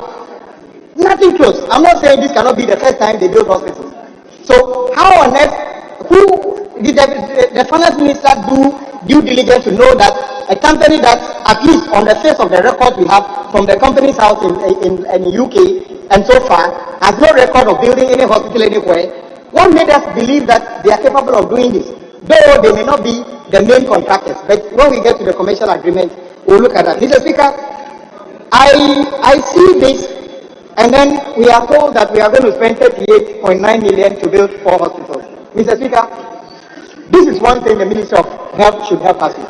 Mr. Speaker, my understanding is that the floor area of this hospital is just about 3,500 square meters. Mr. Speaker, a standard district hospital should be more than 8,000 to 10,000 in terms of square meter footprint on the ground.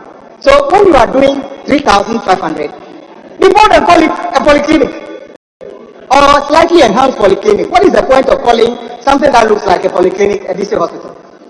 Who are we kidding? Because you are not going to have all the things you need in a standard hospital in that project. The scope is limited. So it is up to us.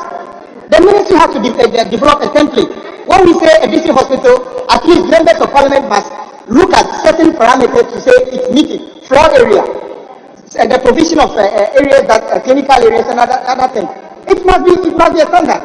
Then we can have a situation: 120 bed district hospital, 160 bed district hospital, 100 bed district hospital, 40 bed district hospital. What are we talking about? Even hospitals are measured in beds, because the bigger the bed, the bigger the support facilities that come with it. So 40 bed is close to a polyclinic, Mr. Speaker.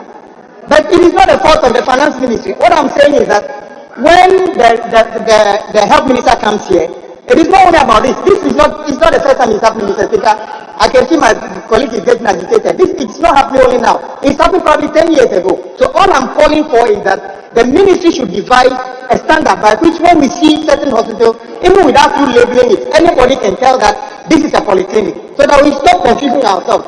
In any case, if the people of Ayensuano were to go to, how do you call it? Not even that room, so many. Or just the district hospital in the park.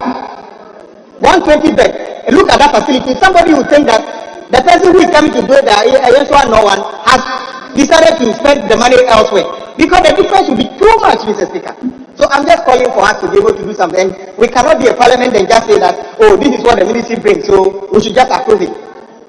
The majority that said something the other day, Mr. Speaker, that this house must have the ability to hire consultants to advise us on these things. We shouldn't just say that, oh, it was approved. And guess what? If it backfires, you know what they will say? They will say, well, you covering your face when you approved it. Meanwhile, even in this report, the chairman says, attach the scope. Where is the attachment? You didn't give me any attachment, yet you are asking me to approve it. But when it backfires in the future, you ask me, were you blind when you approved it? Because of that, well, in any case, we can't put a vote on it, but I don't think we can conclusively even put a vote on it in the future if the chairman does not provide detailed information as to whether he's confident that TMF Global Services has got any track record of building hospitals anywhere, so that we can be confident that when we hand over 138 million euros to them, they are capable of doing what is expected of them by the people of Ayenso and Ofinso and Kumasi South. Thank you very much, Mr. Speaker, for the opportunity. Chamba, you've been correcting. No, this one, the report itself. With your leave, I'd like to correct the reference that the honorable member made to. Attached, please find to this report details of the project scope.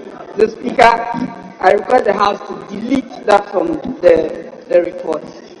I do that because, the Speaker, the commercial agreement contains adequately the scope of the work. We have summarized it in this report, and this reference ought not to have been there. So I request your leave, the Speaker, to cross out the statement just before paragraph 8.0 of the nations, namely attached. Please find attached to this report details of the project scope. Well, let me come to leadership. Speaker,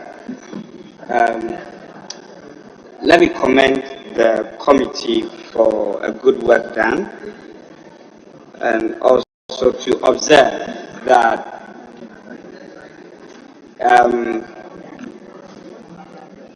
you could still have a reason to rescind or amend an agreement even after a due diligence, a proper due diligence being executed. So we shouldn't mix the two. And I listened to the minority leader carefully when he makes reference to the fact that the company involved is more or less has a history in the handling of payroll and all that. I think it's most unfair. Because for you to say that the company deals in payroll and hence the company is unable to execute the job at hand will not be enough. Anybody who is alleging anything inappropriate, same will have to prove it. Otherwise, you better keep your silence. I've heard people copiously mention the fact that the company deals in payroll continuously. It is not enough. The finance committee, members of the finance committee have done a good job. And the document, I consider the document is for plenary to make commentaries on. But anybody who is commenting on this report would have to be considerate enough. And also give some credit to the committee. After all, if there is a reason for us to revisit this matter, we can revisit the matter. I am proud to say that at least when this project is concluded, it will take off some pressure from Insaon Government Hospital. So that it will interest you to know that Insaon is at the middle of Suhum, Ayensuano, Amasaman, Ebri, and our government hospital has come under intense pressure because of the limitation of health facilities in the surrounding areas. So the people of Ayensuano are very happy. They are very happy about this project. And it's not limited only there. It goes to Fijase, Ofenso, Kumasi South. It's important. That is not to say that if there's a reason for us to raise any matter of impropriety, we should shut up. No. But I'm saying that to the extent that the terms of reference given to the committee has not come short of it. And if anybody has a reason that this company so involved cannot execute this project, the person will have to give us a better reason than just making some passing statement. This is important. We have to support government. The health needs of our country is so critical. And if you look at the areas that have been strategically picked, one cannot help it but to commend government. So I want to speak in support of the motion and to urge members not to pick and choose. At one breath, I hear people say that, oh, we support the principle, it is a good move, and yet you have a problem with the partnership of the company involved in the execution of the project. If you have a reason, prove that reason. Don't just say that, okay, I know them to be handling payroll, and therefore they cannot do this project. That would be most inappropriate. Statutory bookkeeping services, international management reporting, consolidated reporting services, accounts data conversion into euro. It's got to do with any infrastructure project. So the minority leader is just saying that we should be careful how we do this thing. He's not saying Well don't noted. engage. Well noted. My brother, your concerns are well noted. So we are not able to put the question. We've also put an eyes on this particular motion. So, leader. Speaker, with the blessings from my colleague, I think we are now squarely in your hands, Speaker. We are in your hands. Honourable members, I'm called to make reference to the earlier statement made by Honourable Member for Asante Achim North. The statement is so crucial, so I'm inclined to refer the statement to the Committee on Agriculture and Cocoa Affairs to look into it and report back by 3 weeks' time. Report back to the House by 3 weeks' time. Honourable members, if you place yourself in my hands, then I will proceed to adjourn the House to tomorrow. The time is past 2, so with your indulgence, I will thank you for your cooperation. And the House is accordingly adjourned to tomorrow 10 o'clock in the forenoon. The House stands adjourned.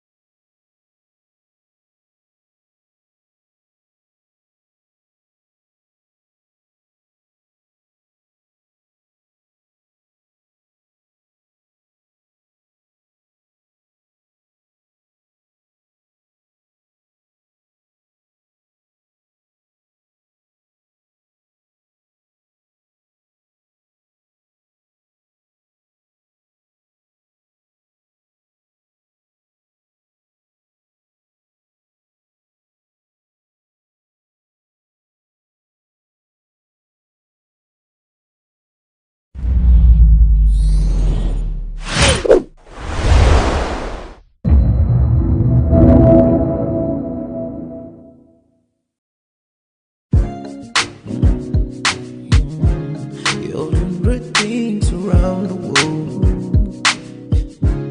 You're doing great things around the world. Yeah, you're doing great things around the world. You're doing great things around the world.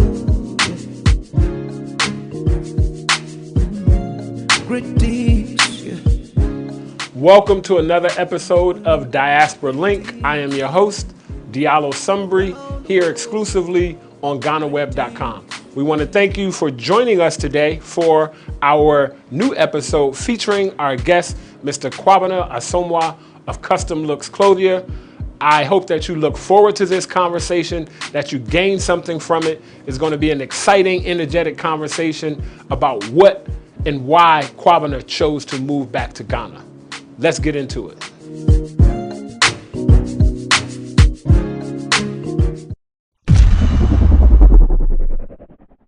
Before we get into our interview with our guest, Mr. Kwabena Asomwa of Custom Looks, as we do every episode, we are going to find out a little bit more about Kwabena and some of his favorite things. So, Kwab. Yes. Before we get into your interview, we're going to play a small game, and this is very simple. I'm going to give you two choices.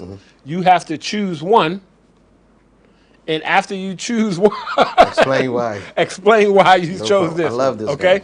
All right. So you ready? Let's go. All right. Dirty rice versus wache. Wache. Wache. Why? Because wache has the beans and protein, gives you stronger endurance. You eat wache in the morning, you won't be hungry till evening. Okay. Dirty rice is it's not going to be as filling in terms of the energy. Okay. Okay. Perfect. American football versus soccer. Oh, American football. Even so, but you live in Ghana now. Yeah, you from Ghana. But I'm a judoka. I like physical sports. Okay. I like sports where you can slam a person, hit them. All those skill set sports are pretty boring to me. Okay. So basketball, soccer, all that. Even though I enjoy watching it, but if I have to play it, I like something I can. You can be physical with. I can slam somebody. Let's dive into a little bit of your profession. Okay. American suits versus the African suit, the kaftan. The walking suit. The walking suit. Okay. Because we're in Ghana, I will have to say the walking suit. Okay. It's more universal in terms of its appeal. You can use it for a lot more variety. An American suit is only going to be pretty much in a business and foreign environment. I mean, a formal environment. Outside of those, you're there. So the fact that you live in Ghana, and I know a little bit about you. Accra versus Abri. That's a tough one. I will have to say Abri. Abri. Yeah. Okay. Because Abri has more. It's more tranquil, and once you get up there, you sort of are like up there, and you escape Accra. You escape Accra. You escape the city. Yeah. Okay. Last one. Kumasi versus Accra.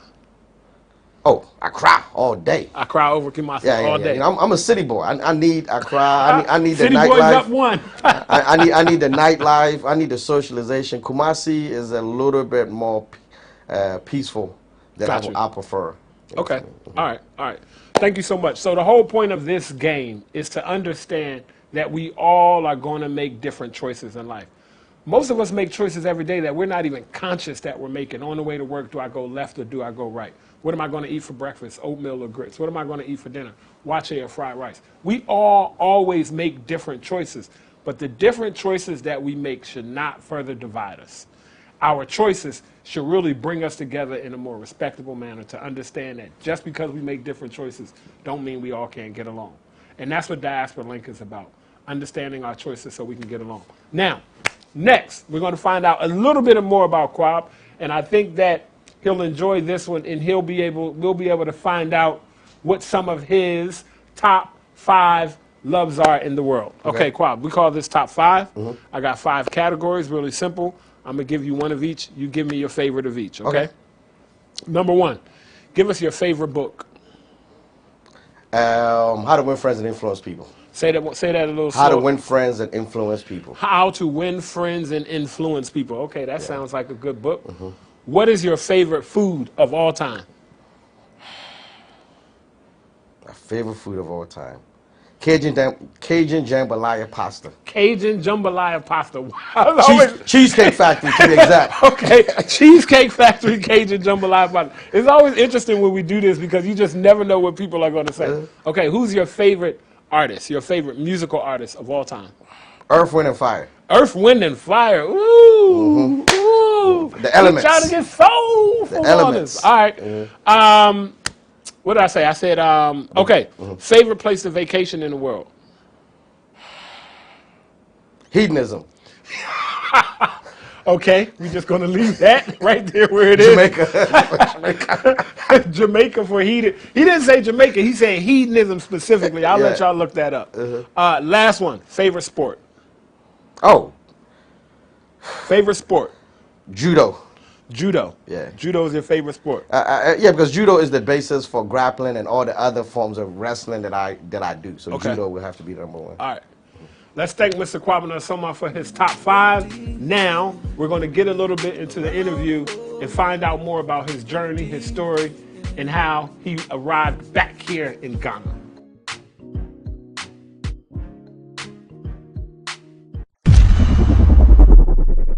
Welcome back to Diaspora Link for this week's episode with our guest, Mr. Kwabena Asomwa. Kwabena. Kwab. Welcome. How you doing, my brother? I'm good. I'm good. Thank you so much for being here today. How you feeling? I'm feeling fine. Feeling great. Okay, so Kwabena Asomwa is obviously a Ghanaian name. Yes. Right? So you are Ghanaian. Yes, I was born in Ghana. Okay, you were born in Ghana. What part of Ghana were you born in? I was born in Kumasi. Born in Kumasi. Yeah. But I understand that you spent most of your life in the U.S. Yeah, I left in 79. Well, at least that was the first attempt.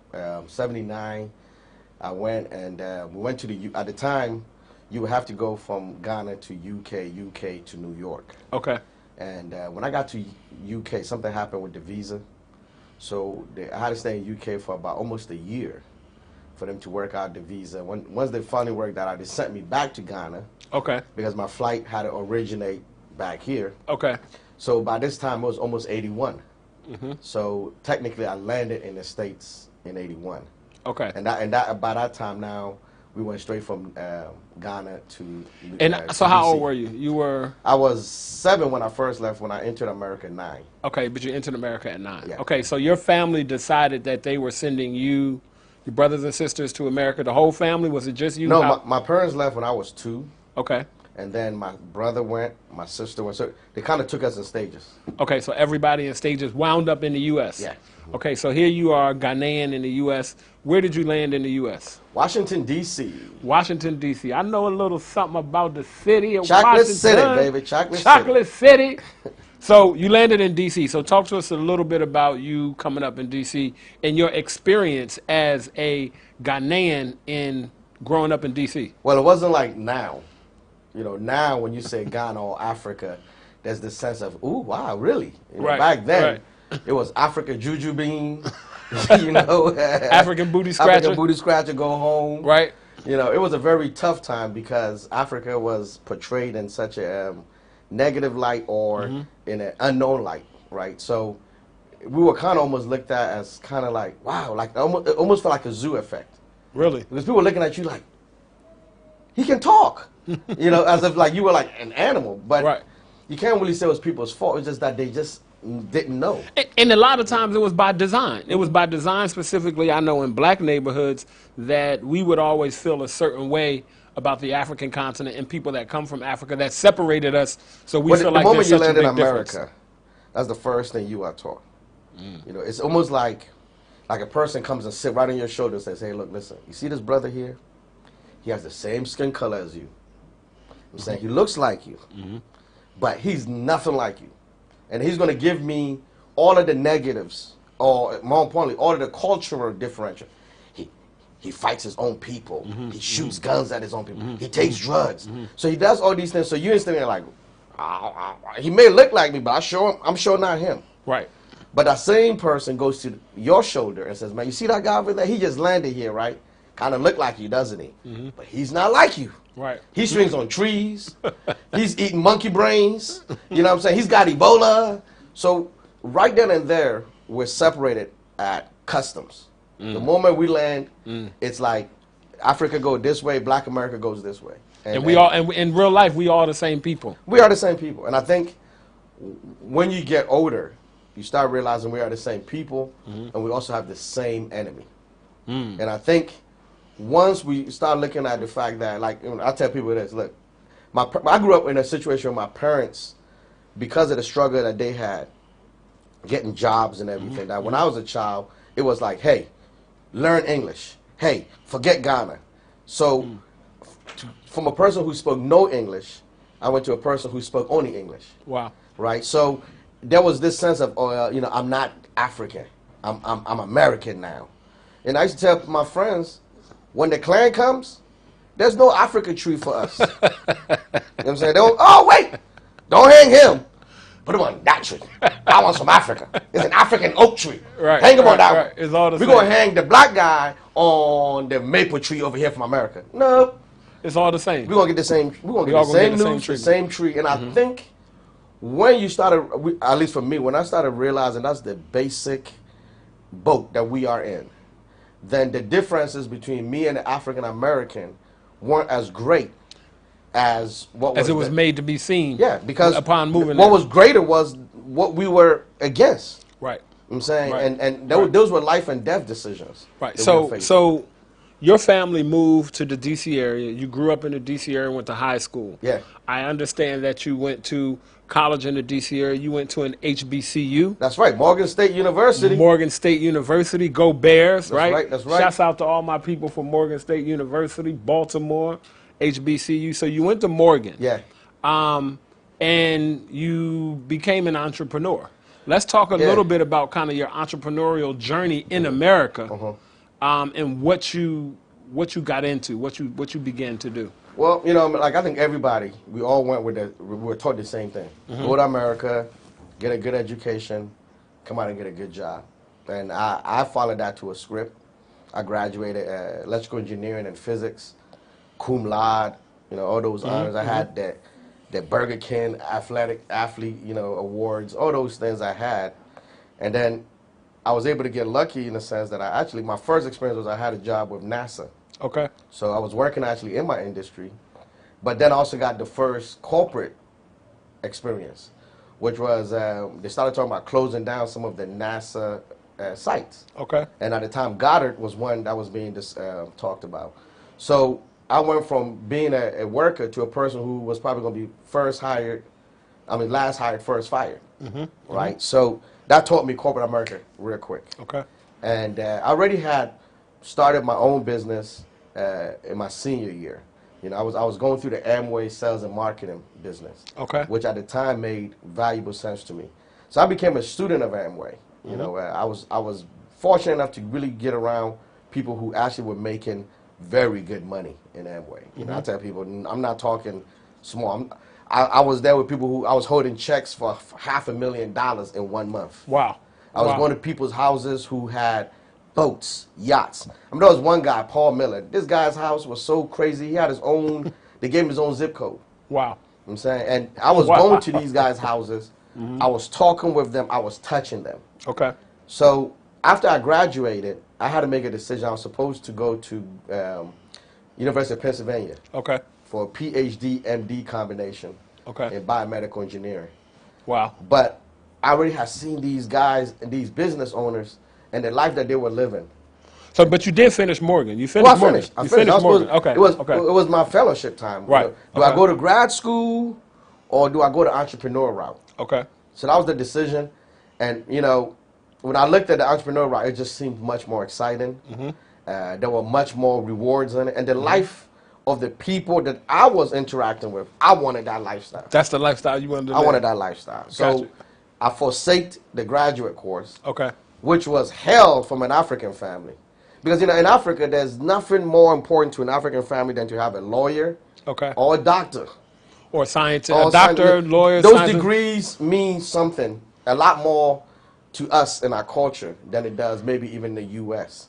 More than, so forget being an entrepreneur, forget building wealth or even having money, but it's the prestige of being a lawyer, being a doctor. Because when you're a doctor, it shows a certain level of mental capability. Okay. And so when you walk around here and you have this title, I'm Dr. This, you're given a certain level of status immediately because we feel that your mental capacity is greater than the person who just has a GED or a high school degree. So you going down this entrepreneurial route, this entrepreneurial journey. You decided that you're not going to go to grad school, you're not going to get a PhD. So I know now you're the proprietor of Custom Looks. Yes. Right? So you took your Amway skills, your corporate skills, and so how did you decide to become a bespoke men's tailor? Like what? I don't know if I did. I don't know if I did. How did that happen? Okay, so from Amway and after I graduated, I started doing computer consulting. Okay. So in which I happened to do well. I started making good money. So I started wearing very nice suits. I used to go to Saks and Neiman Saks Marcus. Fifth Avenue, Neiman Marcus. And you know, I was buying suits for $1,500, you know, $1,000 easily, and then I would spend an additional $200 to $300 alterating it so that it fit me perfect. And that wasn't really the smartest use of money, and I knew that wasn't a manageable course. Right. So in reality, what I was looking for was a way to get suits for less. And I was doing parties at the time. I had my Okay. little Ashanti land, Okay. urban resort farm that all my friends would come party at. And Right. one of the guys that was coming to parties used to work for U.S. Customs. Okay. And so he connected me with an overseas tailor. And I was able to order suits from him overseas for a less price. Okay. And when I put those suits on, everybody in D.C. kept asking. So then, boom. It took a year for me to actually realize that there was actually a business opportunity here. Okay. You know, but one day the light came on like, so many people keep asking, why don't you find a way to get them the product? And what I did was I invited the guy back to Ghana. Back to D.C. Okay. And told him, hey, I've got a whole bunch of people that want to buy suits from you, so come. He came. It was Easter weekend, so not too many people could meet with him because of the weekend. Right. That Easter Sunday, I wanted just to kind of go say goodbye to him. And when I get there, the guy locks the room and says, man, we need to do business. And I had no interest. Right. I was making good money in IT. So you were good. I was like, I'm good. Just make my suits look good. So how did you get from not having an interest, right, to, I think when I first met you, I saw the picture with you with your tape around the neck and Barack Obama. Right? So you this guy went convinced me. He was a godsend because he saw something in me. And one thing I think in life we don't really evaluate or appreciate is when people see better in you than you see in yourself. Okay. And that guy saw in me, like, he's like, man, you're going to be wonderful in this. And I didn't see it. But he kept beating me, and he would not let me say no. So eventually, I just decided to say, okay, you know what? I said yes to him so he would just leave me alone and let me out of his hotel room so I can go back home. Right? And then about sometime later, the guy sent me some fabric samples, catalogs. I took it to one of my friends, Al Flowers. This guy's the funniest. The story is this, right? I go give this guy some catalogs and say, hey, man, you missed my man. This is what he had. He showed some. I sent a message to the guy in Thailand, like, hey, this guy wants some suits. He comes back and says, oh, Mr. Kwab, it's no problem. Can you just complete this little form for me? I just need some information for him. And it was a measurement form. So I was like, okay, no problem. I just took whatever, gave it, boom. He made the suit. He sent it to my friend.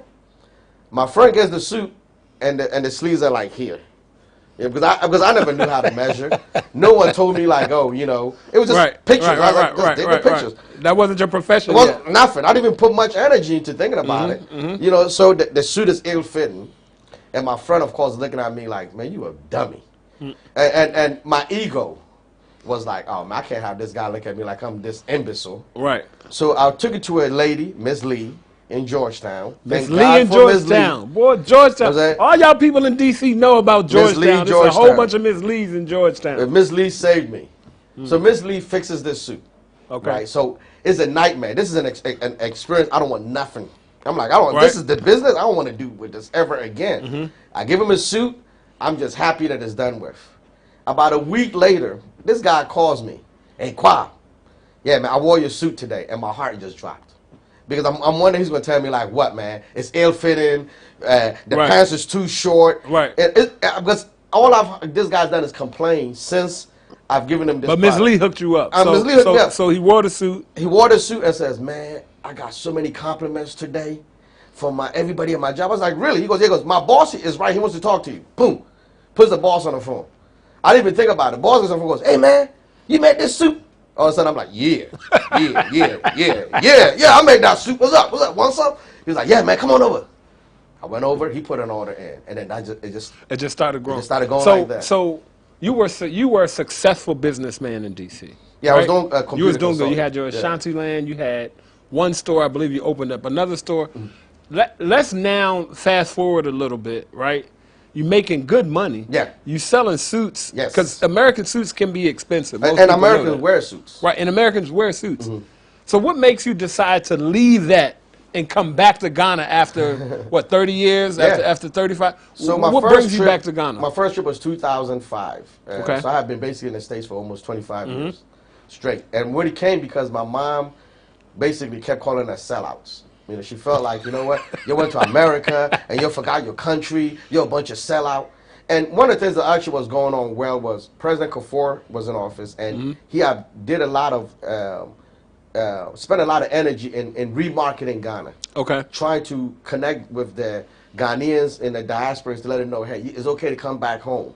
And so my parents were one of the ones who saw that. And so they back. started coming back and were coming back telling us, Ghana's this, Ghana's that. You're a bunch of sellouts.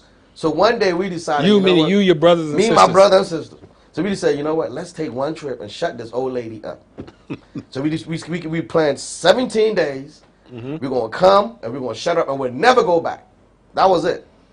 By the end of the 17 days, all of us were like, yo, we got to figure out how to live here. Wow. We have got to figure out how to do business here. Let me stop you right here. Being from Ghana, went back to the States, came back to Ghana. How many other countries in Africa have you visited since then? In Africa, South Africa, Zim. Okay. Yeah, that's it. South Africa and Zimbabwe. Okay. So what we're going to do is we're going to take a small break. And when we come back, we're going to introduce Kwab to Africa in 60 seconds. Let's see how well he does. Uh-oh. We'll be right back. Peace, global African family. My name is Diallo Sumbri. I'm a co-architect of Ghana's Year of Return 2019, and I'm the president and CEO of the Adinkra Group. For the past 5 years, we've been bringing loads and loads of people to Ghana. Many of them, their first time on the African continent. Their first time putting their toes in the African sand, in the African soil. And so many people have had their life changed. Our birthright journeys are curated cultural immersion journeys centered around reclaiming cultural identity, exploring your ancestral heritage, and celebrating African resilience. It gives me great pleasure to introduce our Birthright Journey Partner Program. It's really simple, and you really don't have to do much, other than email us at info@theadinkragroup.com. Now, what makes a great Birthright Journey partner for our program? Are you a leader? Are you an influencer? Are you that person that your family calls on to organize, or do you automatically know that that's your job? Are you somebody of status in your community? Are you a community leader? Are you that person in your church or in the school? If you are the ideal Birthright Journey partner. Do you believe that every person of African descent should have an opportunity to touch ground on the continent of Africa? If you are, then you are the ideal Birthright Journey partner. It's simple. We're going to show you how you can travel to Ghana for free. Not only can you travel to Ghana for free, but you can actually get paid to travel to Ghana. Really simple. Just contact us at info@theadinkragroup.com and set up a discovery call. You'll get to travel with your family and friends, you'll get to travel with your community, and the best part of it is that it'll be free for you. Or you'll even earn money doing it. So again, info@theadinkragroup.com.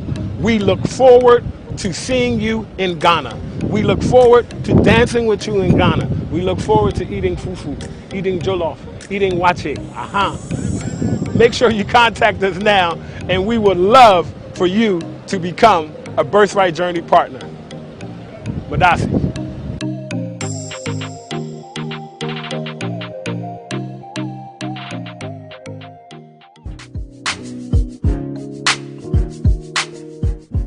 And we're back here on Diaspora Link exclusively on GhanaWeb.com with our guest, Mr. Kwabena Asomwa.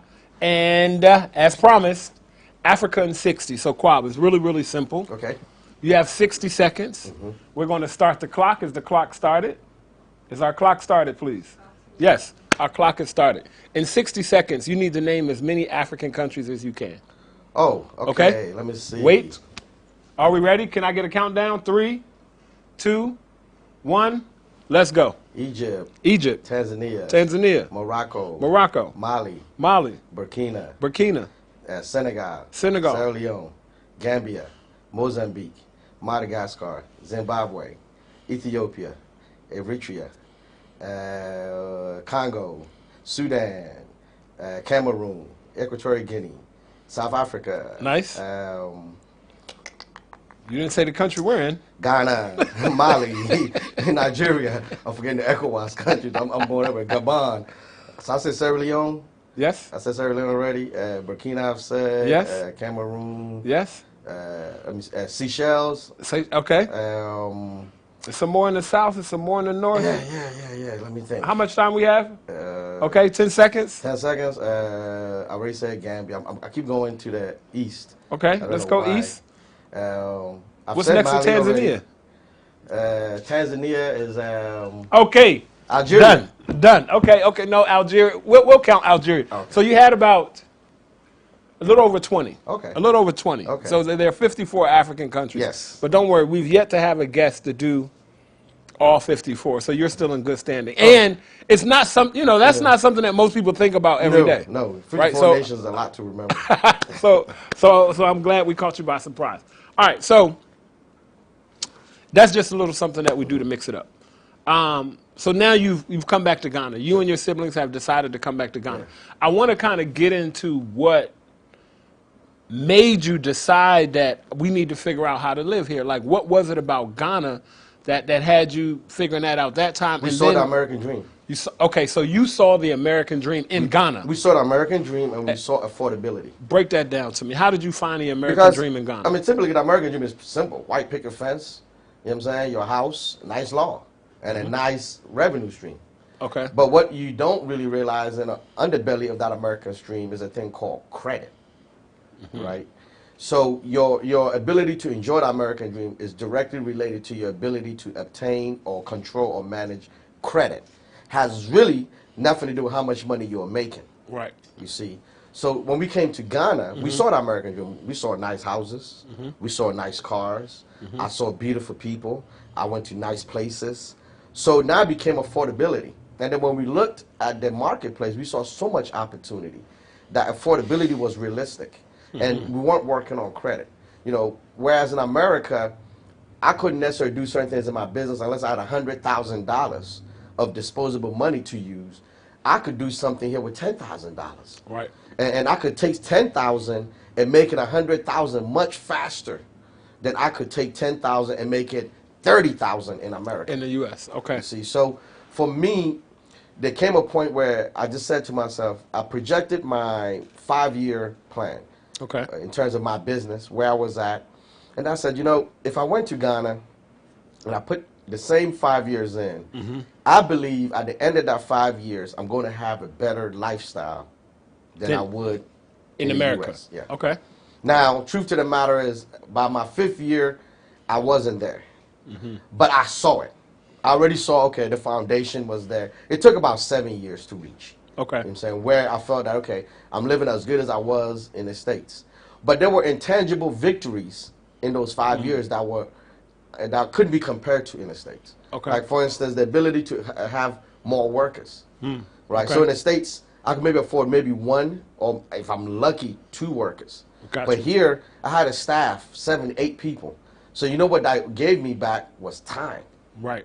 And that was probably the biggest element, because now that I had time, I could move in other arenas that in America I was anchored. You wouldn't be able to. Exactly. So, you know, there are a lot of people a lot of Ghanaians who move abroad and don't come back. Yeah. Right? There are a lot of people who, you know what, for whatever reason, they find it better. They find it better in the U.S. What would you like? I think one of the problems is this. Most of us have not climbed up that socio-economic structure in America. So we're still there thinking that as I go up to higher levels in my future, things will change. When I made $10,000 a year, I had problems that were associated with my race. I couldn't get into certain places. So I thought when I made 100 grand, those things would change. Then I made 100 grand, I realized there were still places I couldn't get in. Right? And then I said, okay, well, wait a minute. What's the next thing? The American thing was, well, I made 100 grand, I have a good job, I have a good education, so why is it that I can't enter these avenues or places? So I said, oh, go become a business owner. So then I did that. I became a business owner. And I became a debt-free business owner. I became a millionaire business owner. And guess what? I still had those problems.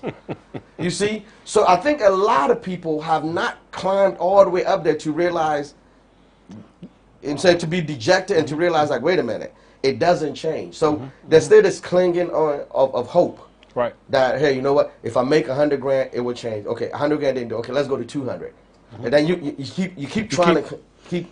But there's still something that you can't get to. Like there's still. When I made $1 million business and I have debt free, and I still couldn't get a simple $100,000 credit line or loan without interest rates that didn't make sense. Without knowing that you're trying to take over my business because you're putting me in a loan rate that you know is going to work against me. But yeah, there's another entity here who has gone bankrupt, has filed for bankruptcy, his credit is terrible, but because of the nature of his disposition or his skin or his class, he can get it and I can't. Right. I'm saying that to me was the ultimate rejection from America for me. Because I did everything I'm supposed to do in America. I went to school. I graduated engineering in 3.5 years. I graduated cum laude. I worked for NASA. I worked for the federal government. You did everything right. I did everything you told me to do, but guess what? You didn't do what you were supposed to do to me. And so I realized right then and there, one of us is being lied to. Now, insanity is doing what you did last year and expecting something different. Right.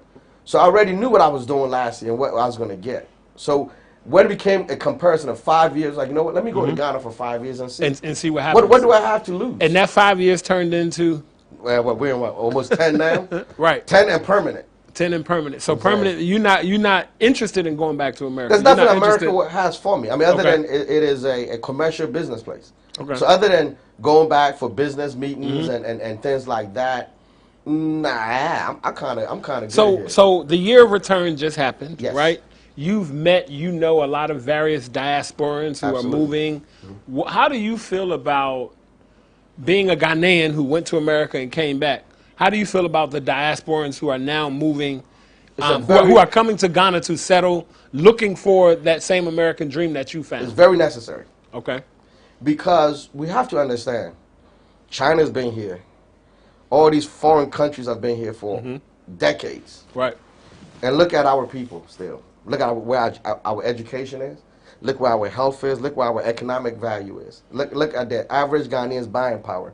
When I came in 2005, the buying power of the Ghanaian who made 1,000 cities is the same buying power of that person today. Even though that 1,000 cities has now been inflated because of exchange to a huge number. But his buying power hasn't changed. And I think people don't understand the diaspora, the African American diaspora. I'm going to say some of the. Because we have African American, we got Caribbean American, we got Canadian, we got Black Canadian, we got UK, we got European Black American. But the African American is an anomaly in the system. Okay. Okay. The African American has the one thing that no other African collective group of Black Africans in the whole world can say. What's that? He was given civil rights by law. Europe never had a civil rights movement for Africans. Okay. Canada never had it. Mexico. No other place has ever given African Americans or Africans outside of our own country rights legally that says, hey, you can legally be compensated for being treated less. So some people would say, well, what good is civil rights? What good is having that? Well, what it did was it opened if you still can get shot in America, right? Oh, if you still can get. You can get shot. Bullets doesn't care about civil rights. But what it did was it opened opportunities that we couldn't get before. Now, what we do with that opportunity is the question. For instance, we didn't have schools that would allow us in, so we created HBCUs. Okay. Then we couldn't get scholarships. But civil rights came and said, well, wait a minute. If you're going to give money to this white school, you must give something to the black school. Right. So now, maybe a student who couldn't get into school and get an education now has that opportunity. That education that kid got because of civil rights movement, he now has the opportunity to bring that knowledge here. So how, okay. And make it a knowledge transfer. So it is a continuation of that movement. What we have to do now is direct it back to here. And I believe the year of return, those type programs, Beyond the Return, has opened the eyes of those individuals who benefited from this course to say, let's redirect it back here. Back here. So you feel like the year of return was a good thing, and diasporans coming, I think the year Black of return Americans, was an eye-opener for Ghanaians. Specifically African Americans. You feel like it's important for African Americans to come here. You feel like Absolutely. It will benefit the country. I believe that it is a win-win. It's a very necessary win. Look, the money that's been coming to Ghana from China and all these countries are just economic money. We know what they're not bringing? They're not bringing any soul. They're not bringing any relationship because they have no relationship. If I'm Chinese, I have no relationship with you Africans. So I'm here to do my business and I'm leaving. Right. The African American has a relationship with you. And It may have been disconnected. It may have been lost, or may have been even improperly taught. Right. But when he touches this continent, his consciousness automatically says, "This is where I am." So let me ask you this: you hear a lot about Ghana, right? Nowadays in the news, and being here on the ground, I hear a lot from diasporans. Right? Sometimes people complain a lot about what's not right in Ghana and what needs to change in Ghana. What do you say to diasporans who come here and who have those complaints? Don't complain. It's an opportunity. Okay. See, right now you can come to Ghana and you say, "Hey man, look at these gutters. They're open. This is disgusting. This is terrible." You can't complain about it. I live in front of open gutter. But what I also know is this. There's a person right there, right now in the States with a construction company that has the know-it-all to be able to cover that gutter, who could come here right now, come knock on my gate and say, "Hey, boss, you see this gutter here? The Ghana government is not going to do this for the next 20 years. Mosquitoes are tearing you up. Diseases are here. I can cover this thing for you for $1,000. Boom. He go knock on this next door. That's another $1,000. Boom. That's another $1,000. You can complain all you want, but somebody's gonna come here and do 50 of these homes and collect $50,000 while you over there complaining. That's what I'm saying is we are a developing country. Whatever you see that is missing, that's a complaint. It's not a complaint. It's an opportunity for you to take, or you can complain to somebody else. Take that opportunity. So, what are some of the things that you think the Ghanaian government should do, should change, or to put in place to make this transition simpler or easier for people who want to come over here and do business? I think they're doing some of that. I think okay. the year of Beyond the Return, some of the initiatives that they are doing is going towards that route. Okay. For instance, we're now trying to put in citizenship in relation to the amount of investment you're bringing into the country. Right? Now, we can't set the investment so high that African Americans can't partake. That's where I'm saying, but it is a great concept, because if I'm coming here and I'm bringing $50,000 worth of computers and equipment to set up a business, I should be able to get citizenship, because I'm not coming here just for 3 months. Right. I'm not coming here just for a visa monetary moment. I've invested 50 grand, so that's a lot of money. Right. You see, so those type of incentives are helping. Things that will allow the African American to be able to make the transition here without having to go through so much. Some of the policies we have are outdated. Why are we still doing yellow fever? Nobody else is caring about yellow fever. You know what I'm saying? Or even yet, be recognizable that, you know what, a yellow fever shot in America costs $300.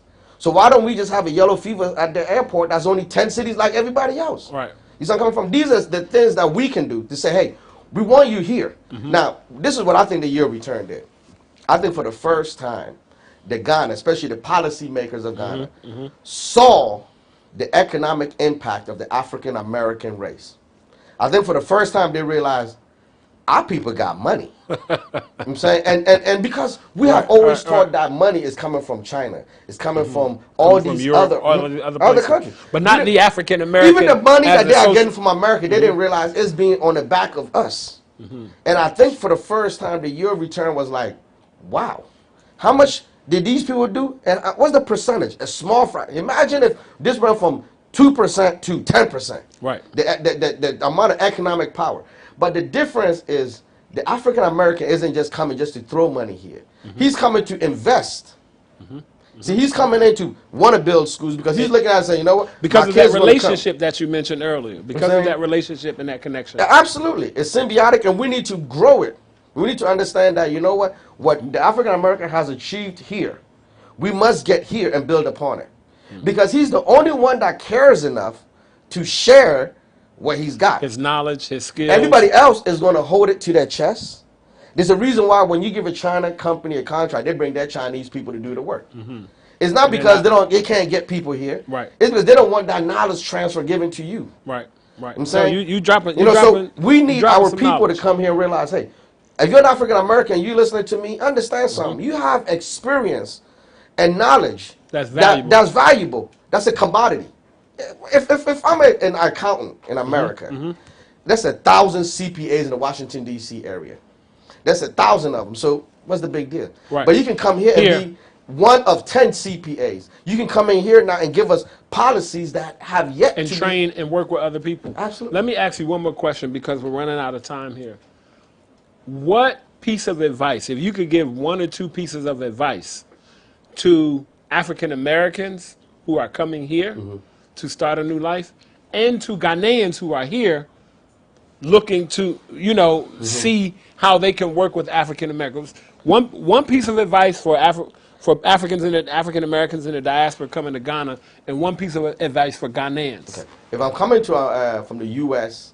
to Ghana, my advice would be, understand, there goes I, but for the grace of God. Say it again. There goes I, but for the grace of God. Okay.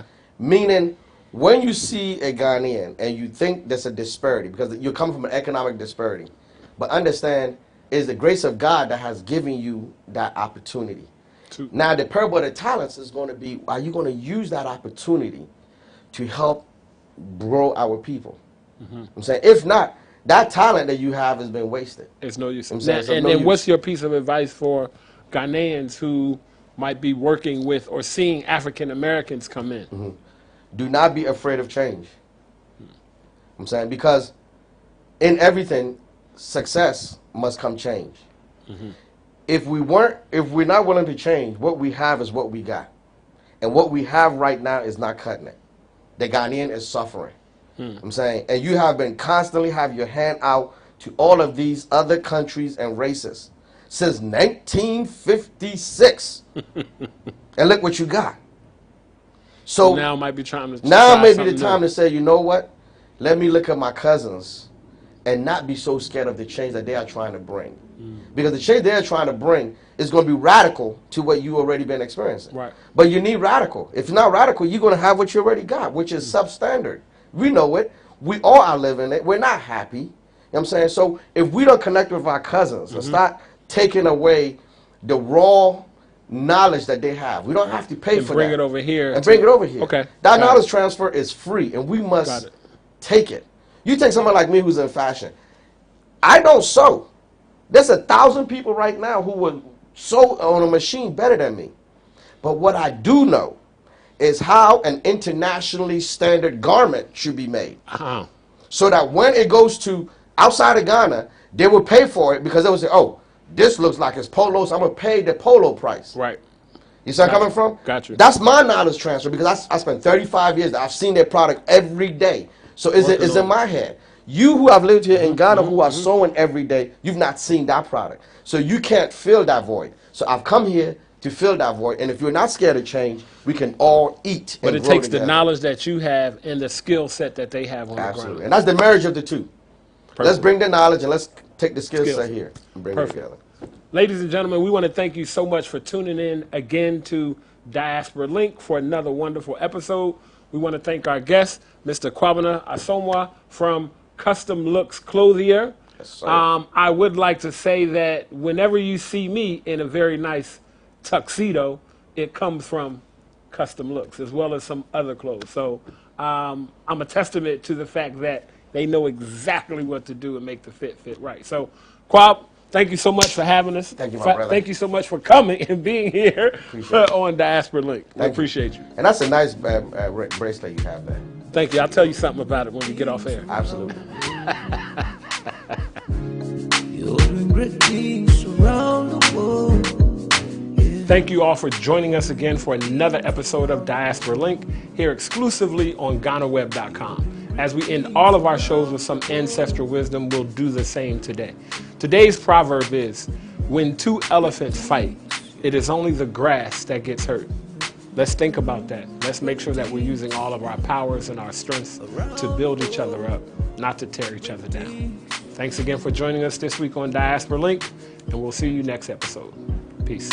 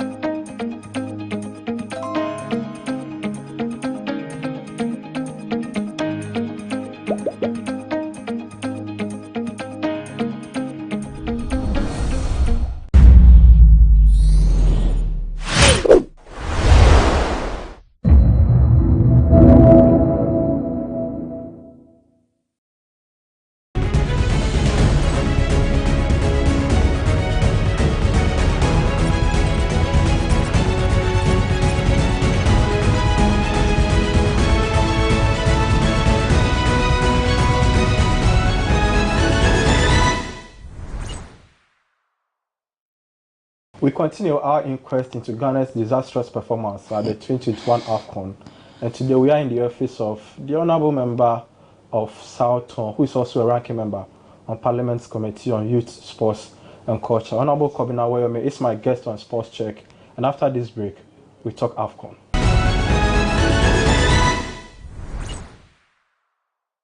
Welcome back from the break. This is Sports Check, and the Honorable Kobina Weyome is my guest. Honorable. Hi. Thank you for welcoming us. Thank you for visiting me in my office this afternoon, and you're all welcome. You know, prior to coming here, I was doing some research, and one of my colleagues in the office was like, "Oh, he's not a sports person." I was like, "And a parliamentary select committee crowd, what saying?" That's right. From people like her, what would you say to them? What kind of education? What is the role of the Parliamentary Select Committee on Youth, Sports and Culture? Thank you, and welcome to Parliament, precisely my office.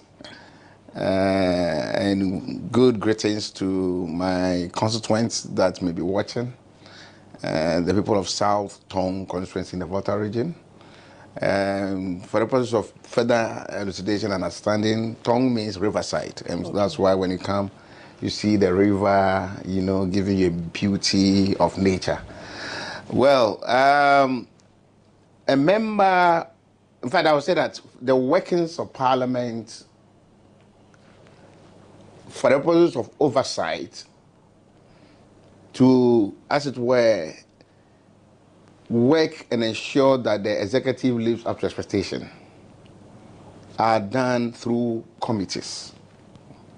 And the names given to committees gives you the various ministries that they oversee. We in Parliament approve budget. We approve budget for the operation by the executive. We don't just approve for them to just go and we go and sleep. We also do follow-up to ensure that there's value for money in their expenditure. And whatever they do are within the confines of the laws of this country. And so when it comes to the committees in Parliament, they are committees that are well selected per the person's capacity and qualification, given a particular role to be able to do those work. So for youth, sports and culture is just one of such committees in Parliament that oversees 3 ministries per their name: youth, sports and culture. So you see, we oversee the Ministry of Youth and Sports per our oversight responsibility, the Ministry of Chieftaincy and Religious Affairs currently being designated, and partially, I'll say partially and I'll explain, the Ministry of Tourism, Arts and Culture. That was just by the way. Now let's come to the substantive issue why we are here. The Blasters went to the AFCON and they promised to break the 40, but they came home with 1 point and somehow it's a bag of disgrace. I think Parliament had its bite of the issues and you delivered, I think what I would say, a great statement on the team's performance. The Speaker subsequently directed that some investigations or probing be done on to ascertain why we disgrace ourselves in Cameroon, if I should put it that way. One, does Parliament have the power to deal with issues of such nature, basically performance of the team, or can you explain to us the terms of the directive? Oh yeah, well, as you already know, we actually went to the AFCON with clear intentions, as you alluded to really get back the cup and to end the drought over several years. But unfortunately, it didn't work to our expectation. And the way it went, it was also not too good. It was quite humiliating. And so definitely I had to put together the statement I did. And I thank God it's well received by both sides. I mean, as much as possible, we have come of age. It's time we put politics aside and discuss sports the way, dispassionately, with the way we must, and find solution to some of the nagging issues that confronts us. And so I wasn't really surprised that both sides spoke so eloquently on what ought to be done and suggestions offered. And so, Speaker rightly has requested his committee, particularly the Youth Sports Culture Committee, to go into the matter, because it's very important. We need to know what went wrong.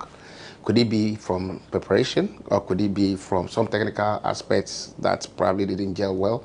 Or because if you watch from where we sit individually, there are the playing body are so endowed with skills, but then as a team and the commitment on the field of play and all that, something really was lagging. And so it is through us asking why and what happened and all that. And I think that is what the Speaker wants to know, and I think Ghanaians also want to know.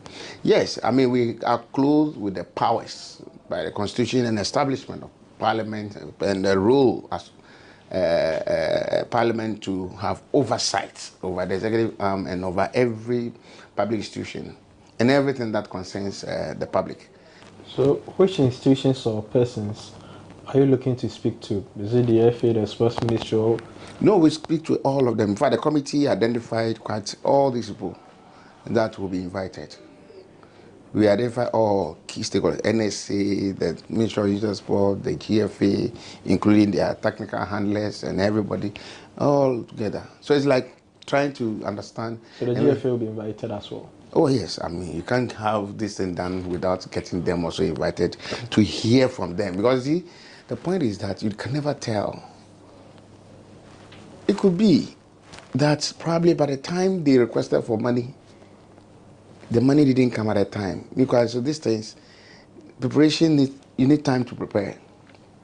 You might have put in your request for money and then the money came in at the 11th hour, for instance. Definitely you don't expect a good delivery at the end of the day, because you think all these things are things that might come out. So that next time government, hey, when requests such as that come, you treat it with the dispatch it deserves.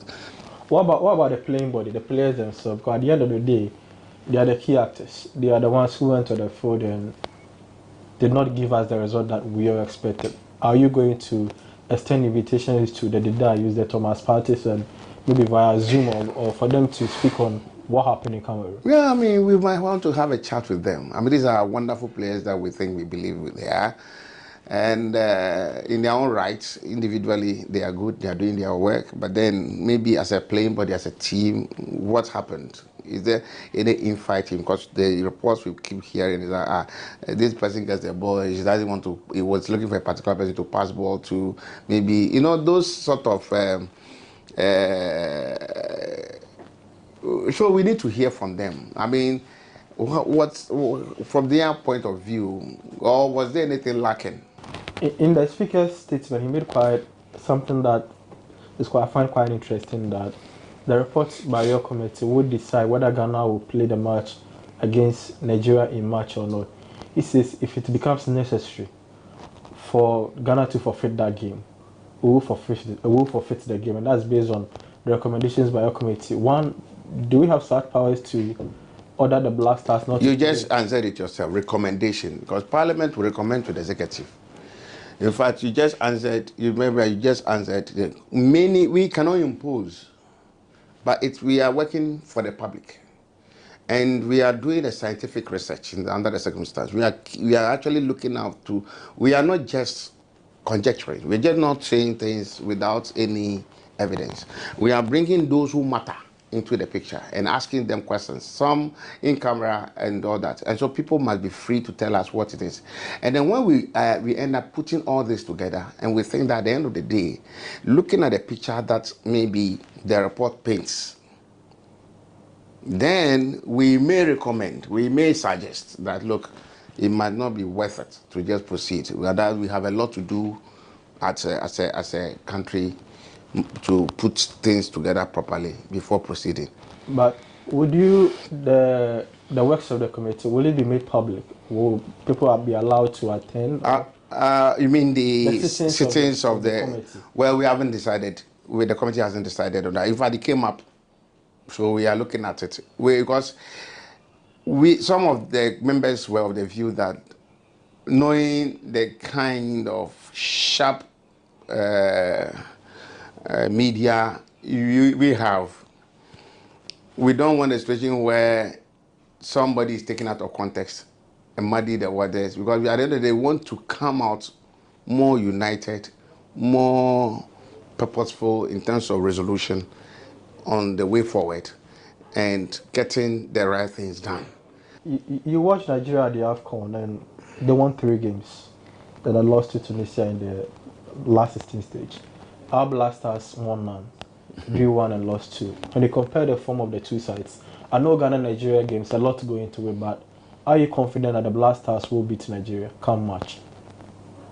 The way they played, I mean, based on with what they played, the way they played, and because I was just based on what I saw in Cameroon, I'm afraid. I mean, but I will not rule the Black Stars out. If we do the right things and put things that we need to do together, we can run over them. All right, thank you very much. So it's Sports Check. We are speaking to a ranking member on the Parliamentary Select Committee on Sports, Culture and Youth.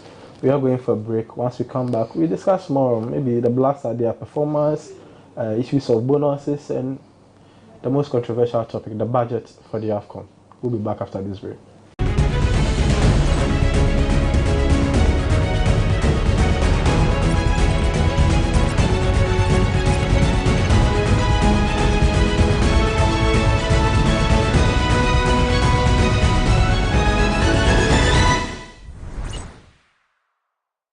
Welcome back from the break. This is Sports Check, and my name is Perez Ezwakwa. The Honorable Kobe Wayme is my guest. We've already dealt with the issues about the Blasters and the committee set up to probe the happenings in Cameroon. Now we are going to talk a bit more about the budget.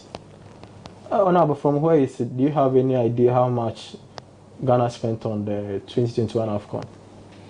No. I wouldn't know the exact amount of money that was spent.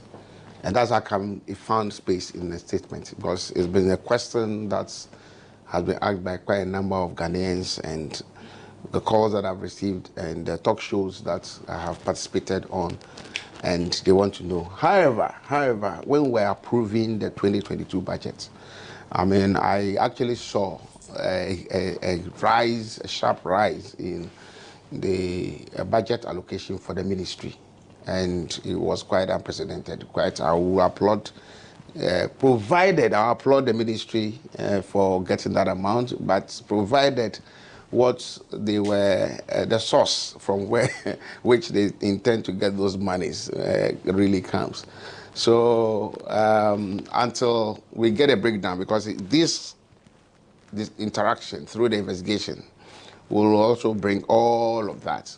Is that a bit of a concern that we go into a tournament, we spend before we come back to account to the people? If we so dearly hold Ghanaians, or we so dearly hold on to the principles of accountability, I feel we should tell Ghanaians that we are embarking on this particular mission.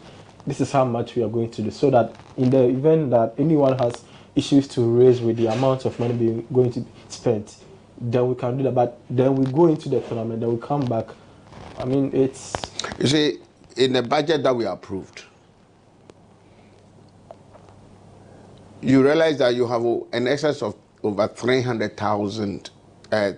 million. Okay? Yes, Ghana cedis. Okay, that has been allocated. For Ministry of Sports. So I want to believe maybe allocation for goods and service, okay, might be what they are spending from.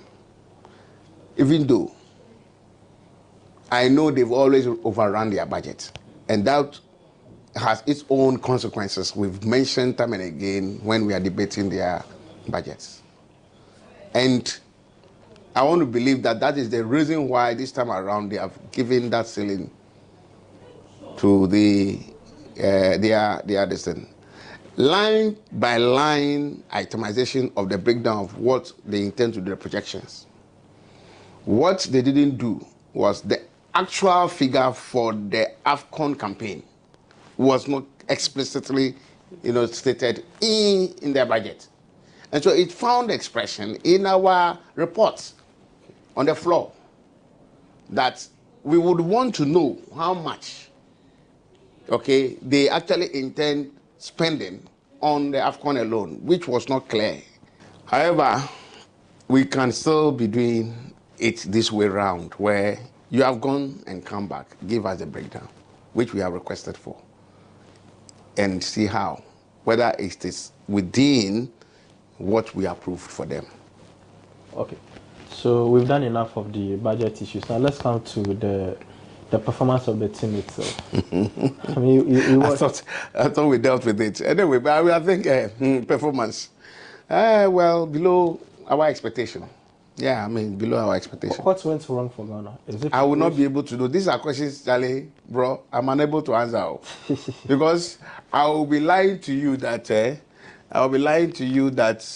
you see, that's one of the, even though in the, maybe outside the cameras, I can share my thoughts. But that one is not professional, because I'm not being paid to do a particular work. Those who are really professionals and are being paid, okay, to deliver, we should hold accountable. Were you impressed with the coaching?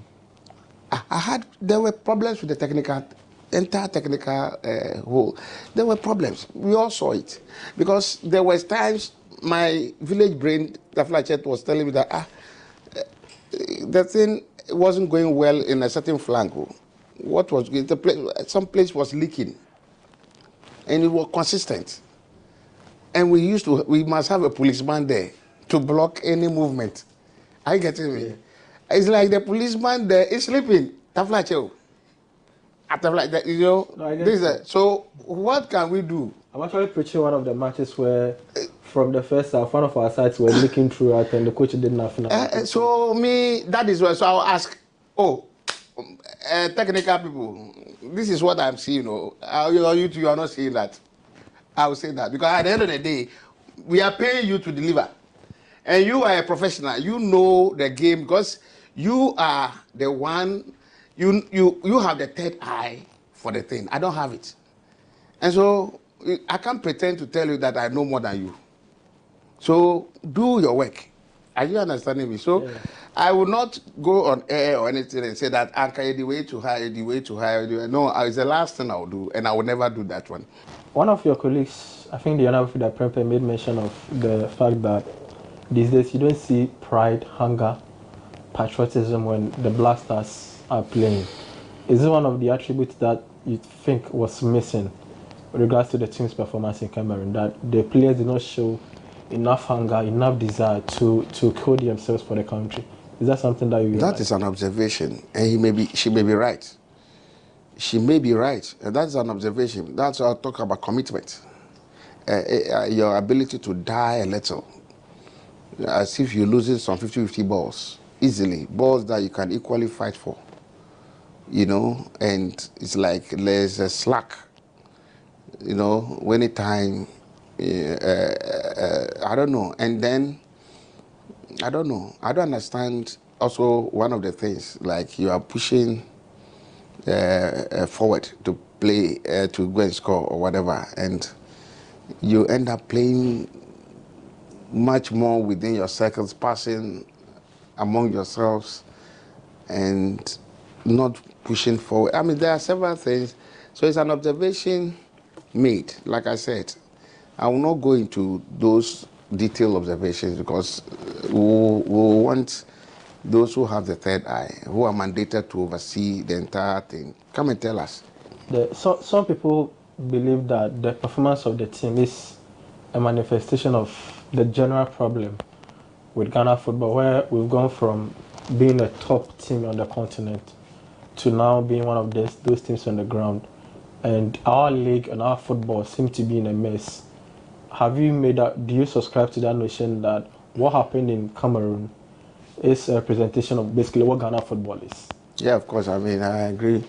I agree that we the football, in fact, sports in general, football in particular, we keep retrogressing, we keep going down. And I think that there's the need for government to assist in building the infrastructure and build the human resource capacity, and to get the local league supported and facilitate rebranding. Even though the clubs may be private owned, government still has an interest because they are the roots bearing the fruits, the roots and the tree bearing the fruits, the fruits being those we call up into the Black Stars. And so if you don't have a good root and a tree to nourish the branches enough to give you good fruits, definitely garbage in, garbage out. In terms of government investment in sports, are you impressed with what the Akufo-Addo government has done so far? You see, if you talk about the building of AstroTurfs and all this, I told you how many of the AstroTurfs have been built, taking into consideration and consulting football people or sports in general in a particular locality and area and accepting the location. 1. 2, why are you not even building it to meet the international standard? Are you getting what I'm saying? Yeah. 3, are you not helping to ensure that, whilst you situate whatever at any particular area, it becomes so beneficial for the majority in that area? So, the way it's been so planted across the country, dotted all over, there's no science behind it. And they don't even meet the standard. How many of our local teams have a home ground? Can't we use this policy to then associate with the various regions and localities and put up in consultation with them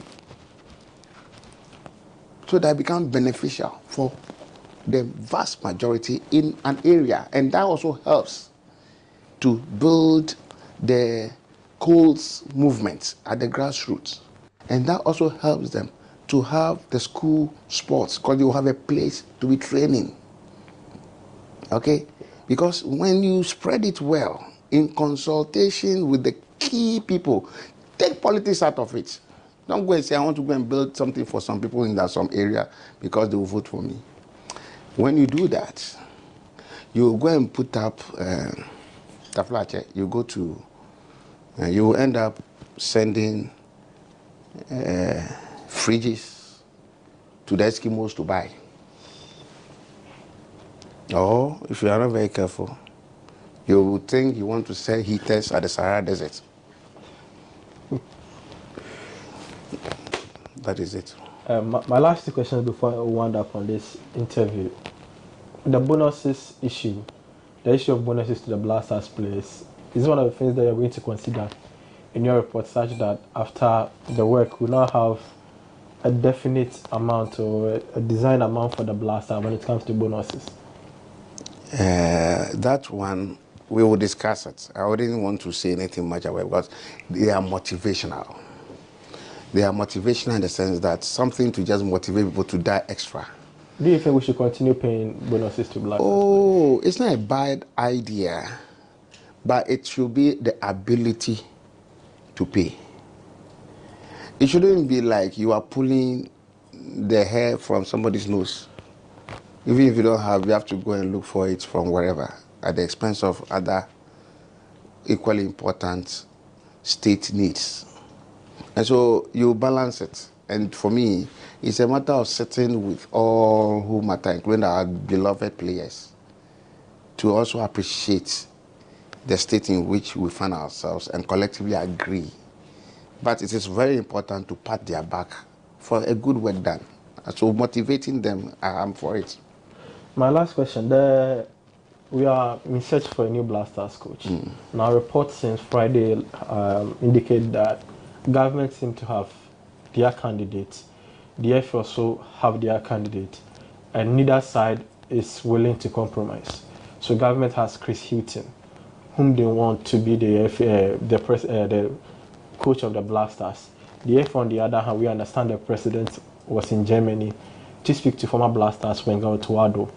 Looking at the development between these two countries, looking at the fact that we have barely weeks to play Nigeria, what do you make of the whole situation? Well, I would think that they should allow the football people to suggest, because at the end of the day, the buck stops with them. If you ask me, let them suggest and let the government roll along. But of course, government must demand reasons.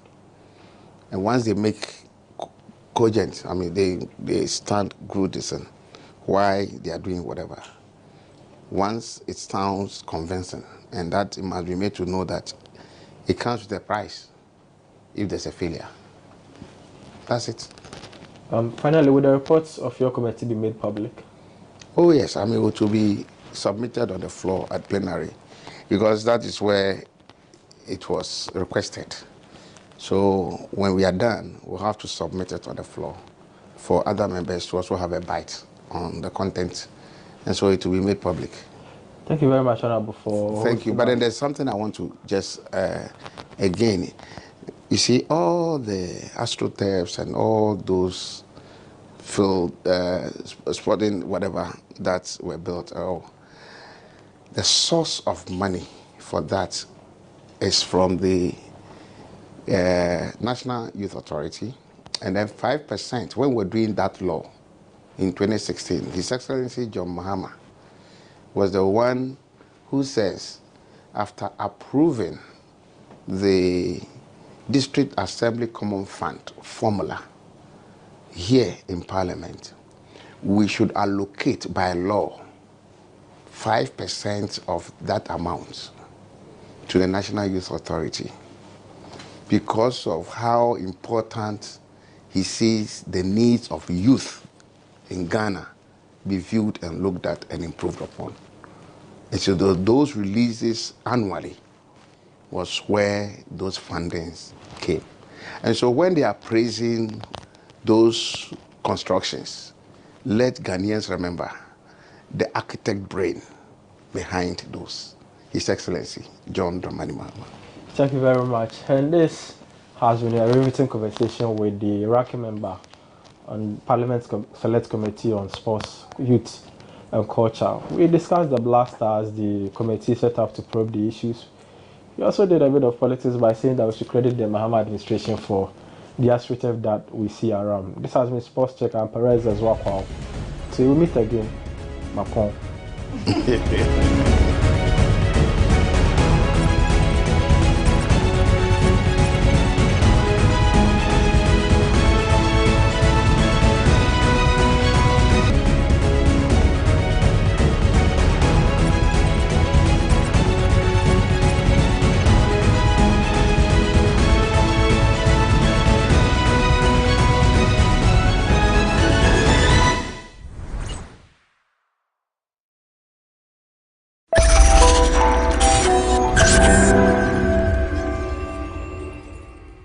Hello, welcome to another episode of Say Loud on GhanaWeb TV with me, George AC. Today, our location is Kaswa in the central region of Ghana.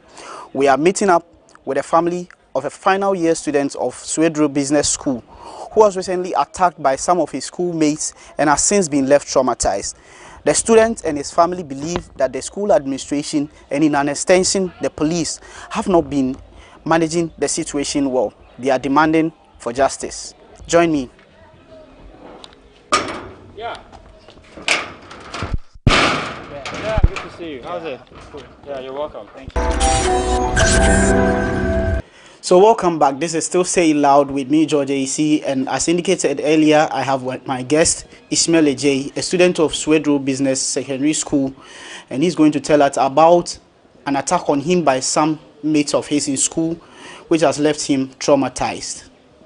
Ishmael, welcome to Say Loud. Yeah, I'm Ishmael Ejay from Swedru School of Business, and I'm in Form 3. So, anyway, before we get into the conversation, how are you?